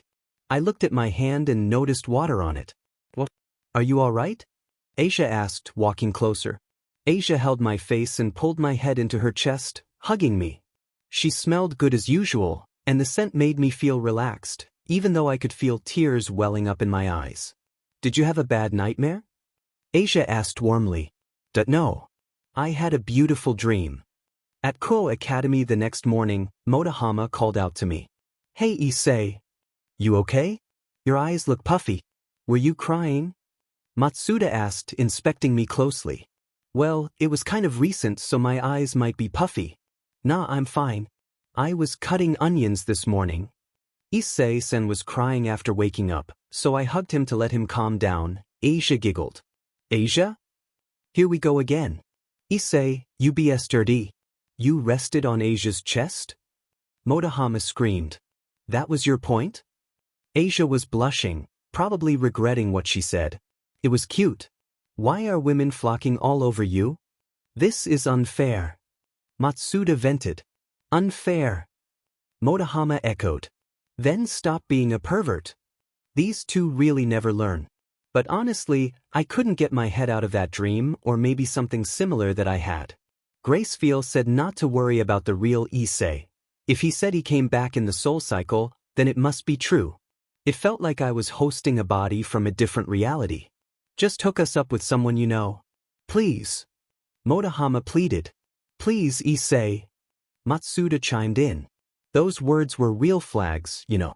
I couldn't really think of anyone who would pair up with these two. Of course, I wouldn't let them see the horror of Miltan, no offense. Nobody else should suffer from that. Sorry man, I can't think of anybody who would be with both of you, no offense though. They'll just be turned off from you if you meet. Aghay. The agony. They both screamed in despair. Maybe that was a bit harsh. That was my gentlest response, with a cherry on top. The school bell rang, signaling the start of class. The students returned to their seats, and the duo slumped back into their seats, looking defeated. I'm sorry. Later that night at the Hyudu residence, I returned home, panting. I'm back. I announced. Welcome back. How was your workout? Mom greeted me. Tiring, I replied, still catching my breath. I glanced at my watch. It was 8:30 p.m. You're even early. Guess the workout was great after all, Dad said from the couch. Yeah, I guess. I'll go take a bath. I climbed the stairs, heading to my room first to grab a towel. Wait a minute. Isn't Asia taking a bath right now? Dad suddenly remembered, though I had already left. Dad turned to Mom. Honey, he called. Fufufu, you best not interfere, dear. I want Asia to stay as long as she can. Mom smiled, though her eyes didn't reflect the same warmth. Dad looked startled. After I removed my clothes, I took my towel and headed to the bathroom. You've made great progress on that form today, though you're not quite there yet, Drake commented. At least the duration got longer, from 10 seconds to 120 seconds. This is harder than the balance breaker, even though it's just a lower form. I could tell it was harder, even though I hadn't activated the balance breaker even once. You're the one who proposed it, now you have to see it through. Seriously, you never do things normally, that's why it's hard. You're clearly experimenting, Drake pointed out. But it's way more interesting. Aren't you bored from fighting the same battles? Drake laughed. I've never encountered boredom in my entire dragon lifetime. But it's good to try new things to teach the next generation, he said, intrigued. I chuckled in victory and opened the bathroom door. Asia was occupying the bathroom. Was this the infamous lucky pervert scene? Even though I could only see her back, it was very captivating. That pure, beautiful figure was on display, and her embarrassed eyes looked at me. It was overwhelming for a version like me. Wait a minute. Her eyes were looking at a certain area. It's too big, Asia blushed. Wait. The roles are reversed. Sorry, I'll get out. Wait! I exclaimed as Asia grabbed my hand, stopping me. Sorry. It's my first time seeing a man's, so I freaked out for a second. I didn't know it was normally that big, Asia innocently apologized. Asia, I'm a special case. I'm sorry, I didn't notice you were already in here. Sorry. This situation felt too good to be true. My instincts were blaring alarms. I was in a critical situation, and the overgrown lizard was laughing hysterically, not helping at all. But it's okay now. What was okay? Was I okay? Was Drake okay? Were Mom and Dad okay? Was Asia okay? Was this house okay? Was the temperature okay? Was the shampoo bottle okay? What was okay? I heard about the rule of naked relationships in Japanese bath culture, Asia muttered. Our rule? I stammered. This. Interacting in the bath allows people to learn about one another on an even deeper level, Asia answered. It was somewhat true, but this kind of situation wasn't for the faint of heart, including me, who was still a virgin. I want to get closer to you, Issei-san, Asia exclaimed. Suddenly, I felt her arms wrap around me from behind. Since we were both naked, I could feel her warmth against my back, and the sensation was overwhelming. My mind was racing. Issei-san, do you like seeing girls naked? She asked. I didn't hate it. I had to remind myself of my principles. I managed to say, gently letting Asia go. Asia, you're a girl, you need to. Just then, my mom appeared out of nowhere, grinning. Gaiawaha. My fatigue was worse than ever. I wasn't even lying down properly. My face was on the floor while my feet were on the bed. I felt sluggish. What's 1,000 to 7? I really have no idea what I'm talking about, I muttered to myself. Suddenly, I heard a sound and turned my head. A magic circle appeared, and Bucho emerged from it. Bucho! I called out. Bucho looked at me, a puzzled expression on her face. Issei, why are you looking like a slug? Because I feel slew, I started, but Drake interrupted my thoughts. You already did the joke, stop now or you'll lose your sanity, Drake warned. I sat up, realizing I needed to focus. Sorry about that, Bucho. I'm just tired. Did you need something? Issei, Bucho said, walking closer. Sleep with me, she declared, pushing me down onto the bed. Bucho, those words and these actions can easily be misunderstood by a healthy young man. Take my virginity. This is urgent, she insisted, her tone serious. Bucho, you really need to calm down. She turned off the light and began disrobing. You don't want me? She asked with wide, innocent eyes. Bucho, you need to calm down and explain what's going on. Not that I don't want this, but you need to tell me the reason. So, you do want me, Bucho said, her expression brightening. That's what she took from what I said? I couldn't believe it. She started crawling on all fours, blushing, and I had to remind myself to stick to my principles. Buck. Before I could finish, she jumped on me, and we landed on my bed. Issei, is this your first time? Bucho asked, starting to unhook her bra. Why yeah, I replied, surprised at my own response. I called for Drake. Drake, coat the room with a barrier, don't let anyone teleport in. Are you sure? You're already pretty fatigued, Drake replied, concerned. It's fine. Use dragon magic if you have to. Just don't let anyone teleport in. Roger. I didn't know how much time I could buy, considering the intruder would be the ultimate queen. Click. Bucho unhooked her bra, revealing her figure. I knew she had a well-endowed body, but I had to stop myself from getting too distracted. Issei, Kaya, she squealed as I reversed our positions, pinning her wrists to the side, my lower half between her legs. Issei, I didn't know you were the rough type.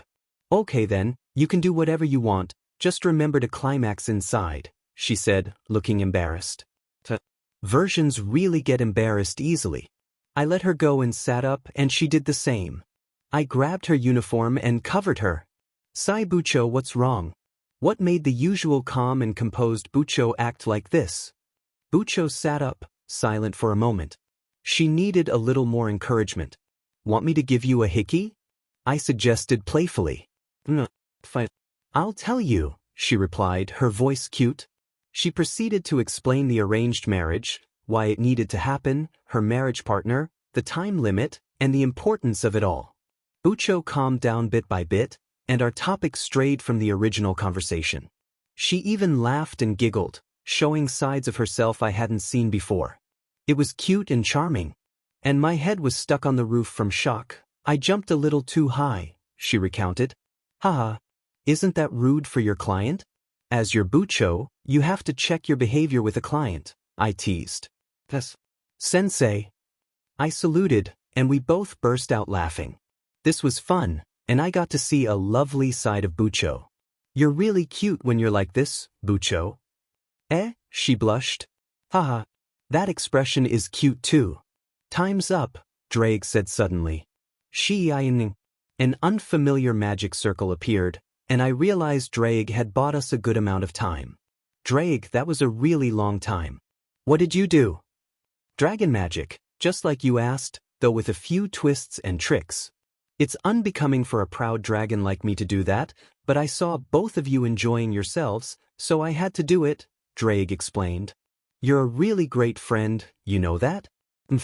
Someone appeared from the magic circle, a beautiful young woman seemingly in her early 20s, with back-length silver hair styled in long braids on each side, adorned with small blue bows at the ends. The rest of her hair flowed down in twin braids, and her silver eyes sparkled with elegance. She wore a blue and white French-made outfit with long sleeves and a white headband. It was the ultimate queen. With a commoner, Master and Surzek-sama will be crestfallen, even if he had blocked the teleportation for some time. It wouldn't be enough, the maid said. Blocked? Did you do that, Issei? Yeah, I wanted to talk for a long time. Bucho blushed and faced the maid. My chastity is mine. What's wrong with giving it to someone I have high hopes for? And I won't let anyone call Issei a commoner. Not even you, my elder brother's queen, Bucho added. The maid picked up the remaining clothes on the floor. Regardless, you are the heiress apparent of the Gremory family, she implied, walking towards Bucho to fix her attire. Please take care of yourself. She then turned to me and bowed. How do you do? I am Graphia, a servant of the Gremory family. Nice to meet you, Graphia greeted. You really left out a lot of things, I thought. Nice to meet you too, I replied as Bucho touched my face. Thank you for today, Issei, for listening and being with me, Bucho said. Anytime. Issei? Then he is that person? Graphia asked. Yes, he's my pawn. The one to wield the boosted gear, and the one the Emperor of the Red Dragon is attached to? No wonder you were able to block off my magic. Graphia's surprise was evident, though her expression remained calm. Let's talk at my place. Do you mind if Akino comes with us? The mere mention of that SDST sent shivers down my spine. The Priestess of Thunder? I don't mind. It is expected of upper-class demons to have their queens by their side at all times, Graphia agreed. Bucho sighed and got closer to me. Sorry for bothering you, Issei, she apologized. I just smiled. It's fine, I had fun. Bucho leaned in and kissed my cheek. That's for today. Bye. With that, they disappeared in a magic circle. I stood there in shock. I just lost my cheek virginity. This is awesome. I'm so happy. No time for celebration, time to black out, Drake suddenly reminded me. Wait, I'm still not into Dash, and then I blacked out. Kuo Academy. Morning. I think I slept awkwardly because I passed out on the floor. Everything hurts. Are you alright, Issei?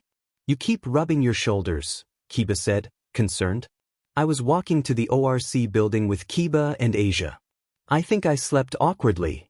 Oh, we have those days. You should adjust your sleeping position every now and then. Let's hurry, Issei. Asia. There's something going on, Kiba noted. Asia nodded, looking confused, but I knew what was happening. We opened the door. Hey everyone. Everyone was there, including Graphia. Looks like you're all here, Bucho announced. Madam, should I tell Dash? Bucho raised her hand slightly to signal Graphia to stop. The truth is, a fire erupted violently. Crap. I grabbed the nearby fire extinguisher and ran towards the raging flames. I haven't been Dash? I exclaimed as I burst out all the foam onto the fire, continuing even after it had gone out. I was just emptying the fire extinguisher. I was the one who brought it here. I'm an idiot. At least it served its purpose. What is this? A tall and handsome young man in his early 20s with short blonde hair and dark blue eyes shouted. His outfit consisted of a burgundy blazer with gold embroidery and matching pants, paired with black dress shoes. Underneath his open blazer was a white dress shirt that was not fully buttoned, giving a glimpse of his chest. Oh, I didn't know there was a bird there, my bad. What? Greya. The blonde idiot unleashed a fire shockwave, causing everyone to take cover. Bucho, Akino-senpai, and Graphia generated barriers. However, I was quite resistant to flames, so I didn't need a barrier. It was at least bearable.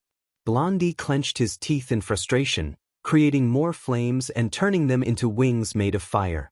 He flew towards me at considerable speed, charging a fireball in his hand, grinning as if victory was assured. I hadn't activated the boosted gear yet. I was thinking of using my RE moves first. Blondie was almost in my attack range. Tensing my leg muscles for a great boost, we were already at each other's throats, our attacks closing in. Stop! A chilling voice froze our movements. Blondie's fist was inches from my face, and my foot was near his crotch. It was an awkward position, and that voice belonged to Graphia. Both of you back off from each other. Fine. Obeying her command, we both backed off slowly. Everyone was shocked and slowly emerged from their hiding spots. Asia ran over to check if I was fine. Blondie sat on the couch opposite me. Rias, who's this rude low-class devil? Blondie asked, glaring. Glare all you want, that's all you can do. He's my pawn, Issei, Bucho replied. Bucho, is this your marriage partner? He looks terrible. What did you say, plebeian? Blondie was about to start again, but Graphia cleared her throat, and he sat back down, still glaring at me. Yes, he's Riser Phoenix, Bucho said, glaring back. A pure-blooded, upper-class demon and the third son of the Phoenix family, Graphia added. Riser grinned proudly, a smug expression on his face. What are you grinning about? You're still a stack full of nonsense, I thought to myself. Everyone settled down, but only Bucho and Riser took a seat on the couch while the rest of us stood away, as if avoiding a plague. Riser was sipping tea, looking far too pleased with himself. My Rias queen prepares quite the delicious tea, he said, his tone dripping with arrogance. What is there to be proud of? Thank you for the compliment, Akino-senpai replied, bowing slightly. Knowing her, she must have wanted to say something incredibly rude but chose to hold her tongue instead. Just cut it out already. Riser, I told you last time. I don't intend to marry you, Bucho interrupted, standing up to confront him. But Rias, the problems of my family can be solved without your family's help. I have no intention of dragging my family down, she asserted firmly. I could see Riser's irritation growing as he stood up and directed Bucho's chin, forcing her to look at him. Listen, Rias, I am the face of the Phoenix family. I cannot have you sully my honor. Honor? You're the lowest scum in history, you don't need to worry about that. I'll take you back to the underworld, Even if it means burning all your servants, Riser threatened, his voice low and menacing. Please calm down, Grafia interjected for the third time, her presence commanding attention. What is this woman made of? If you insist on your position, you're welcome to settle the issue with Riser-sama in a rating game, Grafia suggested. Riser turned to Bucho confidently. I've played the game many times and won many times as well.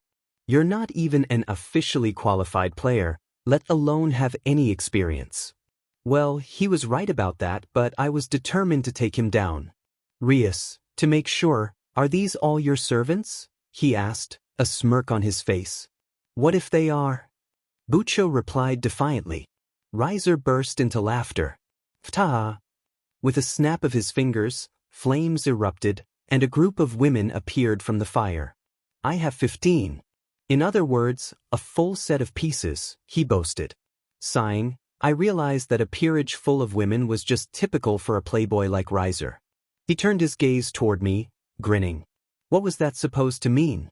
Oh, I see, he said, his tone mocking. What do you mean, I see? Yubaluna. Riser called.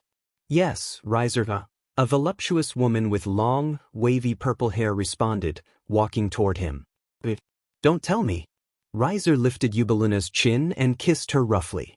The sight was disgusting, especially for Bucho, who was nearby. That was it. I grabbed an empty fire extinguisher. Disgusting freak. I shouted, throwing it at Riser's face with all my strength. He flew to the opposite side of the couch. Yubaluna turned to me, furious. How dare thee? Be gone! I yelled, tossing a spare fire extinguisher at her as well. Issei! Bucho reprimanded me, her voice sharp. I don't care, Bucho. He's literally kissing another woman when he has a fiancée. It's unforgivable. He's truly scum. My anger only fueled my determination to take that BSTRD down. Bucho, I said, trying to regain my composure. Whyas, she replied, blushing. Why was she blushing? Accept the offer, otherwise I won't calm down. All right. Grafia, we'll settle this with a rating game. Bucho finally agreed. Understood, Grafia replied, her tone professional. The women from Riser's peerage helped both him and Yubaluna, and I could see Riser's face burning, likely healing from the impact. He managed to stand up straight, glaring at me. You plebeian. You got lucky this time. We'll finish this in the rating game. With that, Riser and his peerage teleported away in a blaze. I walked away, still fuming, while everyone else looked concerned. Drag, I thought, seeking advice.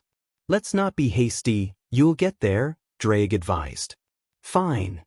I swore to beat that chicken to a pulp, no matter how many times he regenerated. Truth be told, the time given to the ORC was 10 days, so we were heading to the villa owned by Bucho's family.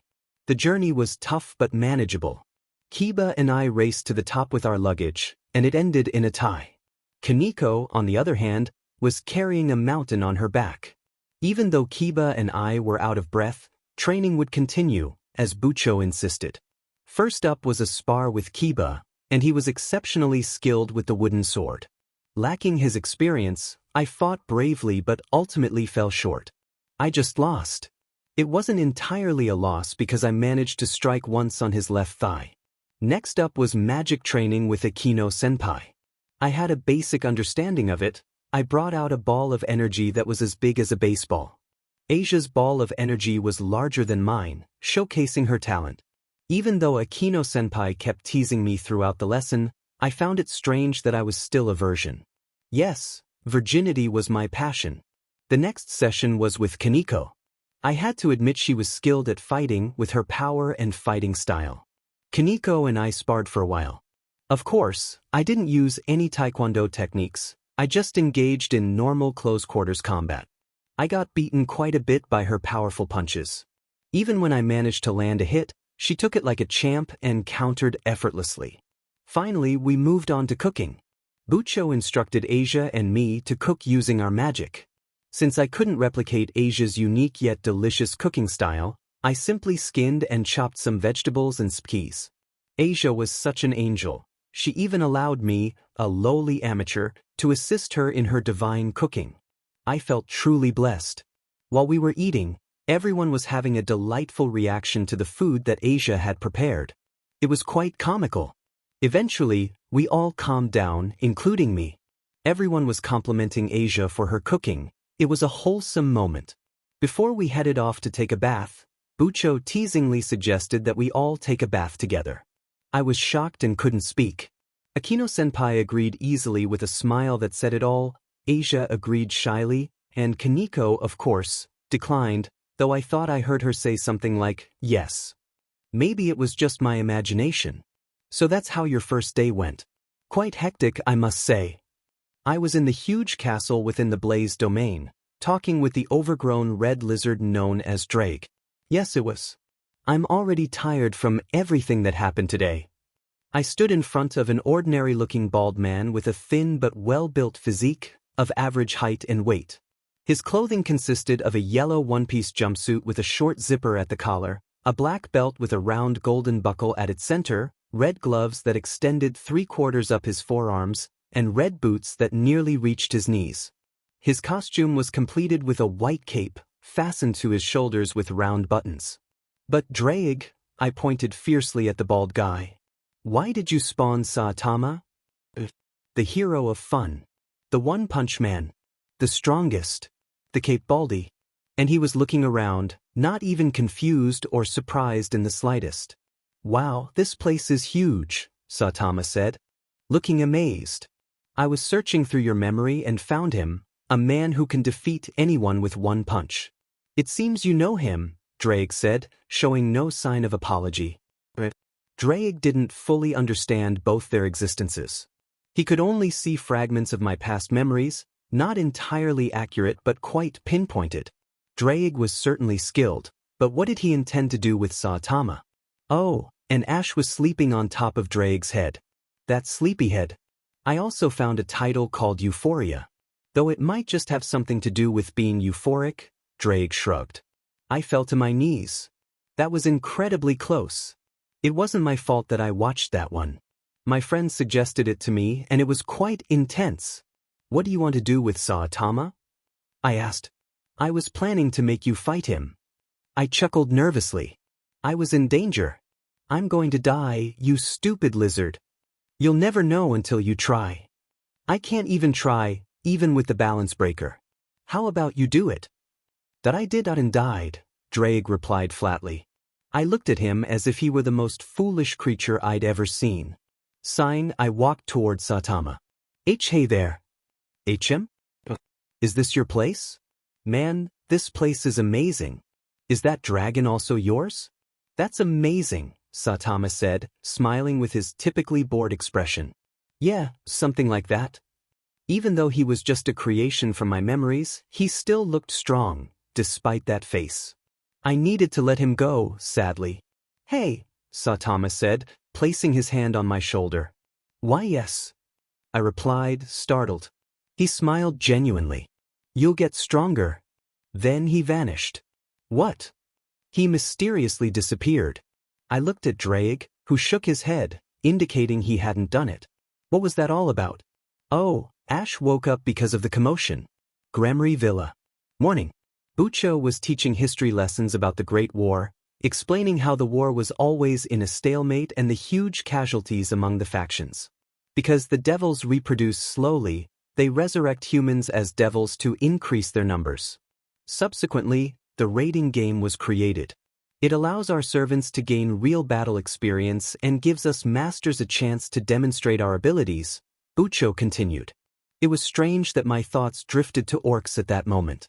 Currently, one's performance in these games has a huge influence on rank and position. Sigh, we should take a break now. I guess all of you are tired, Bucho finished with a smile. I'll go make some tea, Akino-senpai said as she stood up. I'll help you. Asia chimed in, following her.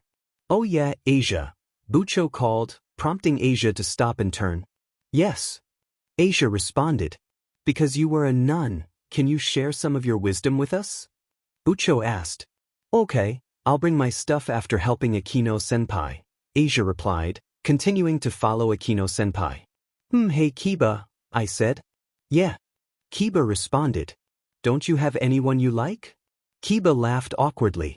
It's not that I don't have anyone I like, there's just no one on my radar, Kiba explained.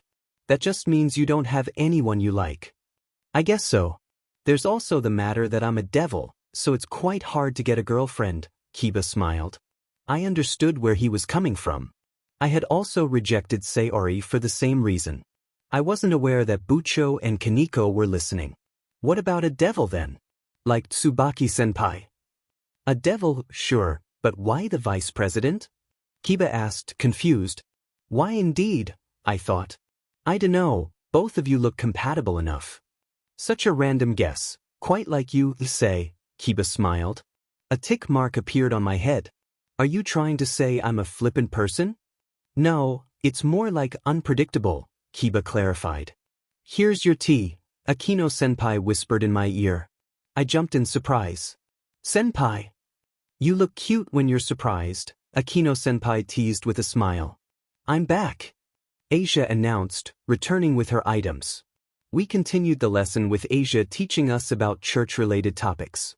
There are two key tools that an exorcist possesses. The first one is holy water. Demons like you should not touch it, Asia said, holding up a bottle of holy water.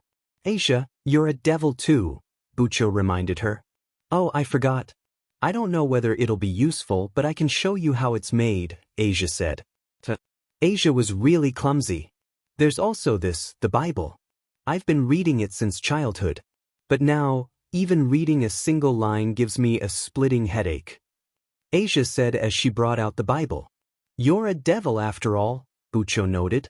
It's expected of a devil, Kiba added. A devil, Kaneko chimed in. It damages devils a lot. Akino-senpai concluded. I wanted to join in, but I didn't want to rub more salt in the wound. Asia pouted. But this passage is absolutely enlightening. It hurts.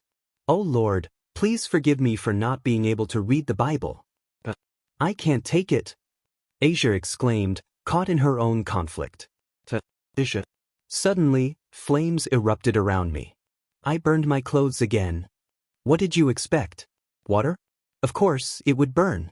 This experiment generates a lot of flames to adapt to the boosted gear. You will need a bit more practice until you can control the flames, Drake advised. I know that, geez. I need to go back to the villa and get some clothes, and maybe I'll sleep as well. I was outside and far from the villa, trying to adapt to my newest form. It took a toll on my clothes and my finances to keep experimenting, leaving me broke by the end of the month. I was beginning to understand how workers overspent their money and struggled to pay their monthly bills. It was extremely demeaning. Once inside the villa, I heard Bucho's voice. Sit. Why are you naked? I froze, a cold sweat breaking out. That I'm sleepwalking. Issei, no one sleepwalks and responds. Get changed, Bucho said firmly. I dashed to my room, hurriedly putting on my clothes. This was the first time I had forgotten to bring clothes, and it was also the first time someone had seen me walking around naked. I must have looked like an XHBTNST. I rushed back to where Bucho was. She was wearing a sheer nightgown and glasses, which was quite striking. How about you, Bucho? Why are you up so late? Come with me first, let's chat for a bit, Bucho smiled. Bucho and I made our way to the fairly big gazebo. So, were you planning our attack? You know I can just burst through there and destroy that chicken nugget, right? Bucho giggled. That would be an option as well, but you will be the trump card with your sacred gear. Akino, Kiba, Kaneko, and Asia are needed too. They need their battle experience, of course, Bucho explained. Well, of course, I would be there to save everyone from ORC, take down a few foes, and handle some tough situations. It was easier that way. But we're up against a phoenix here. You know what that is, right? The legendary beast known as the immortal bird. A devil who bears the name Phoenix is a marquee among the 72 pillars. He also has the same ability as the beast, immortality, Bucho said. Sheesh, you and your insecurities. We just talked that one night, and you're back to this state. Bucho pouted and it was cute. But it's the Phoenix, you know? He can't lose when he's immortal. He's strong. Not for long. Don't you trust your servants? Issei's room. With only an hour left until the game started, Issei felt a surge of excitement. He had improved significantly during the recent training days. His form had increased from 5 minutes to 15. It might not seem like much, but Drake had assured him that this was a considerable achievement, especially since it was just an experiment. He felt a sense of anticipation for a special someone today, but an ominous feeling crept up his spine, making him uneasy.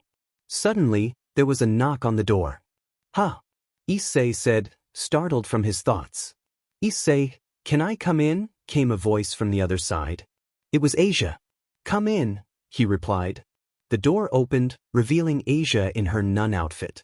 Her expression was a mix of discomfort and determination, and she seemed to be trying to hide her feelings. "I see you're wearing your nun attire," Issei commented. "Bucho said to dress in what we feel most comfortable, so I decided on this attire," Asia explained, her cheeks flushing slightly. "It fits you, by the way, as always." Thank you. Can I sit beside you?" Asia asked shyly. Issei patted the space next to him, inviting her over. Asia walked towards him, sat beside him, and hugged his arm, tightening her grip gently. "A scary fight is about to begin, right?" she asked. "Yeah. But I'll be fine as long as you're with me." "W will win, right?" she said, her eyes sparkling with hope. "That's a given, young lady." Issei smiled gently and patted her head, watching as she calmed down and smiled back. However, her grip on his arm tightened, making him acutely aware of the closeness between them. But he reassured himself that everything would be fine. ORC building. Midnight. Every member of the ORC was present, preparing for the battle. Sonakaishu had visited earlier for a brief discussion with Bucho, which had ended with both of them feeling more motivated due to their rivalry. Unfortunately, Sonakaishu had to return to the student council office to broadcast the game. Issei felt thankful for her visit, as it had lifted Bucho's spirits. Sonakaishu had also warned them about the potential for an unfair fight against the opposing team, which Issei felt somewhat responsible for, but he knew it was unavoidable. His knowledge would be crucial in saving his teammates who might have been sidelined due to the imbalance of the game. He needed all members active throughout the match, and he was confident that his form would manifest at the right moment. A magic circle appeared, glowing with familiar colors and runes. "Everyone, are you prepared?" Grafia inquired. "Yes, anytime," Bucho responded. "When it is about to start, you will be teleported to the battlefield." "B battlefield?" Asia asked, her eyes wide with curiosity. "An alternate space created just for this game. It disappears after each match, so you can run wild all you want," Akino-senpai explained, glancing at Issei with a mischievous smile. Issei felt a shiver run down his spine. "By the way, the demon lord Lucifer will be watching this fight as well," Grafia added, causing Bucho to sit up straighter in surprise. "Did I see him, my brother also?" Bucho replied, her voice steady. "Surzek's Lucifer, known as the Crimson Satan. That's her brother." Bucho became the heiress because her brother succeeded in becoming the Satan, Kiba explained. Issei knew better. Surzek's was quite the siscon. A magic circle with the Gremory crest appeared. "It's about time," Grafia announced. "Let's go," Bucho exclaimed. Everyone stepped onto the circle, preparing to be teleported. Issei opened his eyes to a new environment. "Nothing changed," Asia noted, looking around. "Everyone." A voice resonated through the air. "I am Grafia, servant of the Gremory family, appointed judge between the Gremory and Phoenix families. Taking Ryasama and Risersama's opinions into consideration, we prepared a replica of Kuro Academy, the school Ryasama attends in the human world, as the battlefield." Issei approached the window and opened it, confirming Grafia's words. It was indeed a replicated space, an alternate dimension, with a sky that looked different from their own. Ryasama's main base is the Occult Research Club room in the old school building. Risersama's main base is the principal's office in the new school building. Thus, pawns can be promoted when they manage to invade the enemy's school building, Grafia concluded. Easy enough, Issei thought. Kaneko handed him a small energy orb. HM? The magic this contains that it's linked. This is how we'll communicate on the battlefield, Bucho explained as her magic transceiver floated to her ear. How convenient, Issei remarked, watching as everyone attached their magical mini orbs to their ears, which disappeared after being secured. The game begins now, Grafia declared. Despite her announcement, neither side rushed to attack immediately. Instead, they began strategizing, discussing the best and most efficient plans while considering the positions of their teammates. Issei suggested locations that would allow him to move quickly between places, making his job easier. Yudo, Kaneko, go set up traps in the forest, Bucho instructed. Yes, ma'am. Kiba replied. Roger. Come, Shiro, Kaneko summoned. Meow. We'll be going then, Kiba said as they left the building. Akino, once the traps are set, use illusionary magic on the forest and the sky above it, Bucho ordered. As you wish, Akino replied before departing. That left Asia and Issei alone. Bucho, I'll head to the designated spot now, Issei said, preparing to leave. Wait, Bucho called. Bucho sat on the couch, patting her thigh invitingly. Come here, she said in a soft voice. Issei hesitated, feeling heat rise to his cheeks. What? Come here already. He walked over to Bucho, sat on the couch, and laid his head on her lap. His face felt hot, and he couldn't help but blush. Even just resting his head there, he could tell her thighs were soft and comforting. He shook his head, trying to clear his thoughts. Wait a minute. Was this what it felt like to be so close to her? I just lost 2 virginities in one day. Oh wait, it's midnight, which means it was yesterday that I lost that particular virginity. Why am I so serious about this specific subject? I'm going crazy from this lap pillow. Issei, I'll release the spell cast upon you fully, Bucho said. Spell? Is she talking about? Remember, I told you I spent 8 pawns to resurrect you? Yeah. Right after resurrecting your body, while strong and well-built, it still hasn't reached the point where you can handle the power. So, I had to lock up half of it, Bucho explained. So, wait, I just used 50% of my real power? How insane is that? I can see Asia pouting across from us. The reason I'm telling you this is because I'm going to unlock your inherent power. Also, it will sting a little, Bucho said, concerned. It's fine. I'm ready. Bucho nodded and gently placed her palm on my head. This is more than a sting. I'm clutching my chest to slightly relieve the pain. However, the pain wasn't unbearable, but it still hurt. I can feel power growing within me, intoxicating me. But I can feel Bucho's comforting thigh that I'm currently laying on, and I started to calm down. I guess what people say is true. Thick thighs save lives. Asia, Bucho called. On it. Asia ran towards me and began to heal me. The green warm light is refreshing. It's making me sober up. Bucho, can you hear me? Akino-senpai asked. Yes, I hear you. The preparations are complete. I sat up to avoid future pain. I met up with Kaneko outside the base. Her black fighters. Gloves looked cute with pink cat paw prints on the upper palm. We both nodded to each other and started to head to our destination. Now, let's kick his butt, Bucho exclaimed. The gymnasium. Kaneko and I entered the gym from behind the building, confirming our destination was correct. On the stage, I could sense multiple individuals on the open court behind the curtains. I know you're there, Gremory servants. No use hiding, huh? Kind of expected that, actually. Kaneko and I came out of hiding. The rook and the charming Ponha. The one who spoke was a well-endowed young woman of Chinese descent with shoulder-length black hair and blue-green eyes. Her hair was styled in 2 Chinese-style buns on both sides of her head, while the front featured bangs that formed a slight V-shape across her forehead. Her outfit consisted of a navy blue qipao with gold accents, a white sash around her stomach, and black, low-heeled shoes. The qipao was open at the chest area, revealing her figure. She also wore black arm guards over her forearms. I caught a glimpse from the gap between the lower half of her qipao. It was bare. My name is Xuelon, a rook. I can feel a sense of kinship towards her, maybe because we're both martial artists? Anyway, I noticed one other girl. That girl. I mirror upon. This story features a young girl with blue hair and light brown eyes. Her hair is styled with 4 short ponytails, 2 pointing up and 2 pointing down. The front of her hair has split bangs across her forehead, with side bangs framing her face. She wears a white haori with a red obi under a red happy coat, along with bandages on her forearms and shins, and black guards over her hands. For footwear, she wears zori. This girl is supposed to be the one who's going to challenge me, but I'm determined to win. I'm the pawn, one of the girls exclaimed.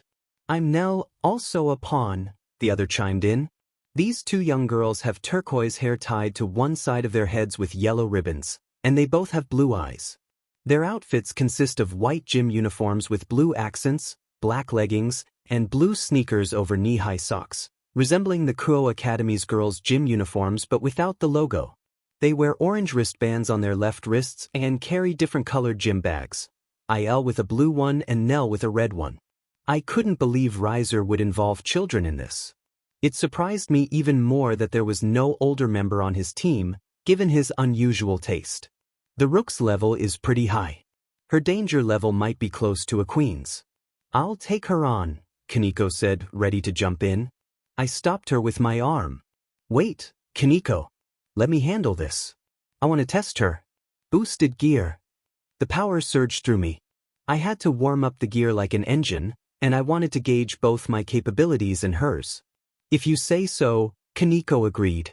Just watch out for chainsaws. Wah. Let's go. I jumped down and dashed forward, Kaneko following closely behind as we began our assault. Gaining enough speed, I flipped forward and delivered a straight kick. Shuelon managed to deflect it with her arms but still felt the impact. I jumped back to create some distance. You're actually pretty good, I complimented. Hey thanks, your kick was strong too, Shuelon replied, shaking her arms to ease the pain. Shall we continue? I asked. Shuelon clenched her fist. We shall. She charged at me quickly, throwing a punch that I dodged. She followed up with a knee kick that I blocked with crossed arms, but the force pushed me back. Shuelon continued her assault with fiery punches and kicks. I dodged some and blocked others. An opening. I saw my chance and kicked from the right side, but she caught my leg and redirected my momentum. I was spinning too much for my own good. She must have left that opening intentionally. She was skilled, I had to admit. Ha weawa, she shouted as she threw me away with considerable force. I landed on my toes, regaining my balance, but I was done playing around. I'm pretty disappointed, Shuelon, I said, sighing. What are you talking about? She asked, visibly confused but still in a fighting stance. I glanced at Kaneko's battle. Her clothes were being torn apart by the twins wielding chainsaws. I turned my attention back to Shuelon. Why did you join Riser? Why are? I raised my hand to stop her. You know what? Don't say anything. Your potential as a martial artist could have made you stronger than you are now, but instead, you joined him. You're wasting your potential. It would have been a great fight if we had met under different circumstances. But fate can be cruel. It's time to end this, I declared. Shuelon tightened her fighting stance, preparing for what was about to happen. Good call, but my speed was unmatched compared to her current abilities. She narrowed her eyes as I disappeared in a blur, searching for me. Renewal Taekwondo, X. I leaped up, landing on the roof before diving straight down like a bullet. She looked up, shocked, trying to redirect my attack, but it was too late. Greawa. Boom. A direct hit sent her disappearing in particles of light. Riser-sama's rook, knockout, Grafia announced. Issei senpai, the plan, Kaneko reminded me. Forget this one. Let's have a Kino senpai conserve her energy. Also, tell Bucho about it, I instructed. Kaneko nodded and conveyed the message to Bucho. Just this once, Issei, Bucho agreed. Alright, let's clean it up. On second thought, I'll finish it. Here, Kaneko, take this. I handed her my school blazer to cover herself, unaware that she was slightly blushing.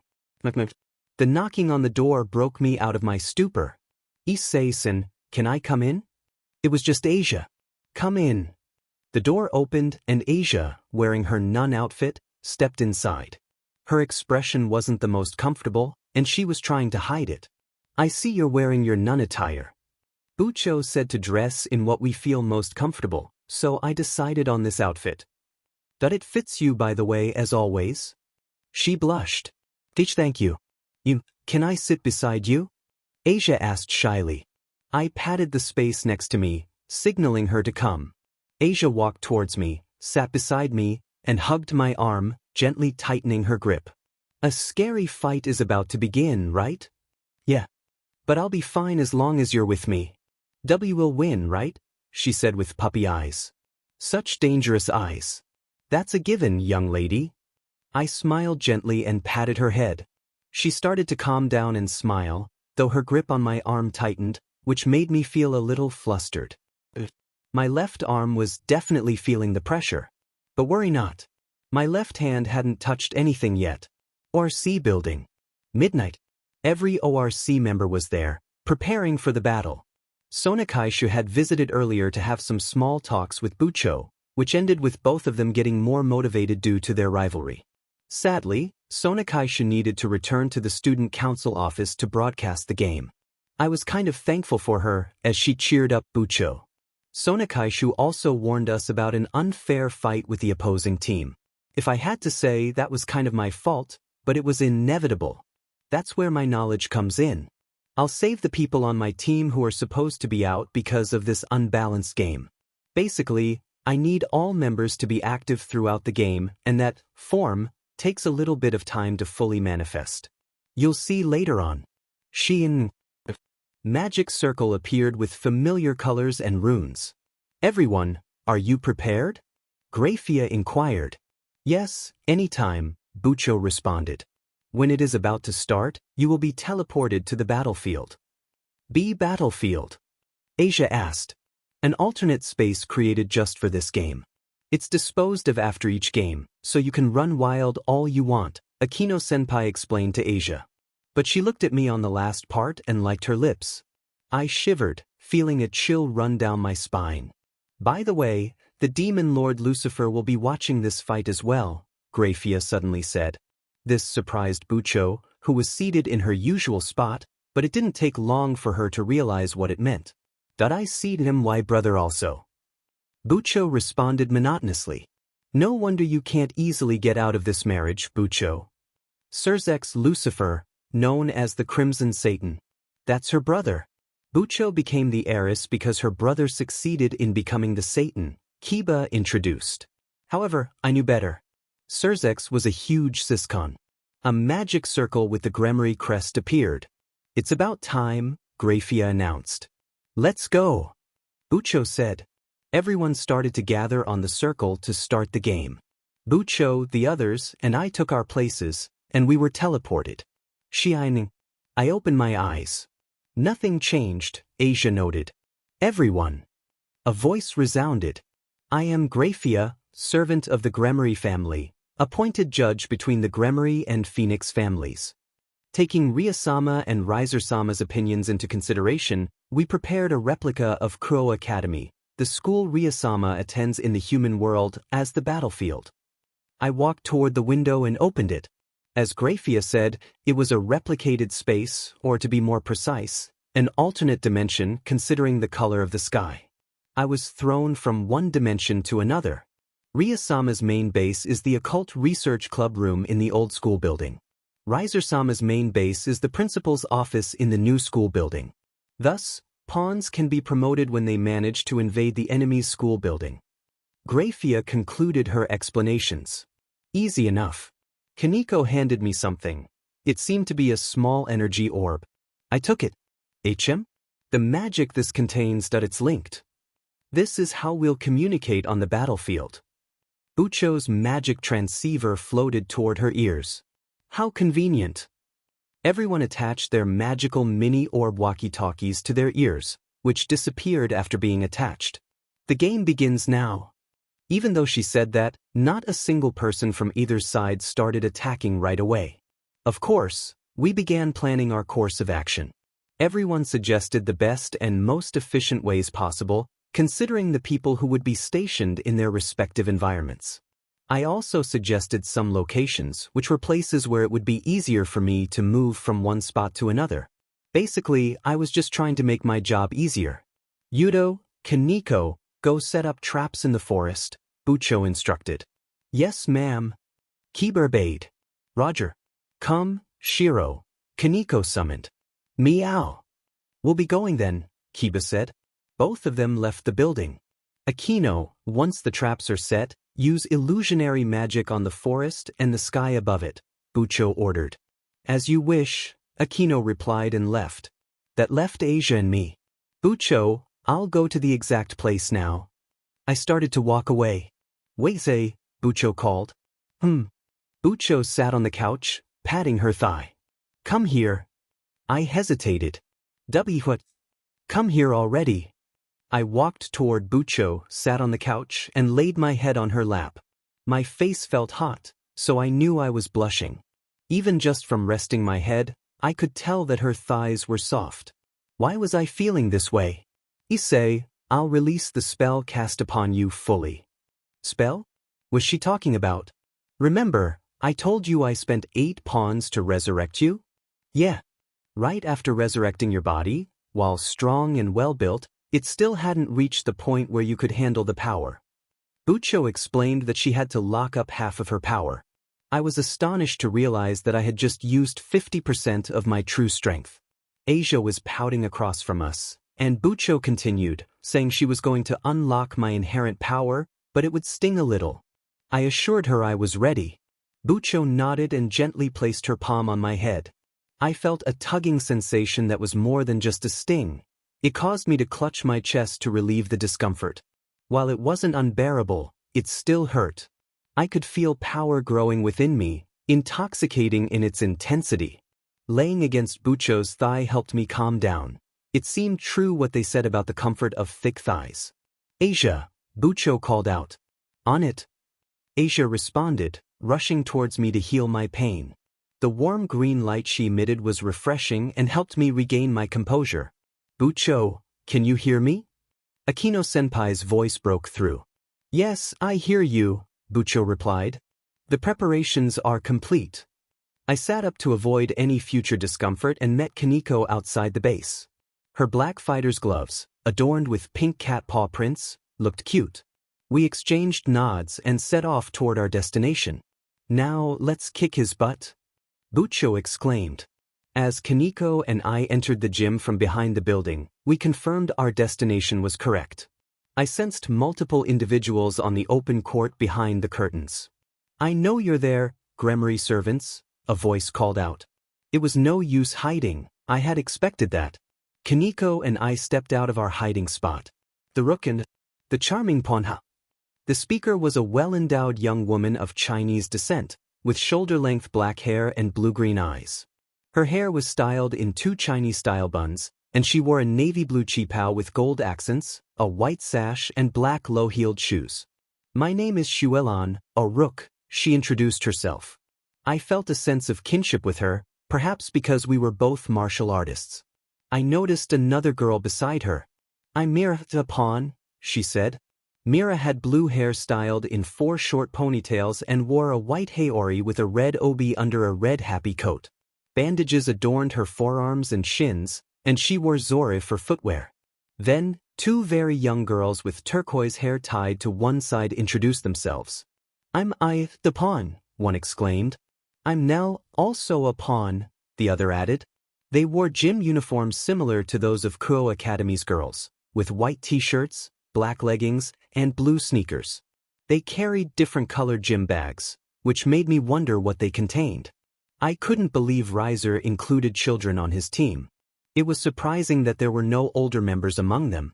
The Rook's level is pretty high. Her danger level might be close to a queen's. I'll take her on, Kaneko declared. Before she could jump in, I stopped her with my arm. Wait, Kaneko. Let me have it her, I'll try to do a test. Boosted gear.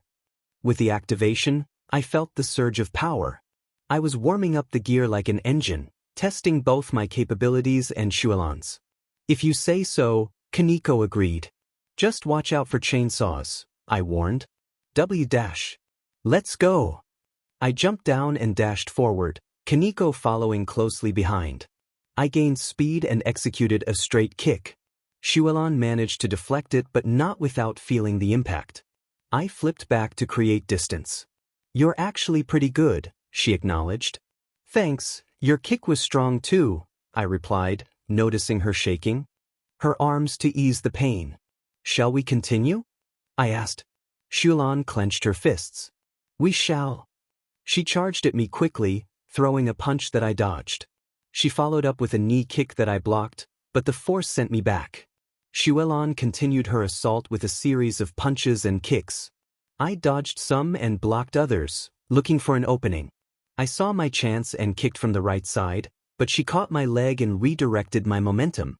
I was spinning too much, realizing she had left that opening intentionally. Ha weawa, she shouted as she threw me away with force. I landed on my toes, regaining my balance. I'm pretty disappointed, Shuelon, I said with a sigh. What are you on about? She asked, confusion evident in her fighting stance. I glanced at Kaneko's battle, noticing her clothes were getting torn from the twins wielding chainsaws.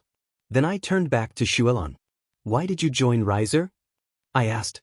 Why air dash? I raised my hand to stop her. You know what? Don't say anything. Your potential as a martial artist could have made you stronger than you are now. Instead, you joined that man, wasting your potential.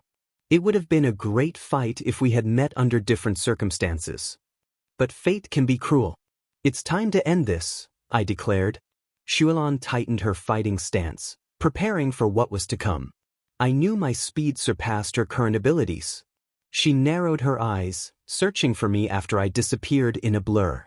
Renewal Taekwondo, X. I leaped up onto the roof before diving straight down like a bullet. She looked up, shocked as I prepared to strike. But it is already too late.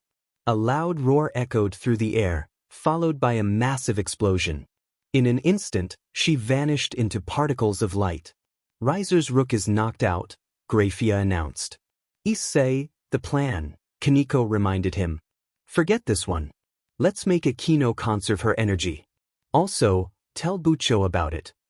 Kaneko nodded and informed Bucho of what had happened. Just this one time, Issei, Bucho accepted. Alright, let's clean it up. On second thought, I'll finish it. Here, Kaneko, take this. He handed her his school blazer to cover herself, unaware that she was slightly blushing. Thank you, Issei-senpai, Kaneko said gratefully. No problem. The opponents were preparing for their next move. Riser's 3 pawns are knocked out, Grafia announced. That was fairly easy, but they were still outnumbered. He hoped Riser was feeling the pressure. Good job, Issei. Prepare for the next phase of the plan, Bucho said. Kaneko. We're to meet up with Yuto around the track field and eliminate the enemies in the area, Kaneko explained. Knowing Yuto, he was more than capable of handling the task. Let's hurry. Kaneko nodded and ran ahead. Wait a minute. He felt a sudden rush. He dashed rapidly toward Kaneko and grabbed her just in time. An explosion erupted from where Kaneko had been standing. He looked up to see Yubaluna flying in the air, visibly frustrated. Riser really thought he could pull that off. The game had just begun. Issei's room. With only an hour left until the game starts, Issei was filled with anticipation. He had improved significantly during his recent training, managing to extend his form from 5 minutes to 15. While it might not seem like much, Drake had assured him that this was a considerable achievement, especially since it was just an experiment. He felt a sense of excitement, particularly because he could use it for a special someone.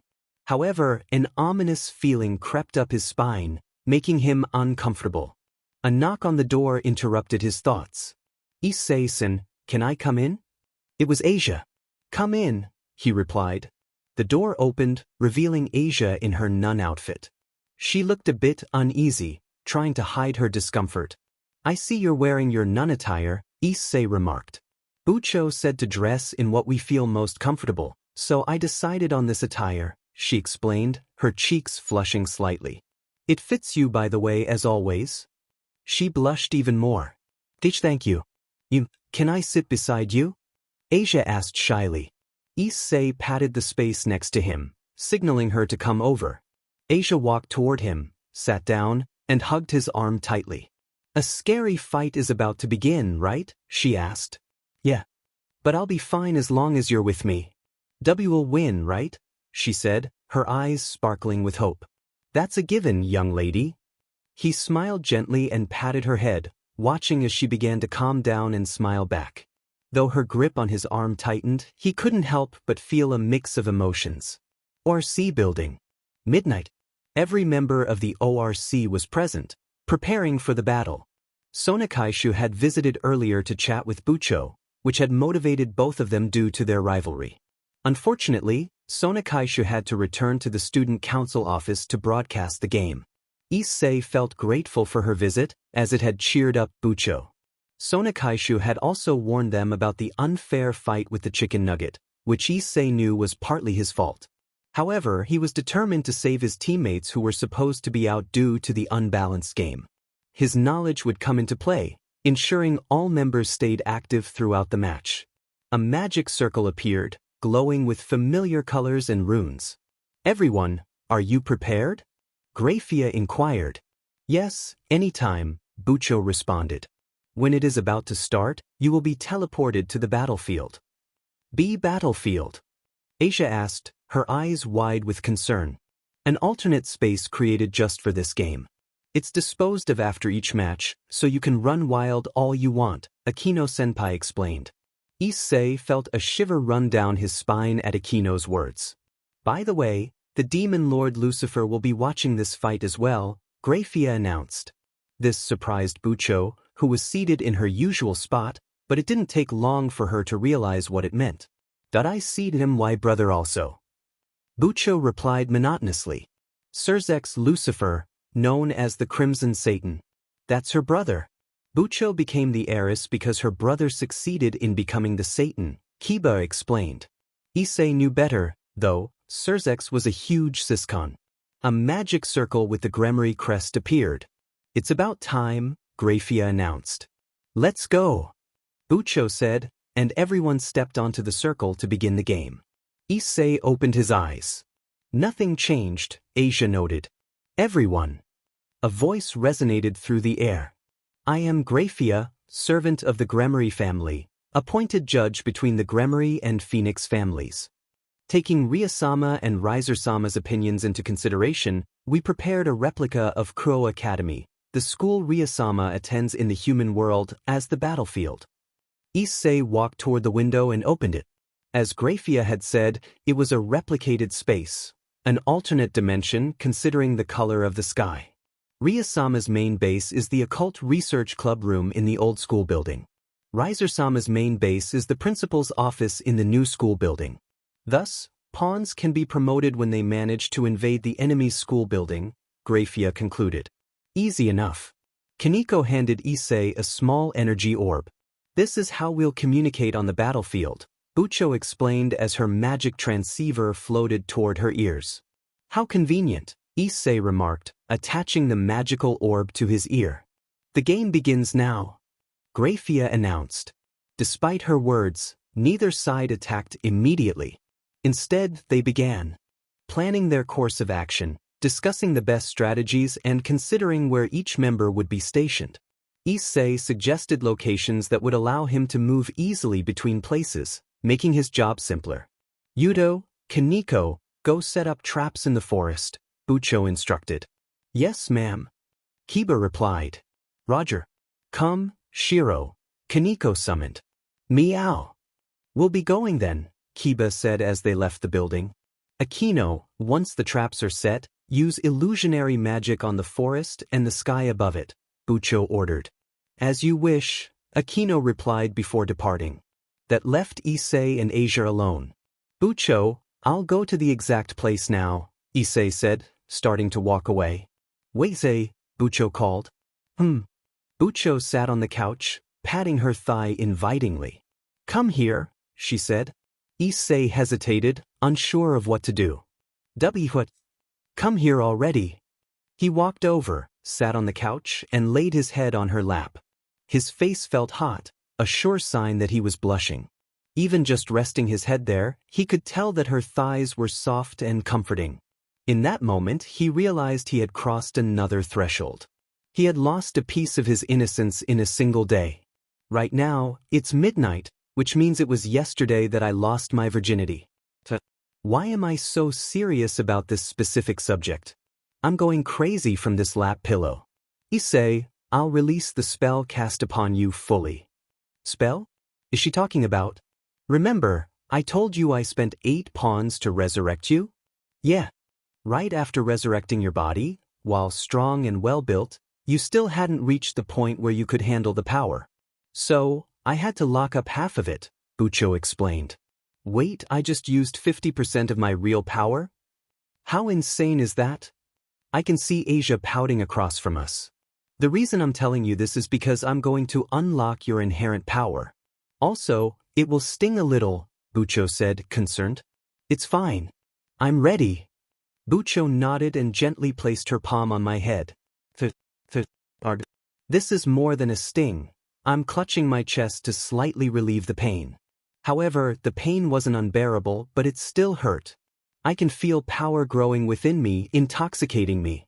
But I can feel Bucho's comforting thigh that I'm currently laying on, and I started to calm down. I guess what people say is true. Thick thighs save lives. Asia. Bucho called. On it. Asia ran towards me and started to heal me. The green warm light is refreshing. It's making me sober up. Bucho, can you hear me? It's Akino-senpai. Yes, I hear you. The preparations are complete. I sat up to avoid future pain. I met up with Kaneko outside the base.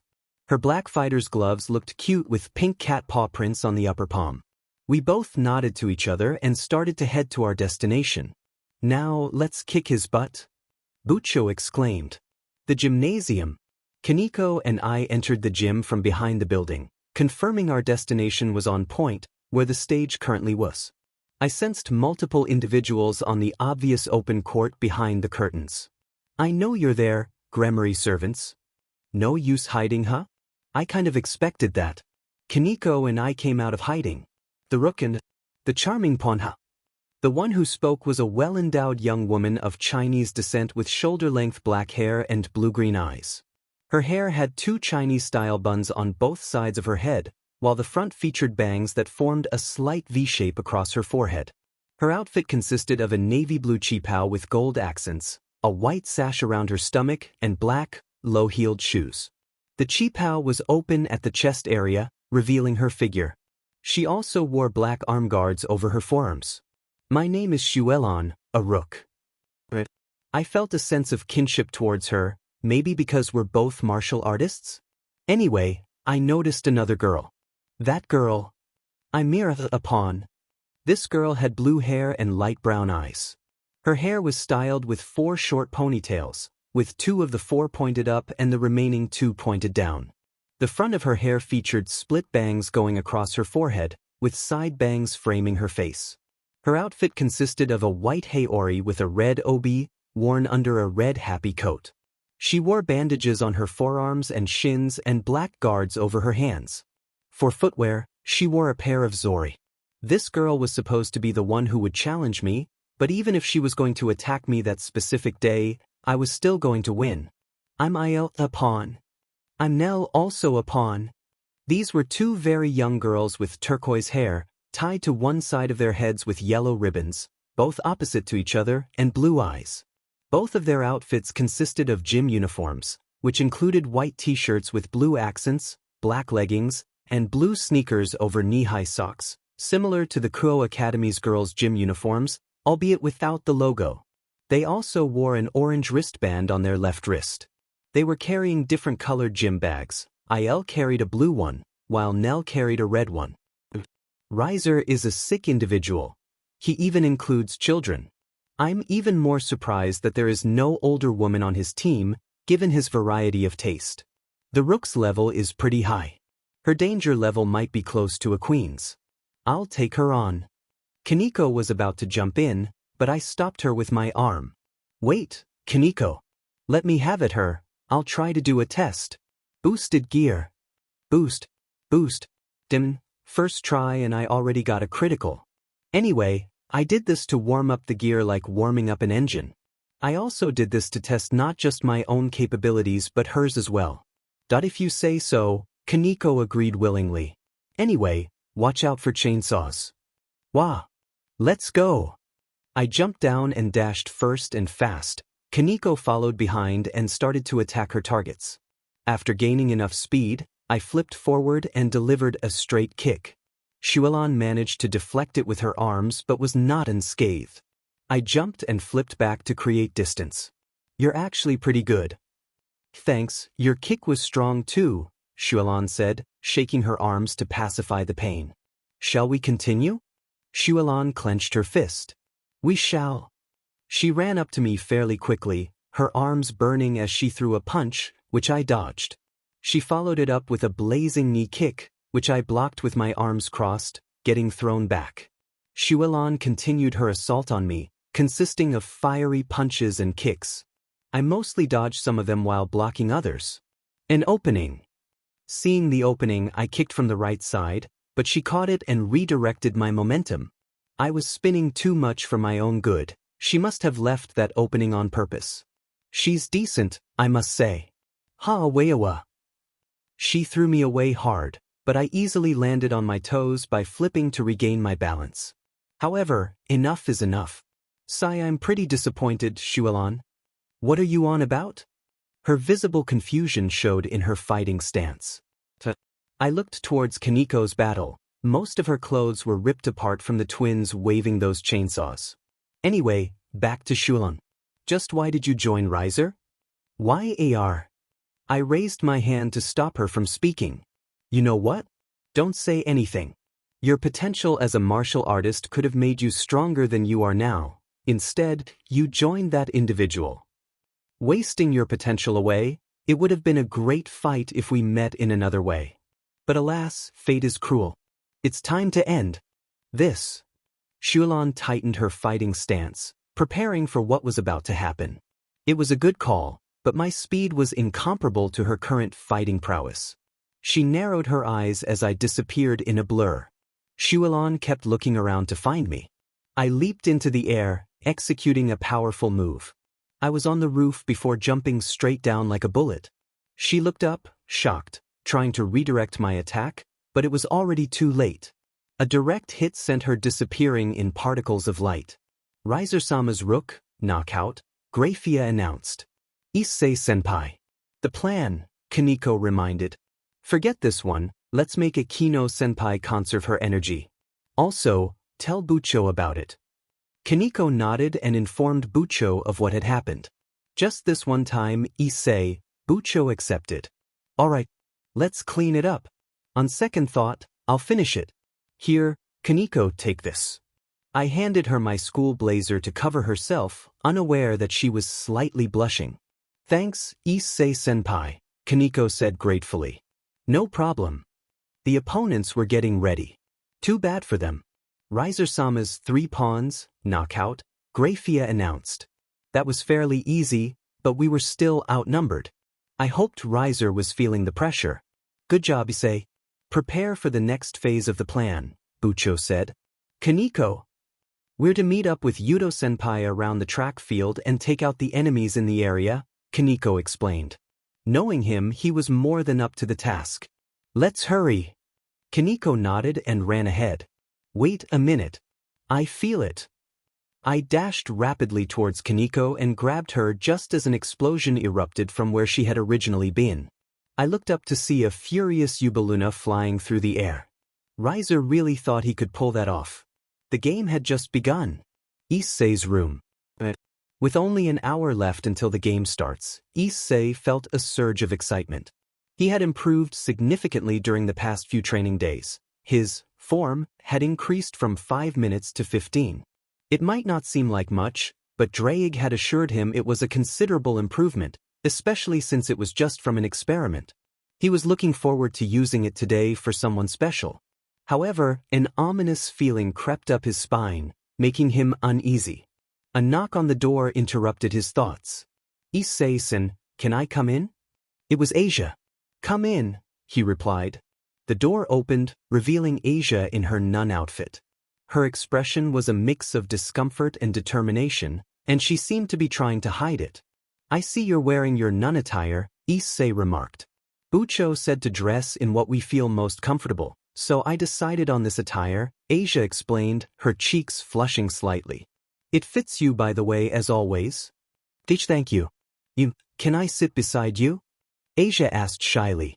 Issei patted the space next to him, inviting her over. She walked toward him, sat down, and hugged his arm tightly. A scary fight is about to begin, right? She said, her eyes wide with concern. Yeah. But I'll be fine as long as you're with me. W will win, right? She said, looking at him with hopeful eyes. That's a given, young lady. He smiled gently and patted her head, watching as she began to relax and smile back. However, her grip on his arm tightened, making him acutely aware of the closeness between them. Meanwhile, at the ORC building it was midnight. All members of the ORC were present, preparing for the battle. Earlier, Sonakaishu had visited to chat with Bucho, which had motivated both of them in their rivalry. Unfortunately, Sonakaishu had to return to the student council office to broadcast the game. Issei felt thankful for her visit, as it had cheered Bucho up. Sonakaishu had also warned them about an unfair fight with the opposing team, which Issei felt partially responsible for. It was unavoidable, but he was determined to use his knowledge to help his team.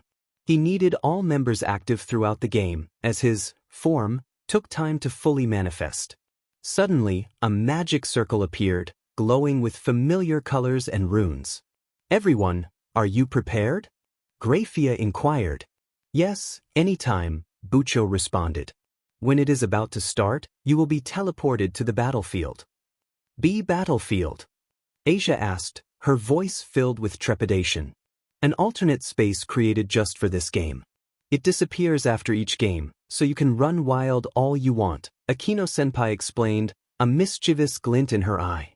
Issei felt a shiver run down his spine at her tone. By the way, the demon lord Lucifer will be watching this fight as well, Grafia announced.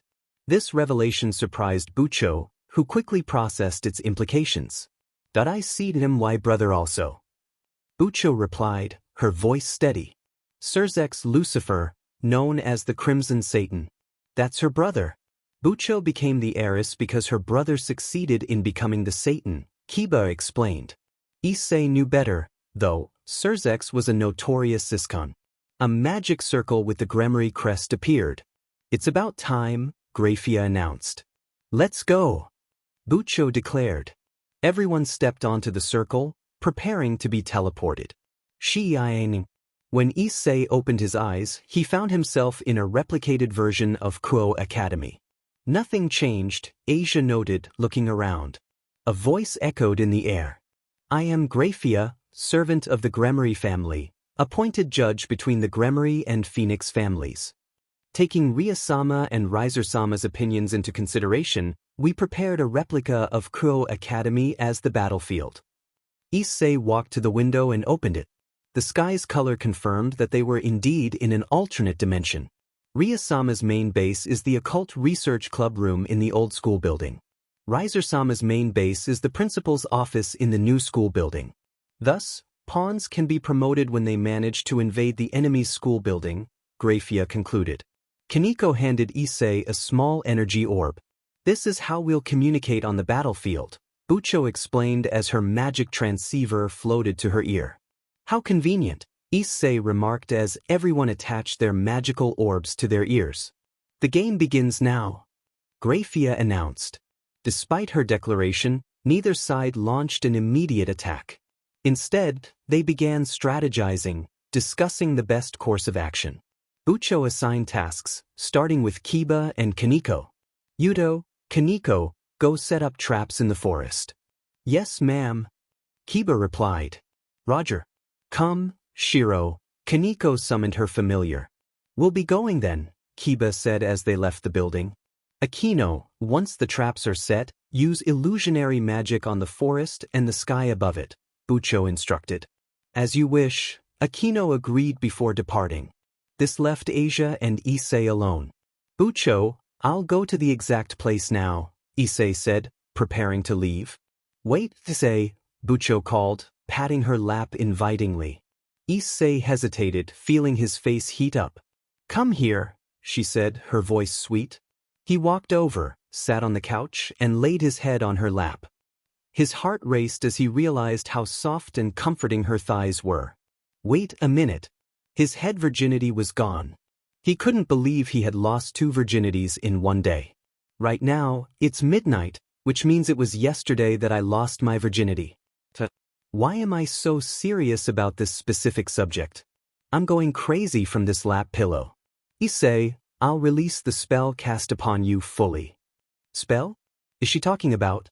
Remember, I told you I spent 8 pawns to resurrect. You? Yeah. Right after resurrecting your body, while strong and well-built, it still hasn't reached the point where you can handle the power. So, I had to lock up half of it, Bucho explained. Wait, I just used 50% of my real power? How insane is that? Oh, I can see Asia pouting across from us. The reason I'm telling you this is because I'm going to unlock your inherent power. Also, it will sting a little, Bucho said, concerned. It's fine. I'm ready. Bucho nodded and gently placed her palm on my head. This is more than a sting. I'm clutching my chest to slightly relieve the pain. However, the pain wasn't unbearable, but it still hurt. I can feel power growing within me. It's intoxicating. But I can feel Bucho's comforting thigh that I'm currently laying on, and I started to calm down. I guess what people say is true. Thick thighs save lives. Asia, Bucho called. On it. Asia ran towards me and began to heal me. The warm green light is refreshing. It's making me sober up. Bucho, can you hear me? It's Akino-senpai. Yes, I hear you. The preparations are complete. I sat up to avoid future pain. I met up with Kaneko outside the base. Her black fighter's gloves look cute with pink cat paw prints on the upper palm.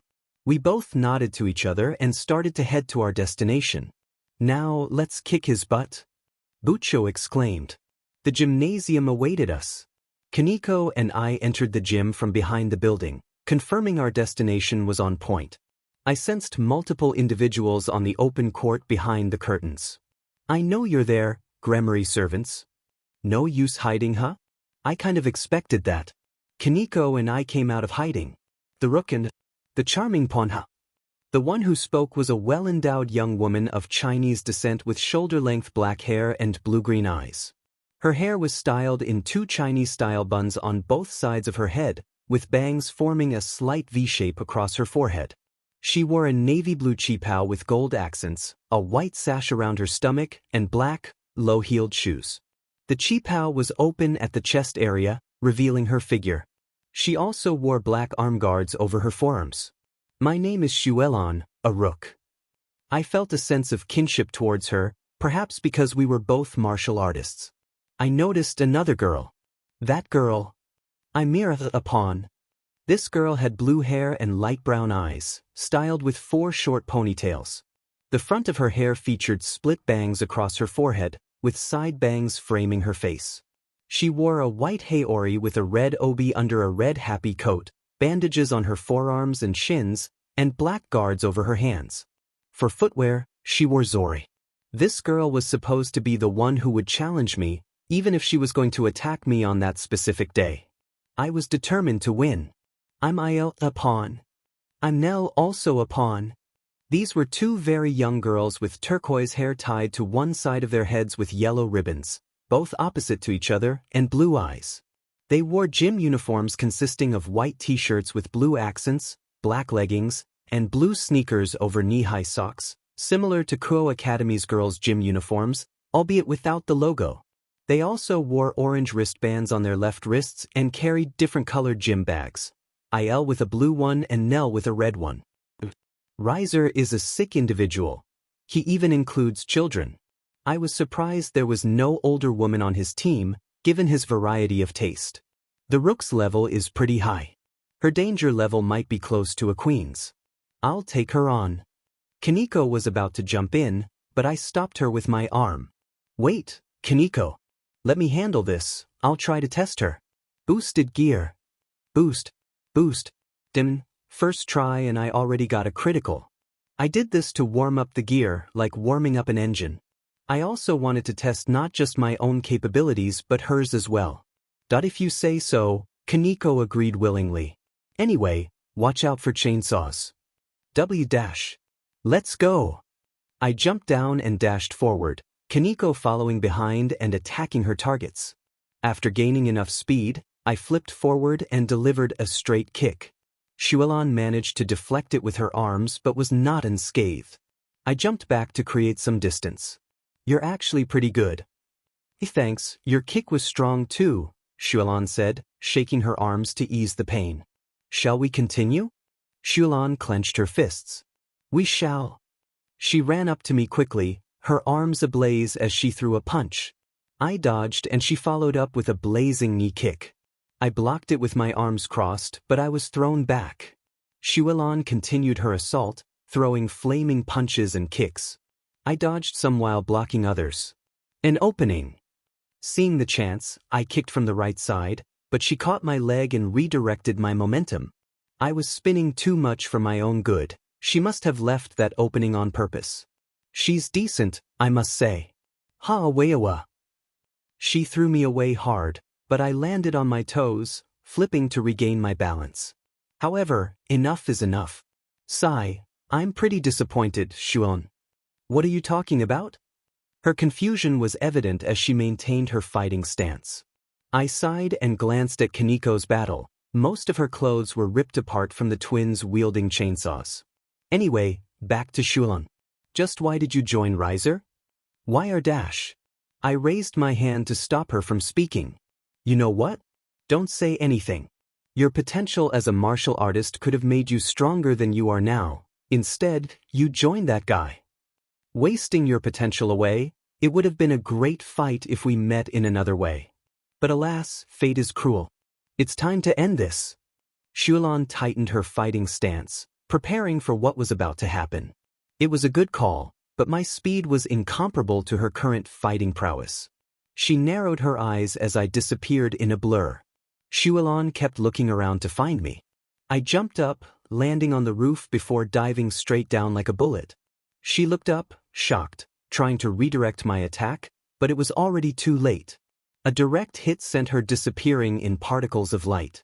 Riser-sama's rook, knockout, Grafia announced. Issei senpai. The plan, Kaneko reminded. Forget this one, let's make a Kino senpai conserve her energy. Also, tell Bucho about it. Kaneko nodded and informed Bucho of what happened. Just this one time, Issei, Bucho accepted.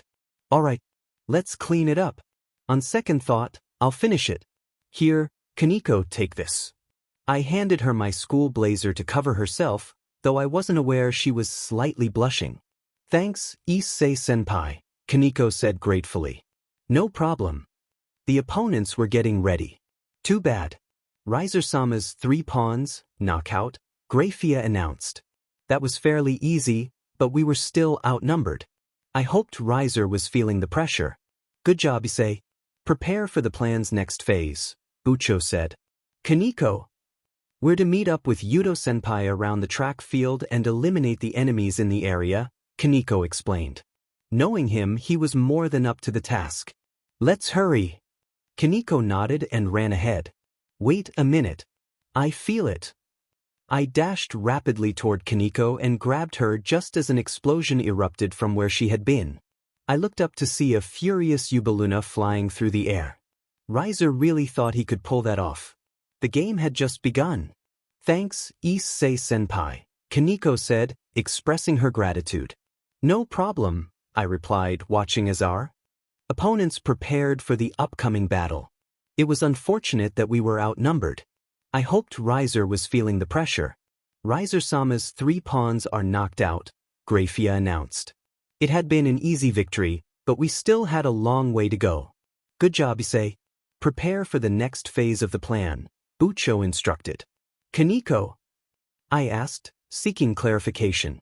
We're meeting up with Yudo-senpai at the track field to eliminate the enemies in the area, Kaneko explained. I knew he was more than capable of handling the task. Let's hurry. I urged, and Kaneko nodded before sprinting ahead. I had to catch up. Suddenly, I felt a surge of energy. I dashed toward Kaneko and grabbed her just in time. An explosion erupted where Kaneko had just been standing. I looked up to see Yubaluna, clearly furious and frustrated. Riser really thought he could get away with that. The game had just begun. In Issei's room that night, I was counting down the hours until the game started. I couldn't wait to take on some opponents. I had improved significantly during our training sessions. My form had increased from 5 minutes to 15, which may not seem like much, but Drake assured me it was a considerable improvement. I had a feeling I could use it today for someone special. Still, an ominous feeling crept over me, making me uneasy. Anger is an emotion characterized by hostility towards someone or something perceived as having wronged you. However, anger comes in various forms unique to each individual. The most common response is to act physically in a fit of rage. Of course, anger can be controlled, and when managed properly, it can be a powerful motivator for finding solutions to problems. At least, that's what my master taught me. Why was I reflecting on this now? Simple. Aya. My blazer uniform had been destroyed in the explosion. While saving Kaneko from the impending blast, my blazer had fallen from her grip due to the sudden movement. So, it was partially my fault. But who caused the explosion? You just destroyed my favorite limited edition blazer uniform of KOH Academy. I shouted at Yubaluna, who seemed unfazed. What? She replied, her nonchalance infuriating me further. I was so angry that I began stomping the ground, pouting. Everyone around me had sweat-dropped expressions. Even those watching the broadcast were laughing or face-palming. I was oblivious to the situation because of my anger. Issei, calm down. I'll buy you a new one, Bucho said, her voice cutting through my frustration. A new favorite limited edition blazer uniform of Crow Academy? I stammered, hope igniting within me. Sure? Jay, just don't forget the plan, alright? She replied. I felt like the happiest person alive at that moment, and I would get a new blazer too. Just imagining that cool black color made me excited. Hee blazer. Senpai. Look out. Kaneko shouted as she pushed me out of the way. Another explosion rocked the area. Senpai, Kaneko said, now on top of me. I felt my face heat up, and her annoyed expression only added to my embarrassment. What? I managed to ask. Nothing. Let's go, she said, helping me to my feet. I coughed to clear the awkwardness and turned my attention back to Yubaluna. You're going to pay for that, Yubaluna. No matter how hard you fight, you can't win, she said confidently, a smirk on her face. Says the one who was knocked out by a flying fire extinguisher. I shot back. Why, you little? She yelled, pointing her staff at me. I was ready this time, taking my fighting stance as she prepared her spell. Era. Suddenly, Akino-senpai swooped in between us, hovering gracefully with her wings. I recognized that voice immediately. Akino-senpai. Best surprised. I'll deal with her, so hurry along now, you need not to worry, Fufu, she said, her presence sending shivers down my spine. My fellow companions, whom I called the Council of Virginity, were with me on this one. Our motto was, once a virgin, always a virgin. I wasn't sure how that worked, but it sounded cool. Are you sure? Kaneko asked, her eyes glinting with mischief. Yes, I'll be fine. I might get to have some fun after all, I replied, recognizing the determination in her gaze. Let's go, senpai. Kaneko pulled me toward our next destination. Watch out, senpai. She plays dirty. Era, is that right? Akino's voice floated through the air, even though we were already quite a distance away. I wanted to fight you someday, Priestess of Thunder, Yubaluna declared, her tone filled with challenge. Era, I'm quite honored, Bomb Queen, Akino responded, her voice teasing. Bomb Queen? More like a troublesome rival. Riser-sama's 3 pawns are knocked out, Grafia announced. 3? Oh, Kiba must have finished off the assault team. Speaking of which, he was waiting nearby. Kaneko and I approached him, relieved to see a familiar face. Hey, Kiba greeted us with a smile. Those announcements must have been from your side? Kaneko inquired. It was rather easy, thanks to Akino-senpai's barrier, he replied, still smiling. Still, you were quite good, I added, and we both high-fived.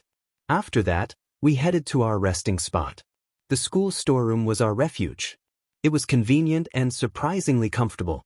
Kiba began to review our plan, and Kaneko and I joined in.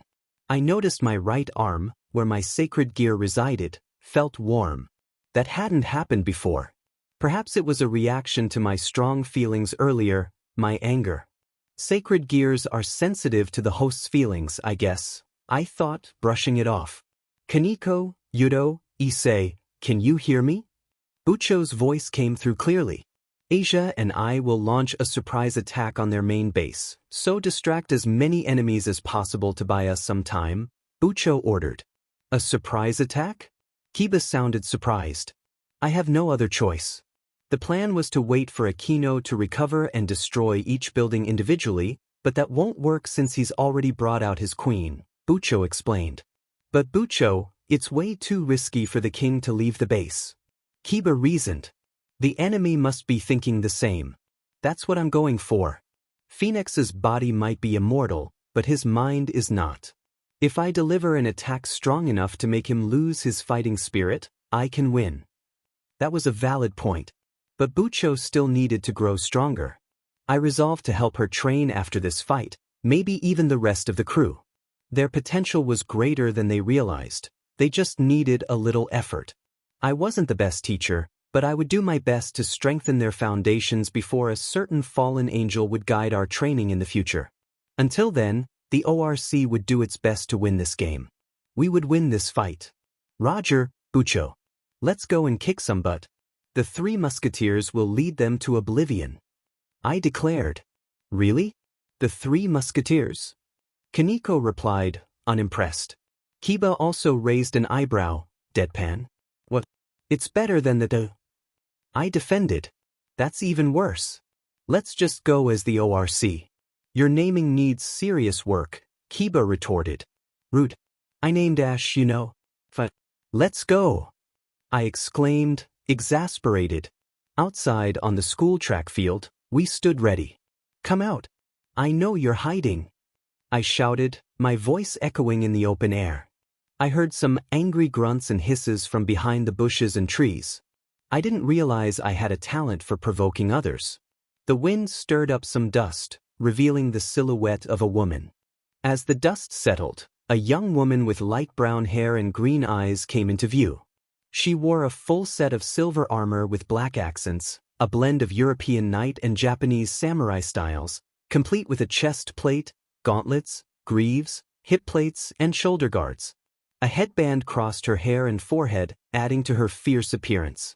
Equipped with a broadsword and a dagger, both secured by brown belts slung across her hip, the broadsword, adorned with a red jewel on the pommel, had bandages wrapped around the handle for grip. The dagger, positioned behind her hip, featured a gold hilt with bandages as well. I'm Riser-sama's knight, Carlin. You must be out of your mind to come at me directly. However, I like idiots like you, she declared, brandishing her sword, which ignited in flames. Kiba stepped forward, eager to respond. I'm Ria-sama's knight, Kiba Yudo. I was looking forward to crossing swords with a fellow knight. He also drew his sword. Well said. Wait. Did you just confess your love to us? I mean, I'm flattered, but we need to talk this out. Teach, that wasn't what I meant when I said that. Carlemine blushed fiercely, her face turning red. Carry on then. We can't just carry on then. You just ruined the moment, Kiba retorted. That was foolish, senpai, Kaneko chimed in, her tone disapproving. Embarrassed, I stammered, I'm sorry, all right? I misunderstood the situation. Sai, just start the fight already. Kiba sighed, ready to engage. Shall we, Miss Carlemine? We shall, she replied, determination in her voice. Carlemine dashed forward, her blazing sword at the ready, with Kiba following closely behind. They moved within striking distance of each other. Kiba executed an overhead strike, which Carlemine blocked with her sword. She countered with a quick side slash, but Kiba parried it. Their swords clashed in a flurry of strikes, each movement becoming faster and more fluid. It was an impressive display of skill, their movements blurring together as they fought. "DMN. I want to fight too," I remarked, feeling the thrill of the battle. "You can do it with me, handsome," came a voice from nearby. I turned to see a woman with short, light brown hair and gray eyes. She had 3 red highlights in her hair and wore a plain white mask covering the right side of her face. Her outfit consisted of a black jacket and matching jeans, the jacket slightly open to reveal her figure, and her jeans featured cutouts that added to her edgy look. "All Carmine thinks about is swords, swords and more swords," another voice chimed in. This voice came from a tree across from us, revealing a beautiful young girl with dark blue eyes and long blonde hair styled into twin tails. She wore a long pink dress with white frills and a magenta bow at the front. She seemed upset about sacrificing some pieces too. What an unbelievably unrefined girl, I thought, recognizing her as a Tsundra character. More enemies began to emerge from hiding. One was a young girl in a kimono with a color pattern of purple, orange, and pink, her hair tied to one side. Another was a tall young woman with long black hair tinted dark blue and brown eyes, her hair styled into 5 thin ponytails held up by a golden accessory. She wore a white top modeled after a Chinese cheongsam, red shorts, and armored knee-high boots. A giant Zweihander rested at her side, its black blade edged in silver. 2 young girls, appearing to be twins, also joined the fray. One had red eyes and blue hair in a ponytail, while the other had blue eyes and red hair braided with a pink bow. They wore short white sailor uniforms that revealed their midriffs and wore matching colored fighter's gloves and leg guards. And when I thought I finally found a cutie, it turns out he's another sword freak. "How unfortunate," the blonde girl said with a smile. Seeing Kaneko and me outnumbered, and Kiba preoccupied with another enemy, I assessed the situation. Our foes seemed weak, but I noticed Bucho and Asia sneaking in to initiate their plan. It was almost time for me to act. Just a little longer. I hoped Akino-senpai could hold on. After all, the beach queen had a trump card up her sleeve. But luckily I found another cutie. "Ria-sama's taste in men is impressive," the blonde girl continued, her gaze lingering on me. "Kaya, pervert." I covered my body in defense while blushing. The blonde girl also blushed in embarrassment. Was this déjà vu? "No. You misunderstood, Isabella," she called out, flustered. The rough woman with a mask stepped in. "I am Isabella, Riser-sama's rook," she introduced herself. "Boosted gear." I activated my gear. "Here we go, Rias Gremory's pawn." She dashed toward me. I sighed. That was slow. Before she could get within 5 meters, I closed the gap immediately. "Boost. Boost." "What, Birch?" I executed an upward knee kick to her chin, spun quickly, and delivered a heavy backward kick to her solar plexus. She choked on her own saliva and flew toward a nearby building. However, since she was a rook, it might not have been enough, so... Boost. Explosion. Dragon shot. I punched the ball of energy. The beam shot directly toward the intended target and struck the building. Boom. Dash. She disappeared in particles of light, leaving a sizable hole in the building. Not bad, considering that was just 4 boosts. I thought rooks would be sturdier than most pieces. That only took 3 hits. But I guess Dragon Shot was a cheat to begin with. Riser-sama's first rook, knocked out, Grayfia's voice echoed. The enemies were shocked, of course. It took only a few seconds to defeat 1 enemy piece. Kaneko shared their expressions, and Kiba and Carmine also paused in their fighting, mouths agape. That wasn't my best, though. There were still more surprises to come. "Are you all just going to stand there or fight?" I challenged. I could see sweat beading on their foreheads, and they finally stopped being arrogant. Now they were cautious. I leaned in and whispered to Kaneko.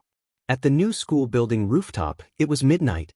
Rias and the rest of the Occult Research Club had been battling Riser non-stop, launching every lethal strike they could muster. Kaneko and Kiba teamed up against Riser, attacking every limb of his body. Kaneko had already executed wrestling moves that could break more than just bones. Kiba slashed at every inch of Riser's body, employing an unusual three-sword style, one sword in each hand and another in his mouth. Unfortunately, it was all in vain. After all, he was an immortal. Rias and Aquino remained at the back, providing long-distance attacks and support. Lightning crackled every time Aquino struck Riser, sending shocks through his body. Rias cast spell after spell, each one becoming more powerful and clever than the last. Although Asia was only healing from the sidelines, her task was the hardest due to the constant casting. Unbeknownst to everyone, Asia's healing was becoming increasingly potent. Riser, under relentless assault, laughed maniacally, which only fueled the determination of the Occult Research Club, ORC, to fight harder. What Riser didn't realize was that the ORC was growing stronger as the battle progressed. Kiba's swordsmanship had become more accurate and powerful, and despite taking many hits, he was being healed by Asia, which made his muscles tougher. Kaneko's fighting style transformed, becoming more feline as she moved on all fours, delivering heavy strikes with newfound speed. Kino wore a sadistic smile, reveling in each hit she landed on Riser. Her attacks, imbued with slight holy properties, were becoming increasingly dangerous, yet they were still not enough to overcome Riser's self-healing abilities. Rias unleashed her destruction magic, which seemed to have a mind of its own, dodging fireballs to strike solidly or violently colliding with them. Asia's healing magic rejuvenated her allies, her twilight healing glowing brighter than any holy light. The warmth of the light provided energy and focus, but it was anything but lethal. Riser's patience began to wane. Enough! With a thunderous roar, he unleashed a barrage of fireballs, shattering the ORC's formation. The fighters fell heavily injured and unable to rise, except for Asia, who was shielded by the two older girls. She focused on healing them. Rias, feeling her pain lessen, managed to speak. So this is the power of a veteran? Riser dramatically landed on the barely standing clock tower, grinning madly. Rias, where's your hero now? Or to be more specific, your pawn. We're more than enough for you, Rias replied, panting. In her mind, Rias thought urgently, we need to stall for more time. Issei needs all the rest he can get. I can feel my club and I are improving, but only Issei can defeat him. Rias signaled to Asia to focus on healing Aquino first. None of them were out of the fight yet thanks to Asia's continuous healing. Look at you and your servants. All of you are wiped out. What more can you offer? Aquino stood up, still being healed, while Kiba and Kaneko slowly rose despite their pain. They glared at Riser, who twitched for a moment before glaring back, his irritation growing.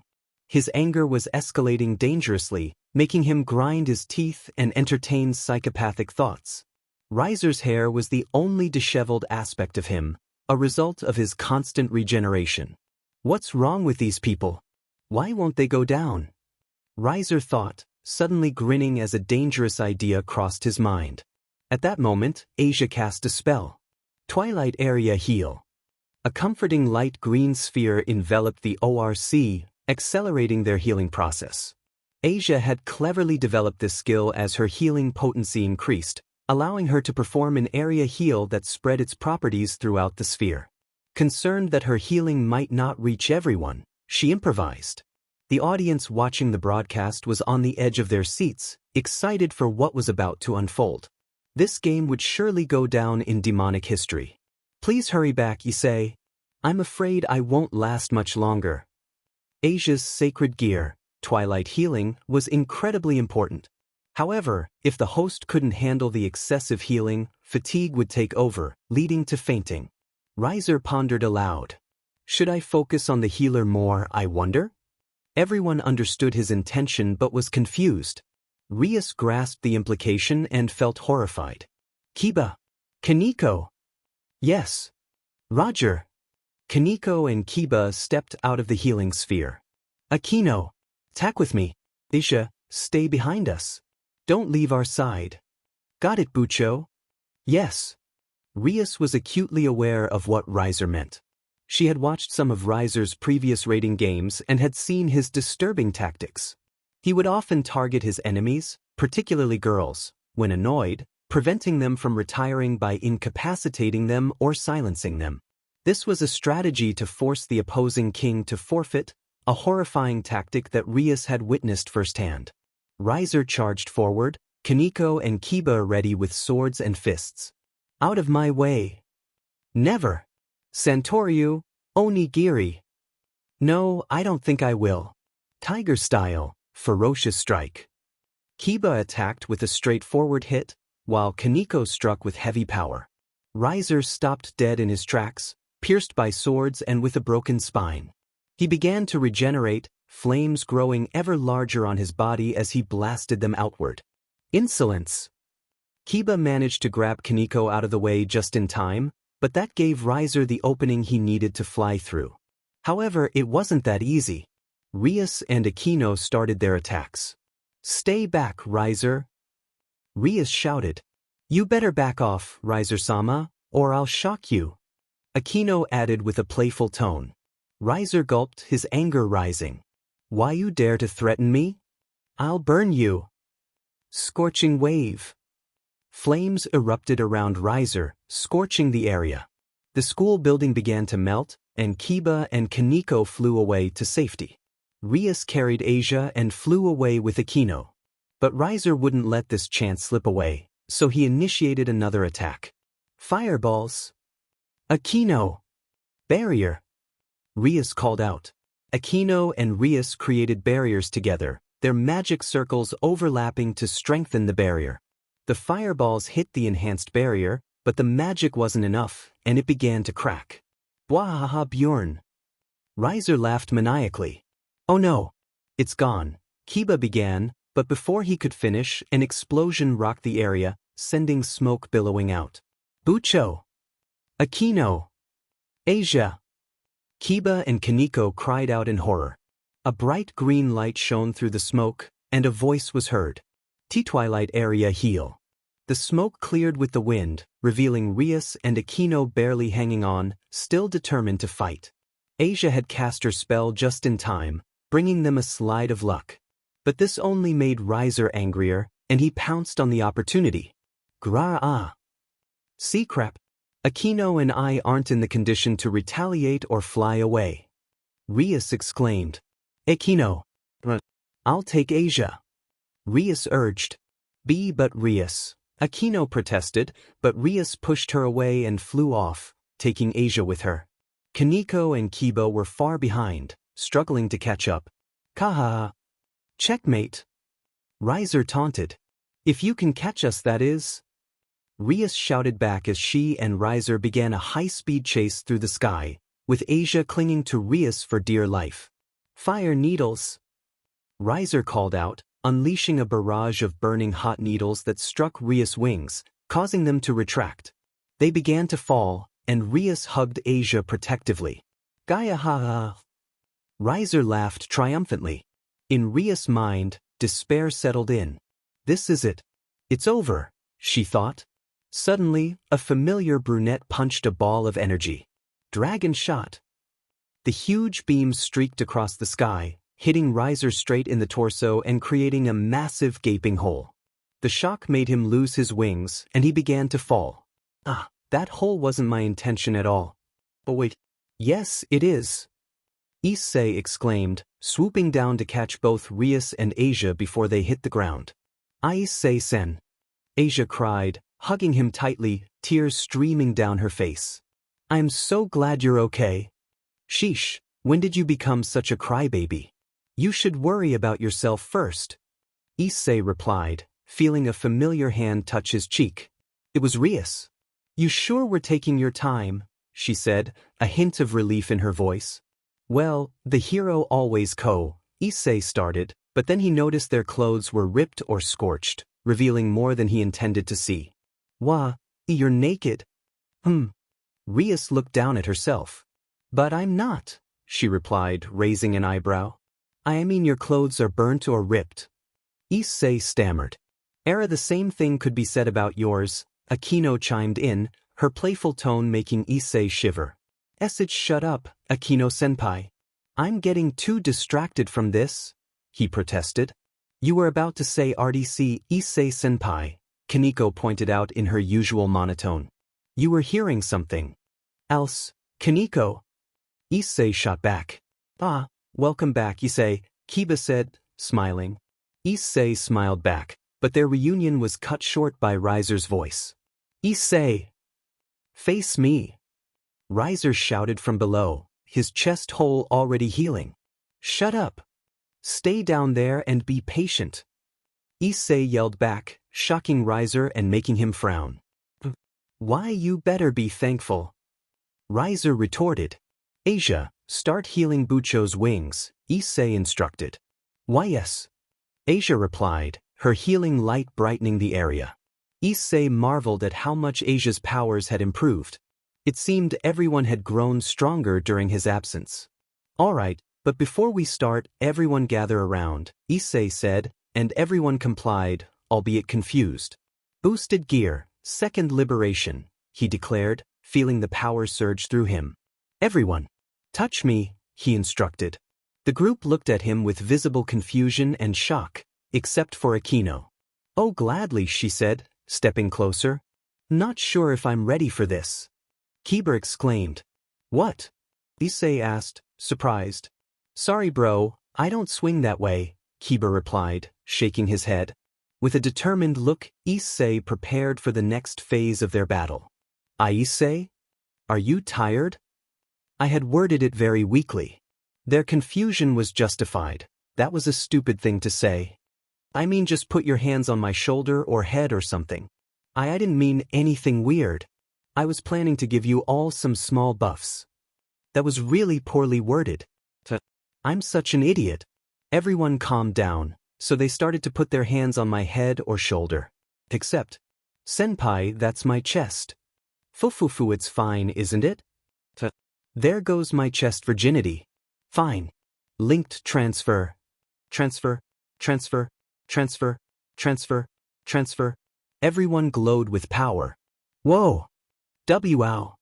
DMN. This is amazing. I'm excited. I think I heard something I shouldn't have. My gear started blinking. Oh no. The gear's status is almost at burst. Gotta finish this fast. I hoped I would last till the end. Are you ready, kids? Aye, Captain. I can't hear you. Issei. Who? Issei. Huh. Sorry Bucho, everyone, I don't know what came over me. It's fine. Kaneko, Kiba, you know what to do. Both of them nodded. Akino and Asia, with me. Both agreed. And finally Issei. You stay back while you power up, and we'll give you as much time as we can. Then we'll retire except for me, or it's instant surrender. Everyone got that? You bet. Alright. Everyone move out. The fight this time was on land. Everyone landed and took their positions. Kaneko and Kiba on the vanguard, Akino and Rias on the rear guard, and Asia on rear support. And for me, it was clobbering time. Well, not yet. Where's the plebeian? You people aren't my opponents. That guy sure had a lot of patience. You'll have to go through us. Bucho proclaimed. Every ORC member was ready. Very well. Riser's eyes were getting dangerous. He dashed forward with his arms on fire. Kaneko and Kiba intercepted him, while Rias and Akino started their barrage, and Asia prepared herself. Everyone was hardening their nerves for this battle, and it was going to get messy. Better finish this fast. I sat in a meditative position, both my arms out in front of me. I breathed slowly. And burned. Burning gear modifications. Fwoosh. Boost. I felt my body burning up, literally in flames. The violent flames started to consume me. Boost. Don't rush, kid. Drake exclaimed. I know. Boost. Boosting the liberation. Boost. Boost. More flames erupted from the second liberation, consuming me further. Come, that's it. No need to rush, they're going to be fine. You can do this. Boost. Arsenal set 1. Dragon Taekwondo. Boost. Boost. The flames surged to my legs and arms, still too many flames around me. Not enough. Boost. Boost. Set on. Explosion. The burning mark on my head signified Taekwondo. It kept burning violently before traveling toward my chest and entering. It's too hot. But I can bear this. My friends are counting on me. Looking good. You can stand up now, Drake announced. I slowly stood up. The flames transformed into hot materials, all starting to attach to my body, like mechanical components being put together piece by piece. I felt like Tony Stark. I didn't feel so good. This pain was bearable. Then I stood up completely. DMN. I can never get tired of staring at this form. This form consisted of a dual boosted gear, second liberation that covered my entire arm, and my legs were clad in dragon greaves that resembled the legs of the balance breaker, but less pointy and enhanced my Taekwondo skills. Hence, it was called the Dragon Taekwondo set. I still felt hot though. This also spiked my power of dragon-related magic, making my dragon shots even deadlier. Flames continuously erupted from my form, sending a clear message to my enemies. This was my special card for a certain phoenix. Let's fly. Oh yeah, my wings were draconic now. Whoosh. I flew straight into the battle. You people are annoying. Let me pass. Riser had finally had enough. He didn't care if everyone burned if he couldn't get revenge on one teenager, including Rias. So, he had a surprise of his own. Greawa.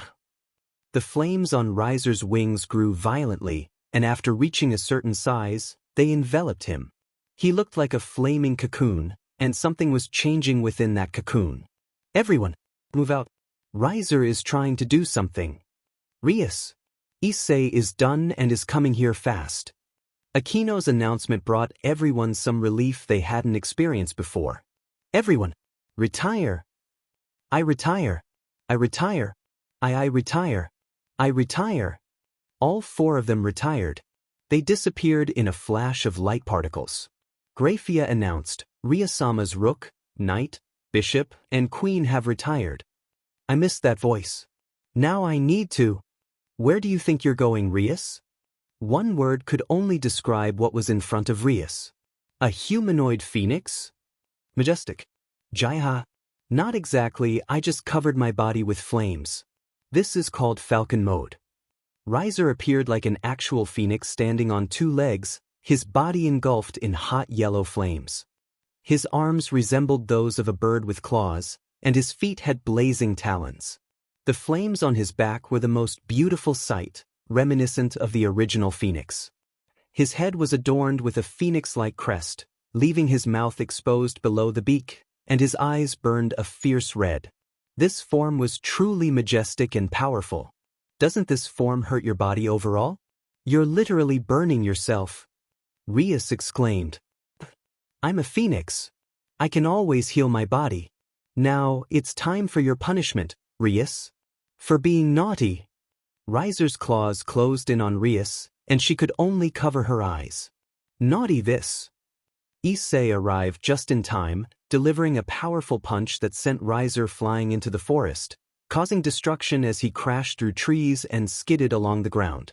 That was just one punch. Bucho, hide somewhere. It's time to finish this. Bucho was on the ground, staring blankly. I could see her dark red panties. Bucho. I'll go now. Take Ash with you, he will keep you safe. Flames erupted from my right arm jewel, taking the shape of a familiar dragon. Jiao. Keep her safe for me, bud. Jiao. Let's go, Ash.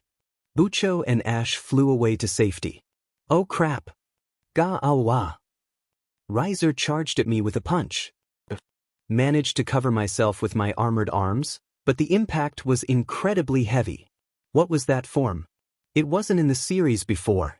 Something was clearly changing. Hi-yoop. I executed a kick, sending him flying into the sky. I followed him up and prepared another move. Renewal Taekwondo, Mach Punch. This punch was delivered so fast that it sent air pressure to attack the enemy.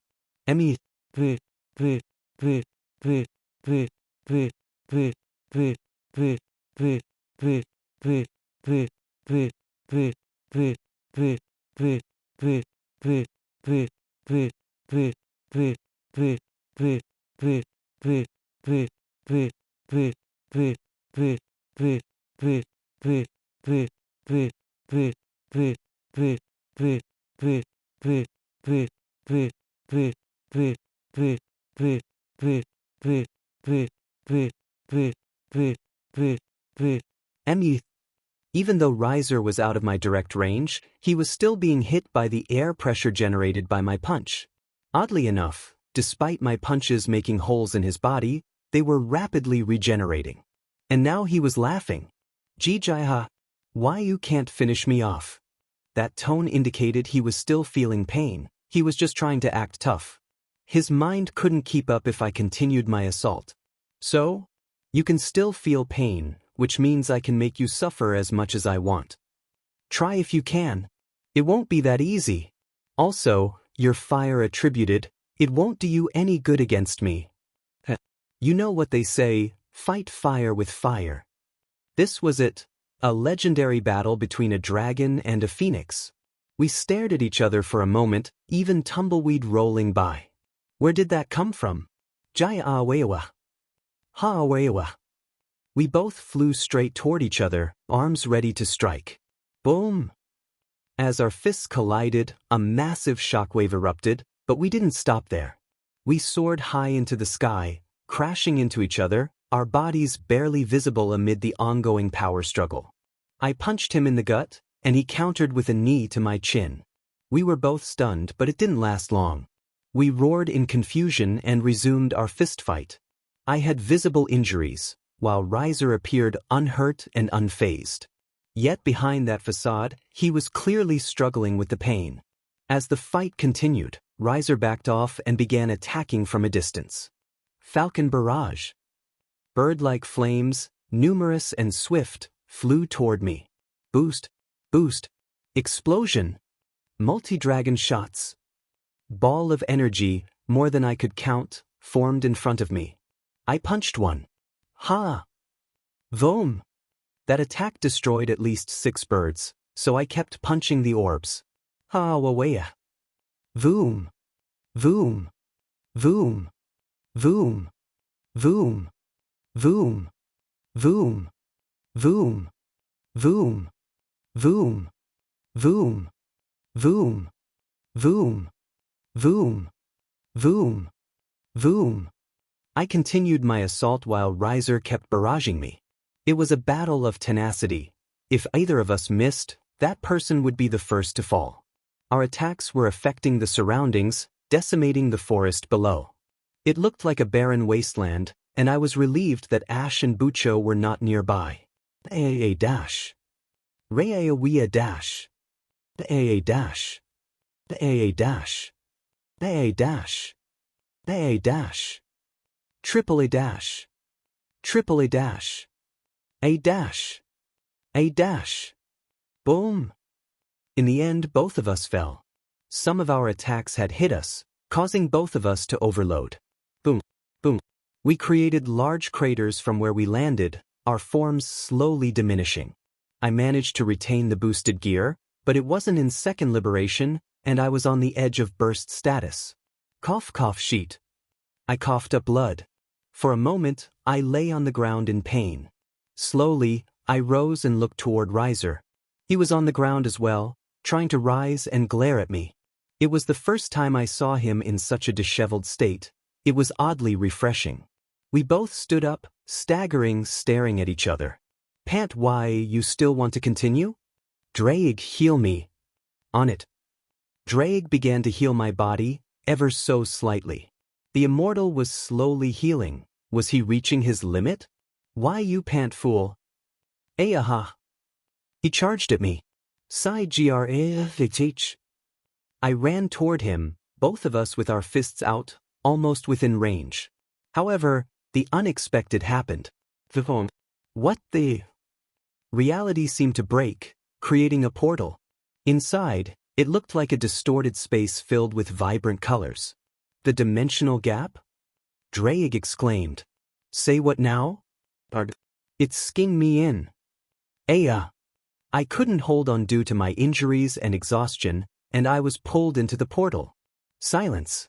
There was silence in the raiding game.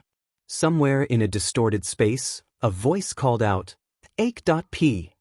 I heard a voice calling out to me, "Wake up." I opened my eyes in surprise, feeling an overwhelming sense of confusion. Where am I? Didn't Drake say something before I got here? Drake. You're in the dimensional gap, partner, the dragon explained. Just why am I here? Suddenly, I felt a heavy pressure from behind me. Child.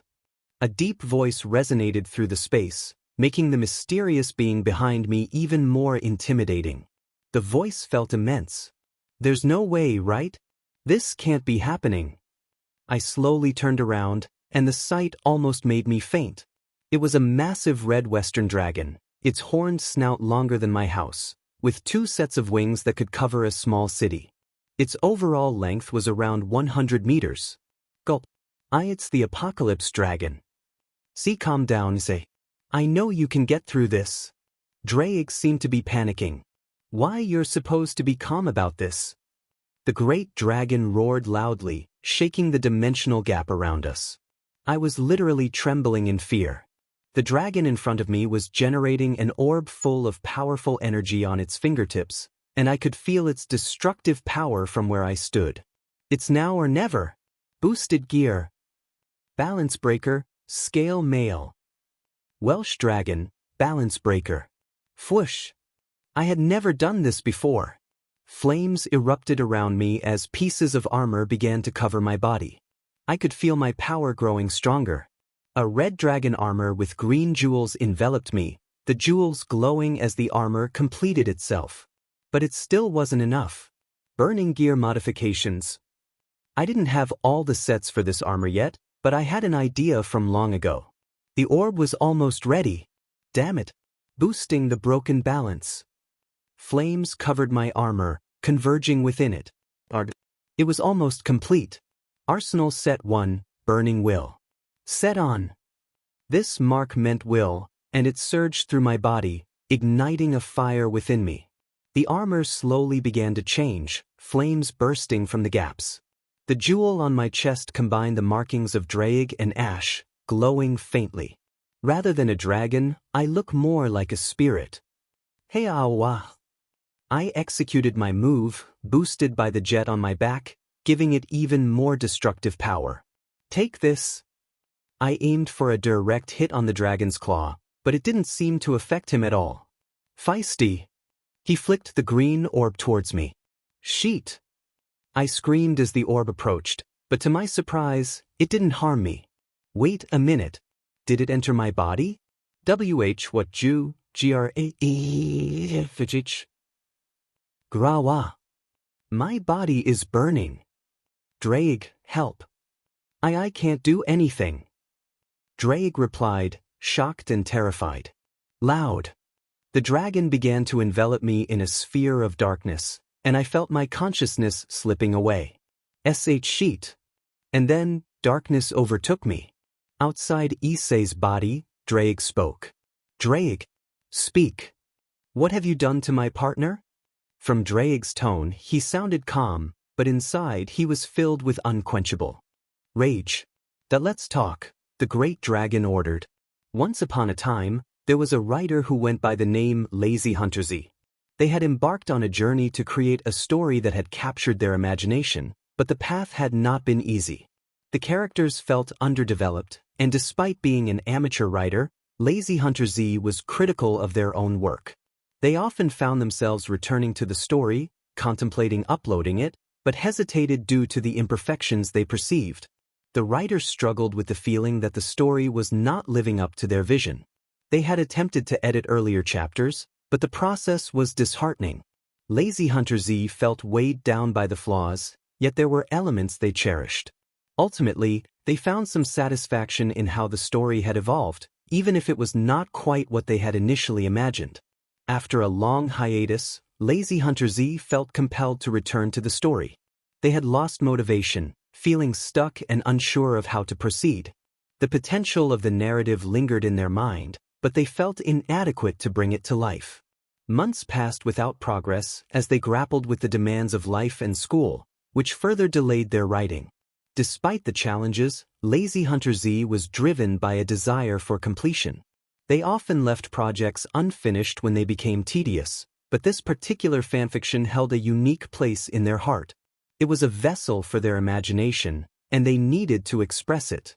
The encouragement from readers served as a powerful motivator, pushing them to continue. Upon returning, LazyHunterZ was astonished by the response to their work. The story had garnered over 140,000 reads, a milestone they never expected to reach. The supportive comments filled them with gratitude, while the constructive criticism highlighted areas for improvement. Both types of feedback fueled their determination to revisit the narrative. As LazyHunterZ began the process of rewriting, they anticipated making significant changes, such as renaming a childhood friend from Chloe to Casey. They advised readers to be patient, as the story would undergo transformations, but assured them that the overall plot would remain intact. With 7 chapters completed and 16 more to go, LazyHunterZ felt a renewed sense of purpose.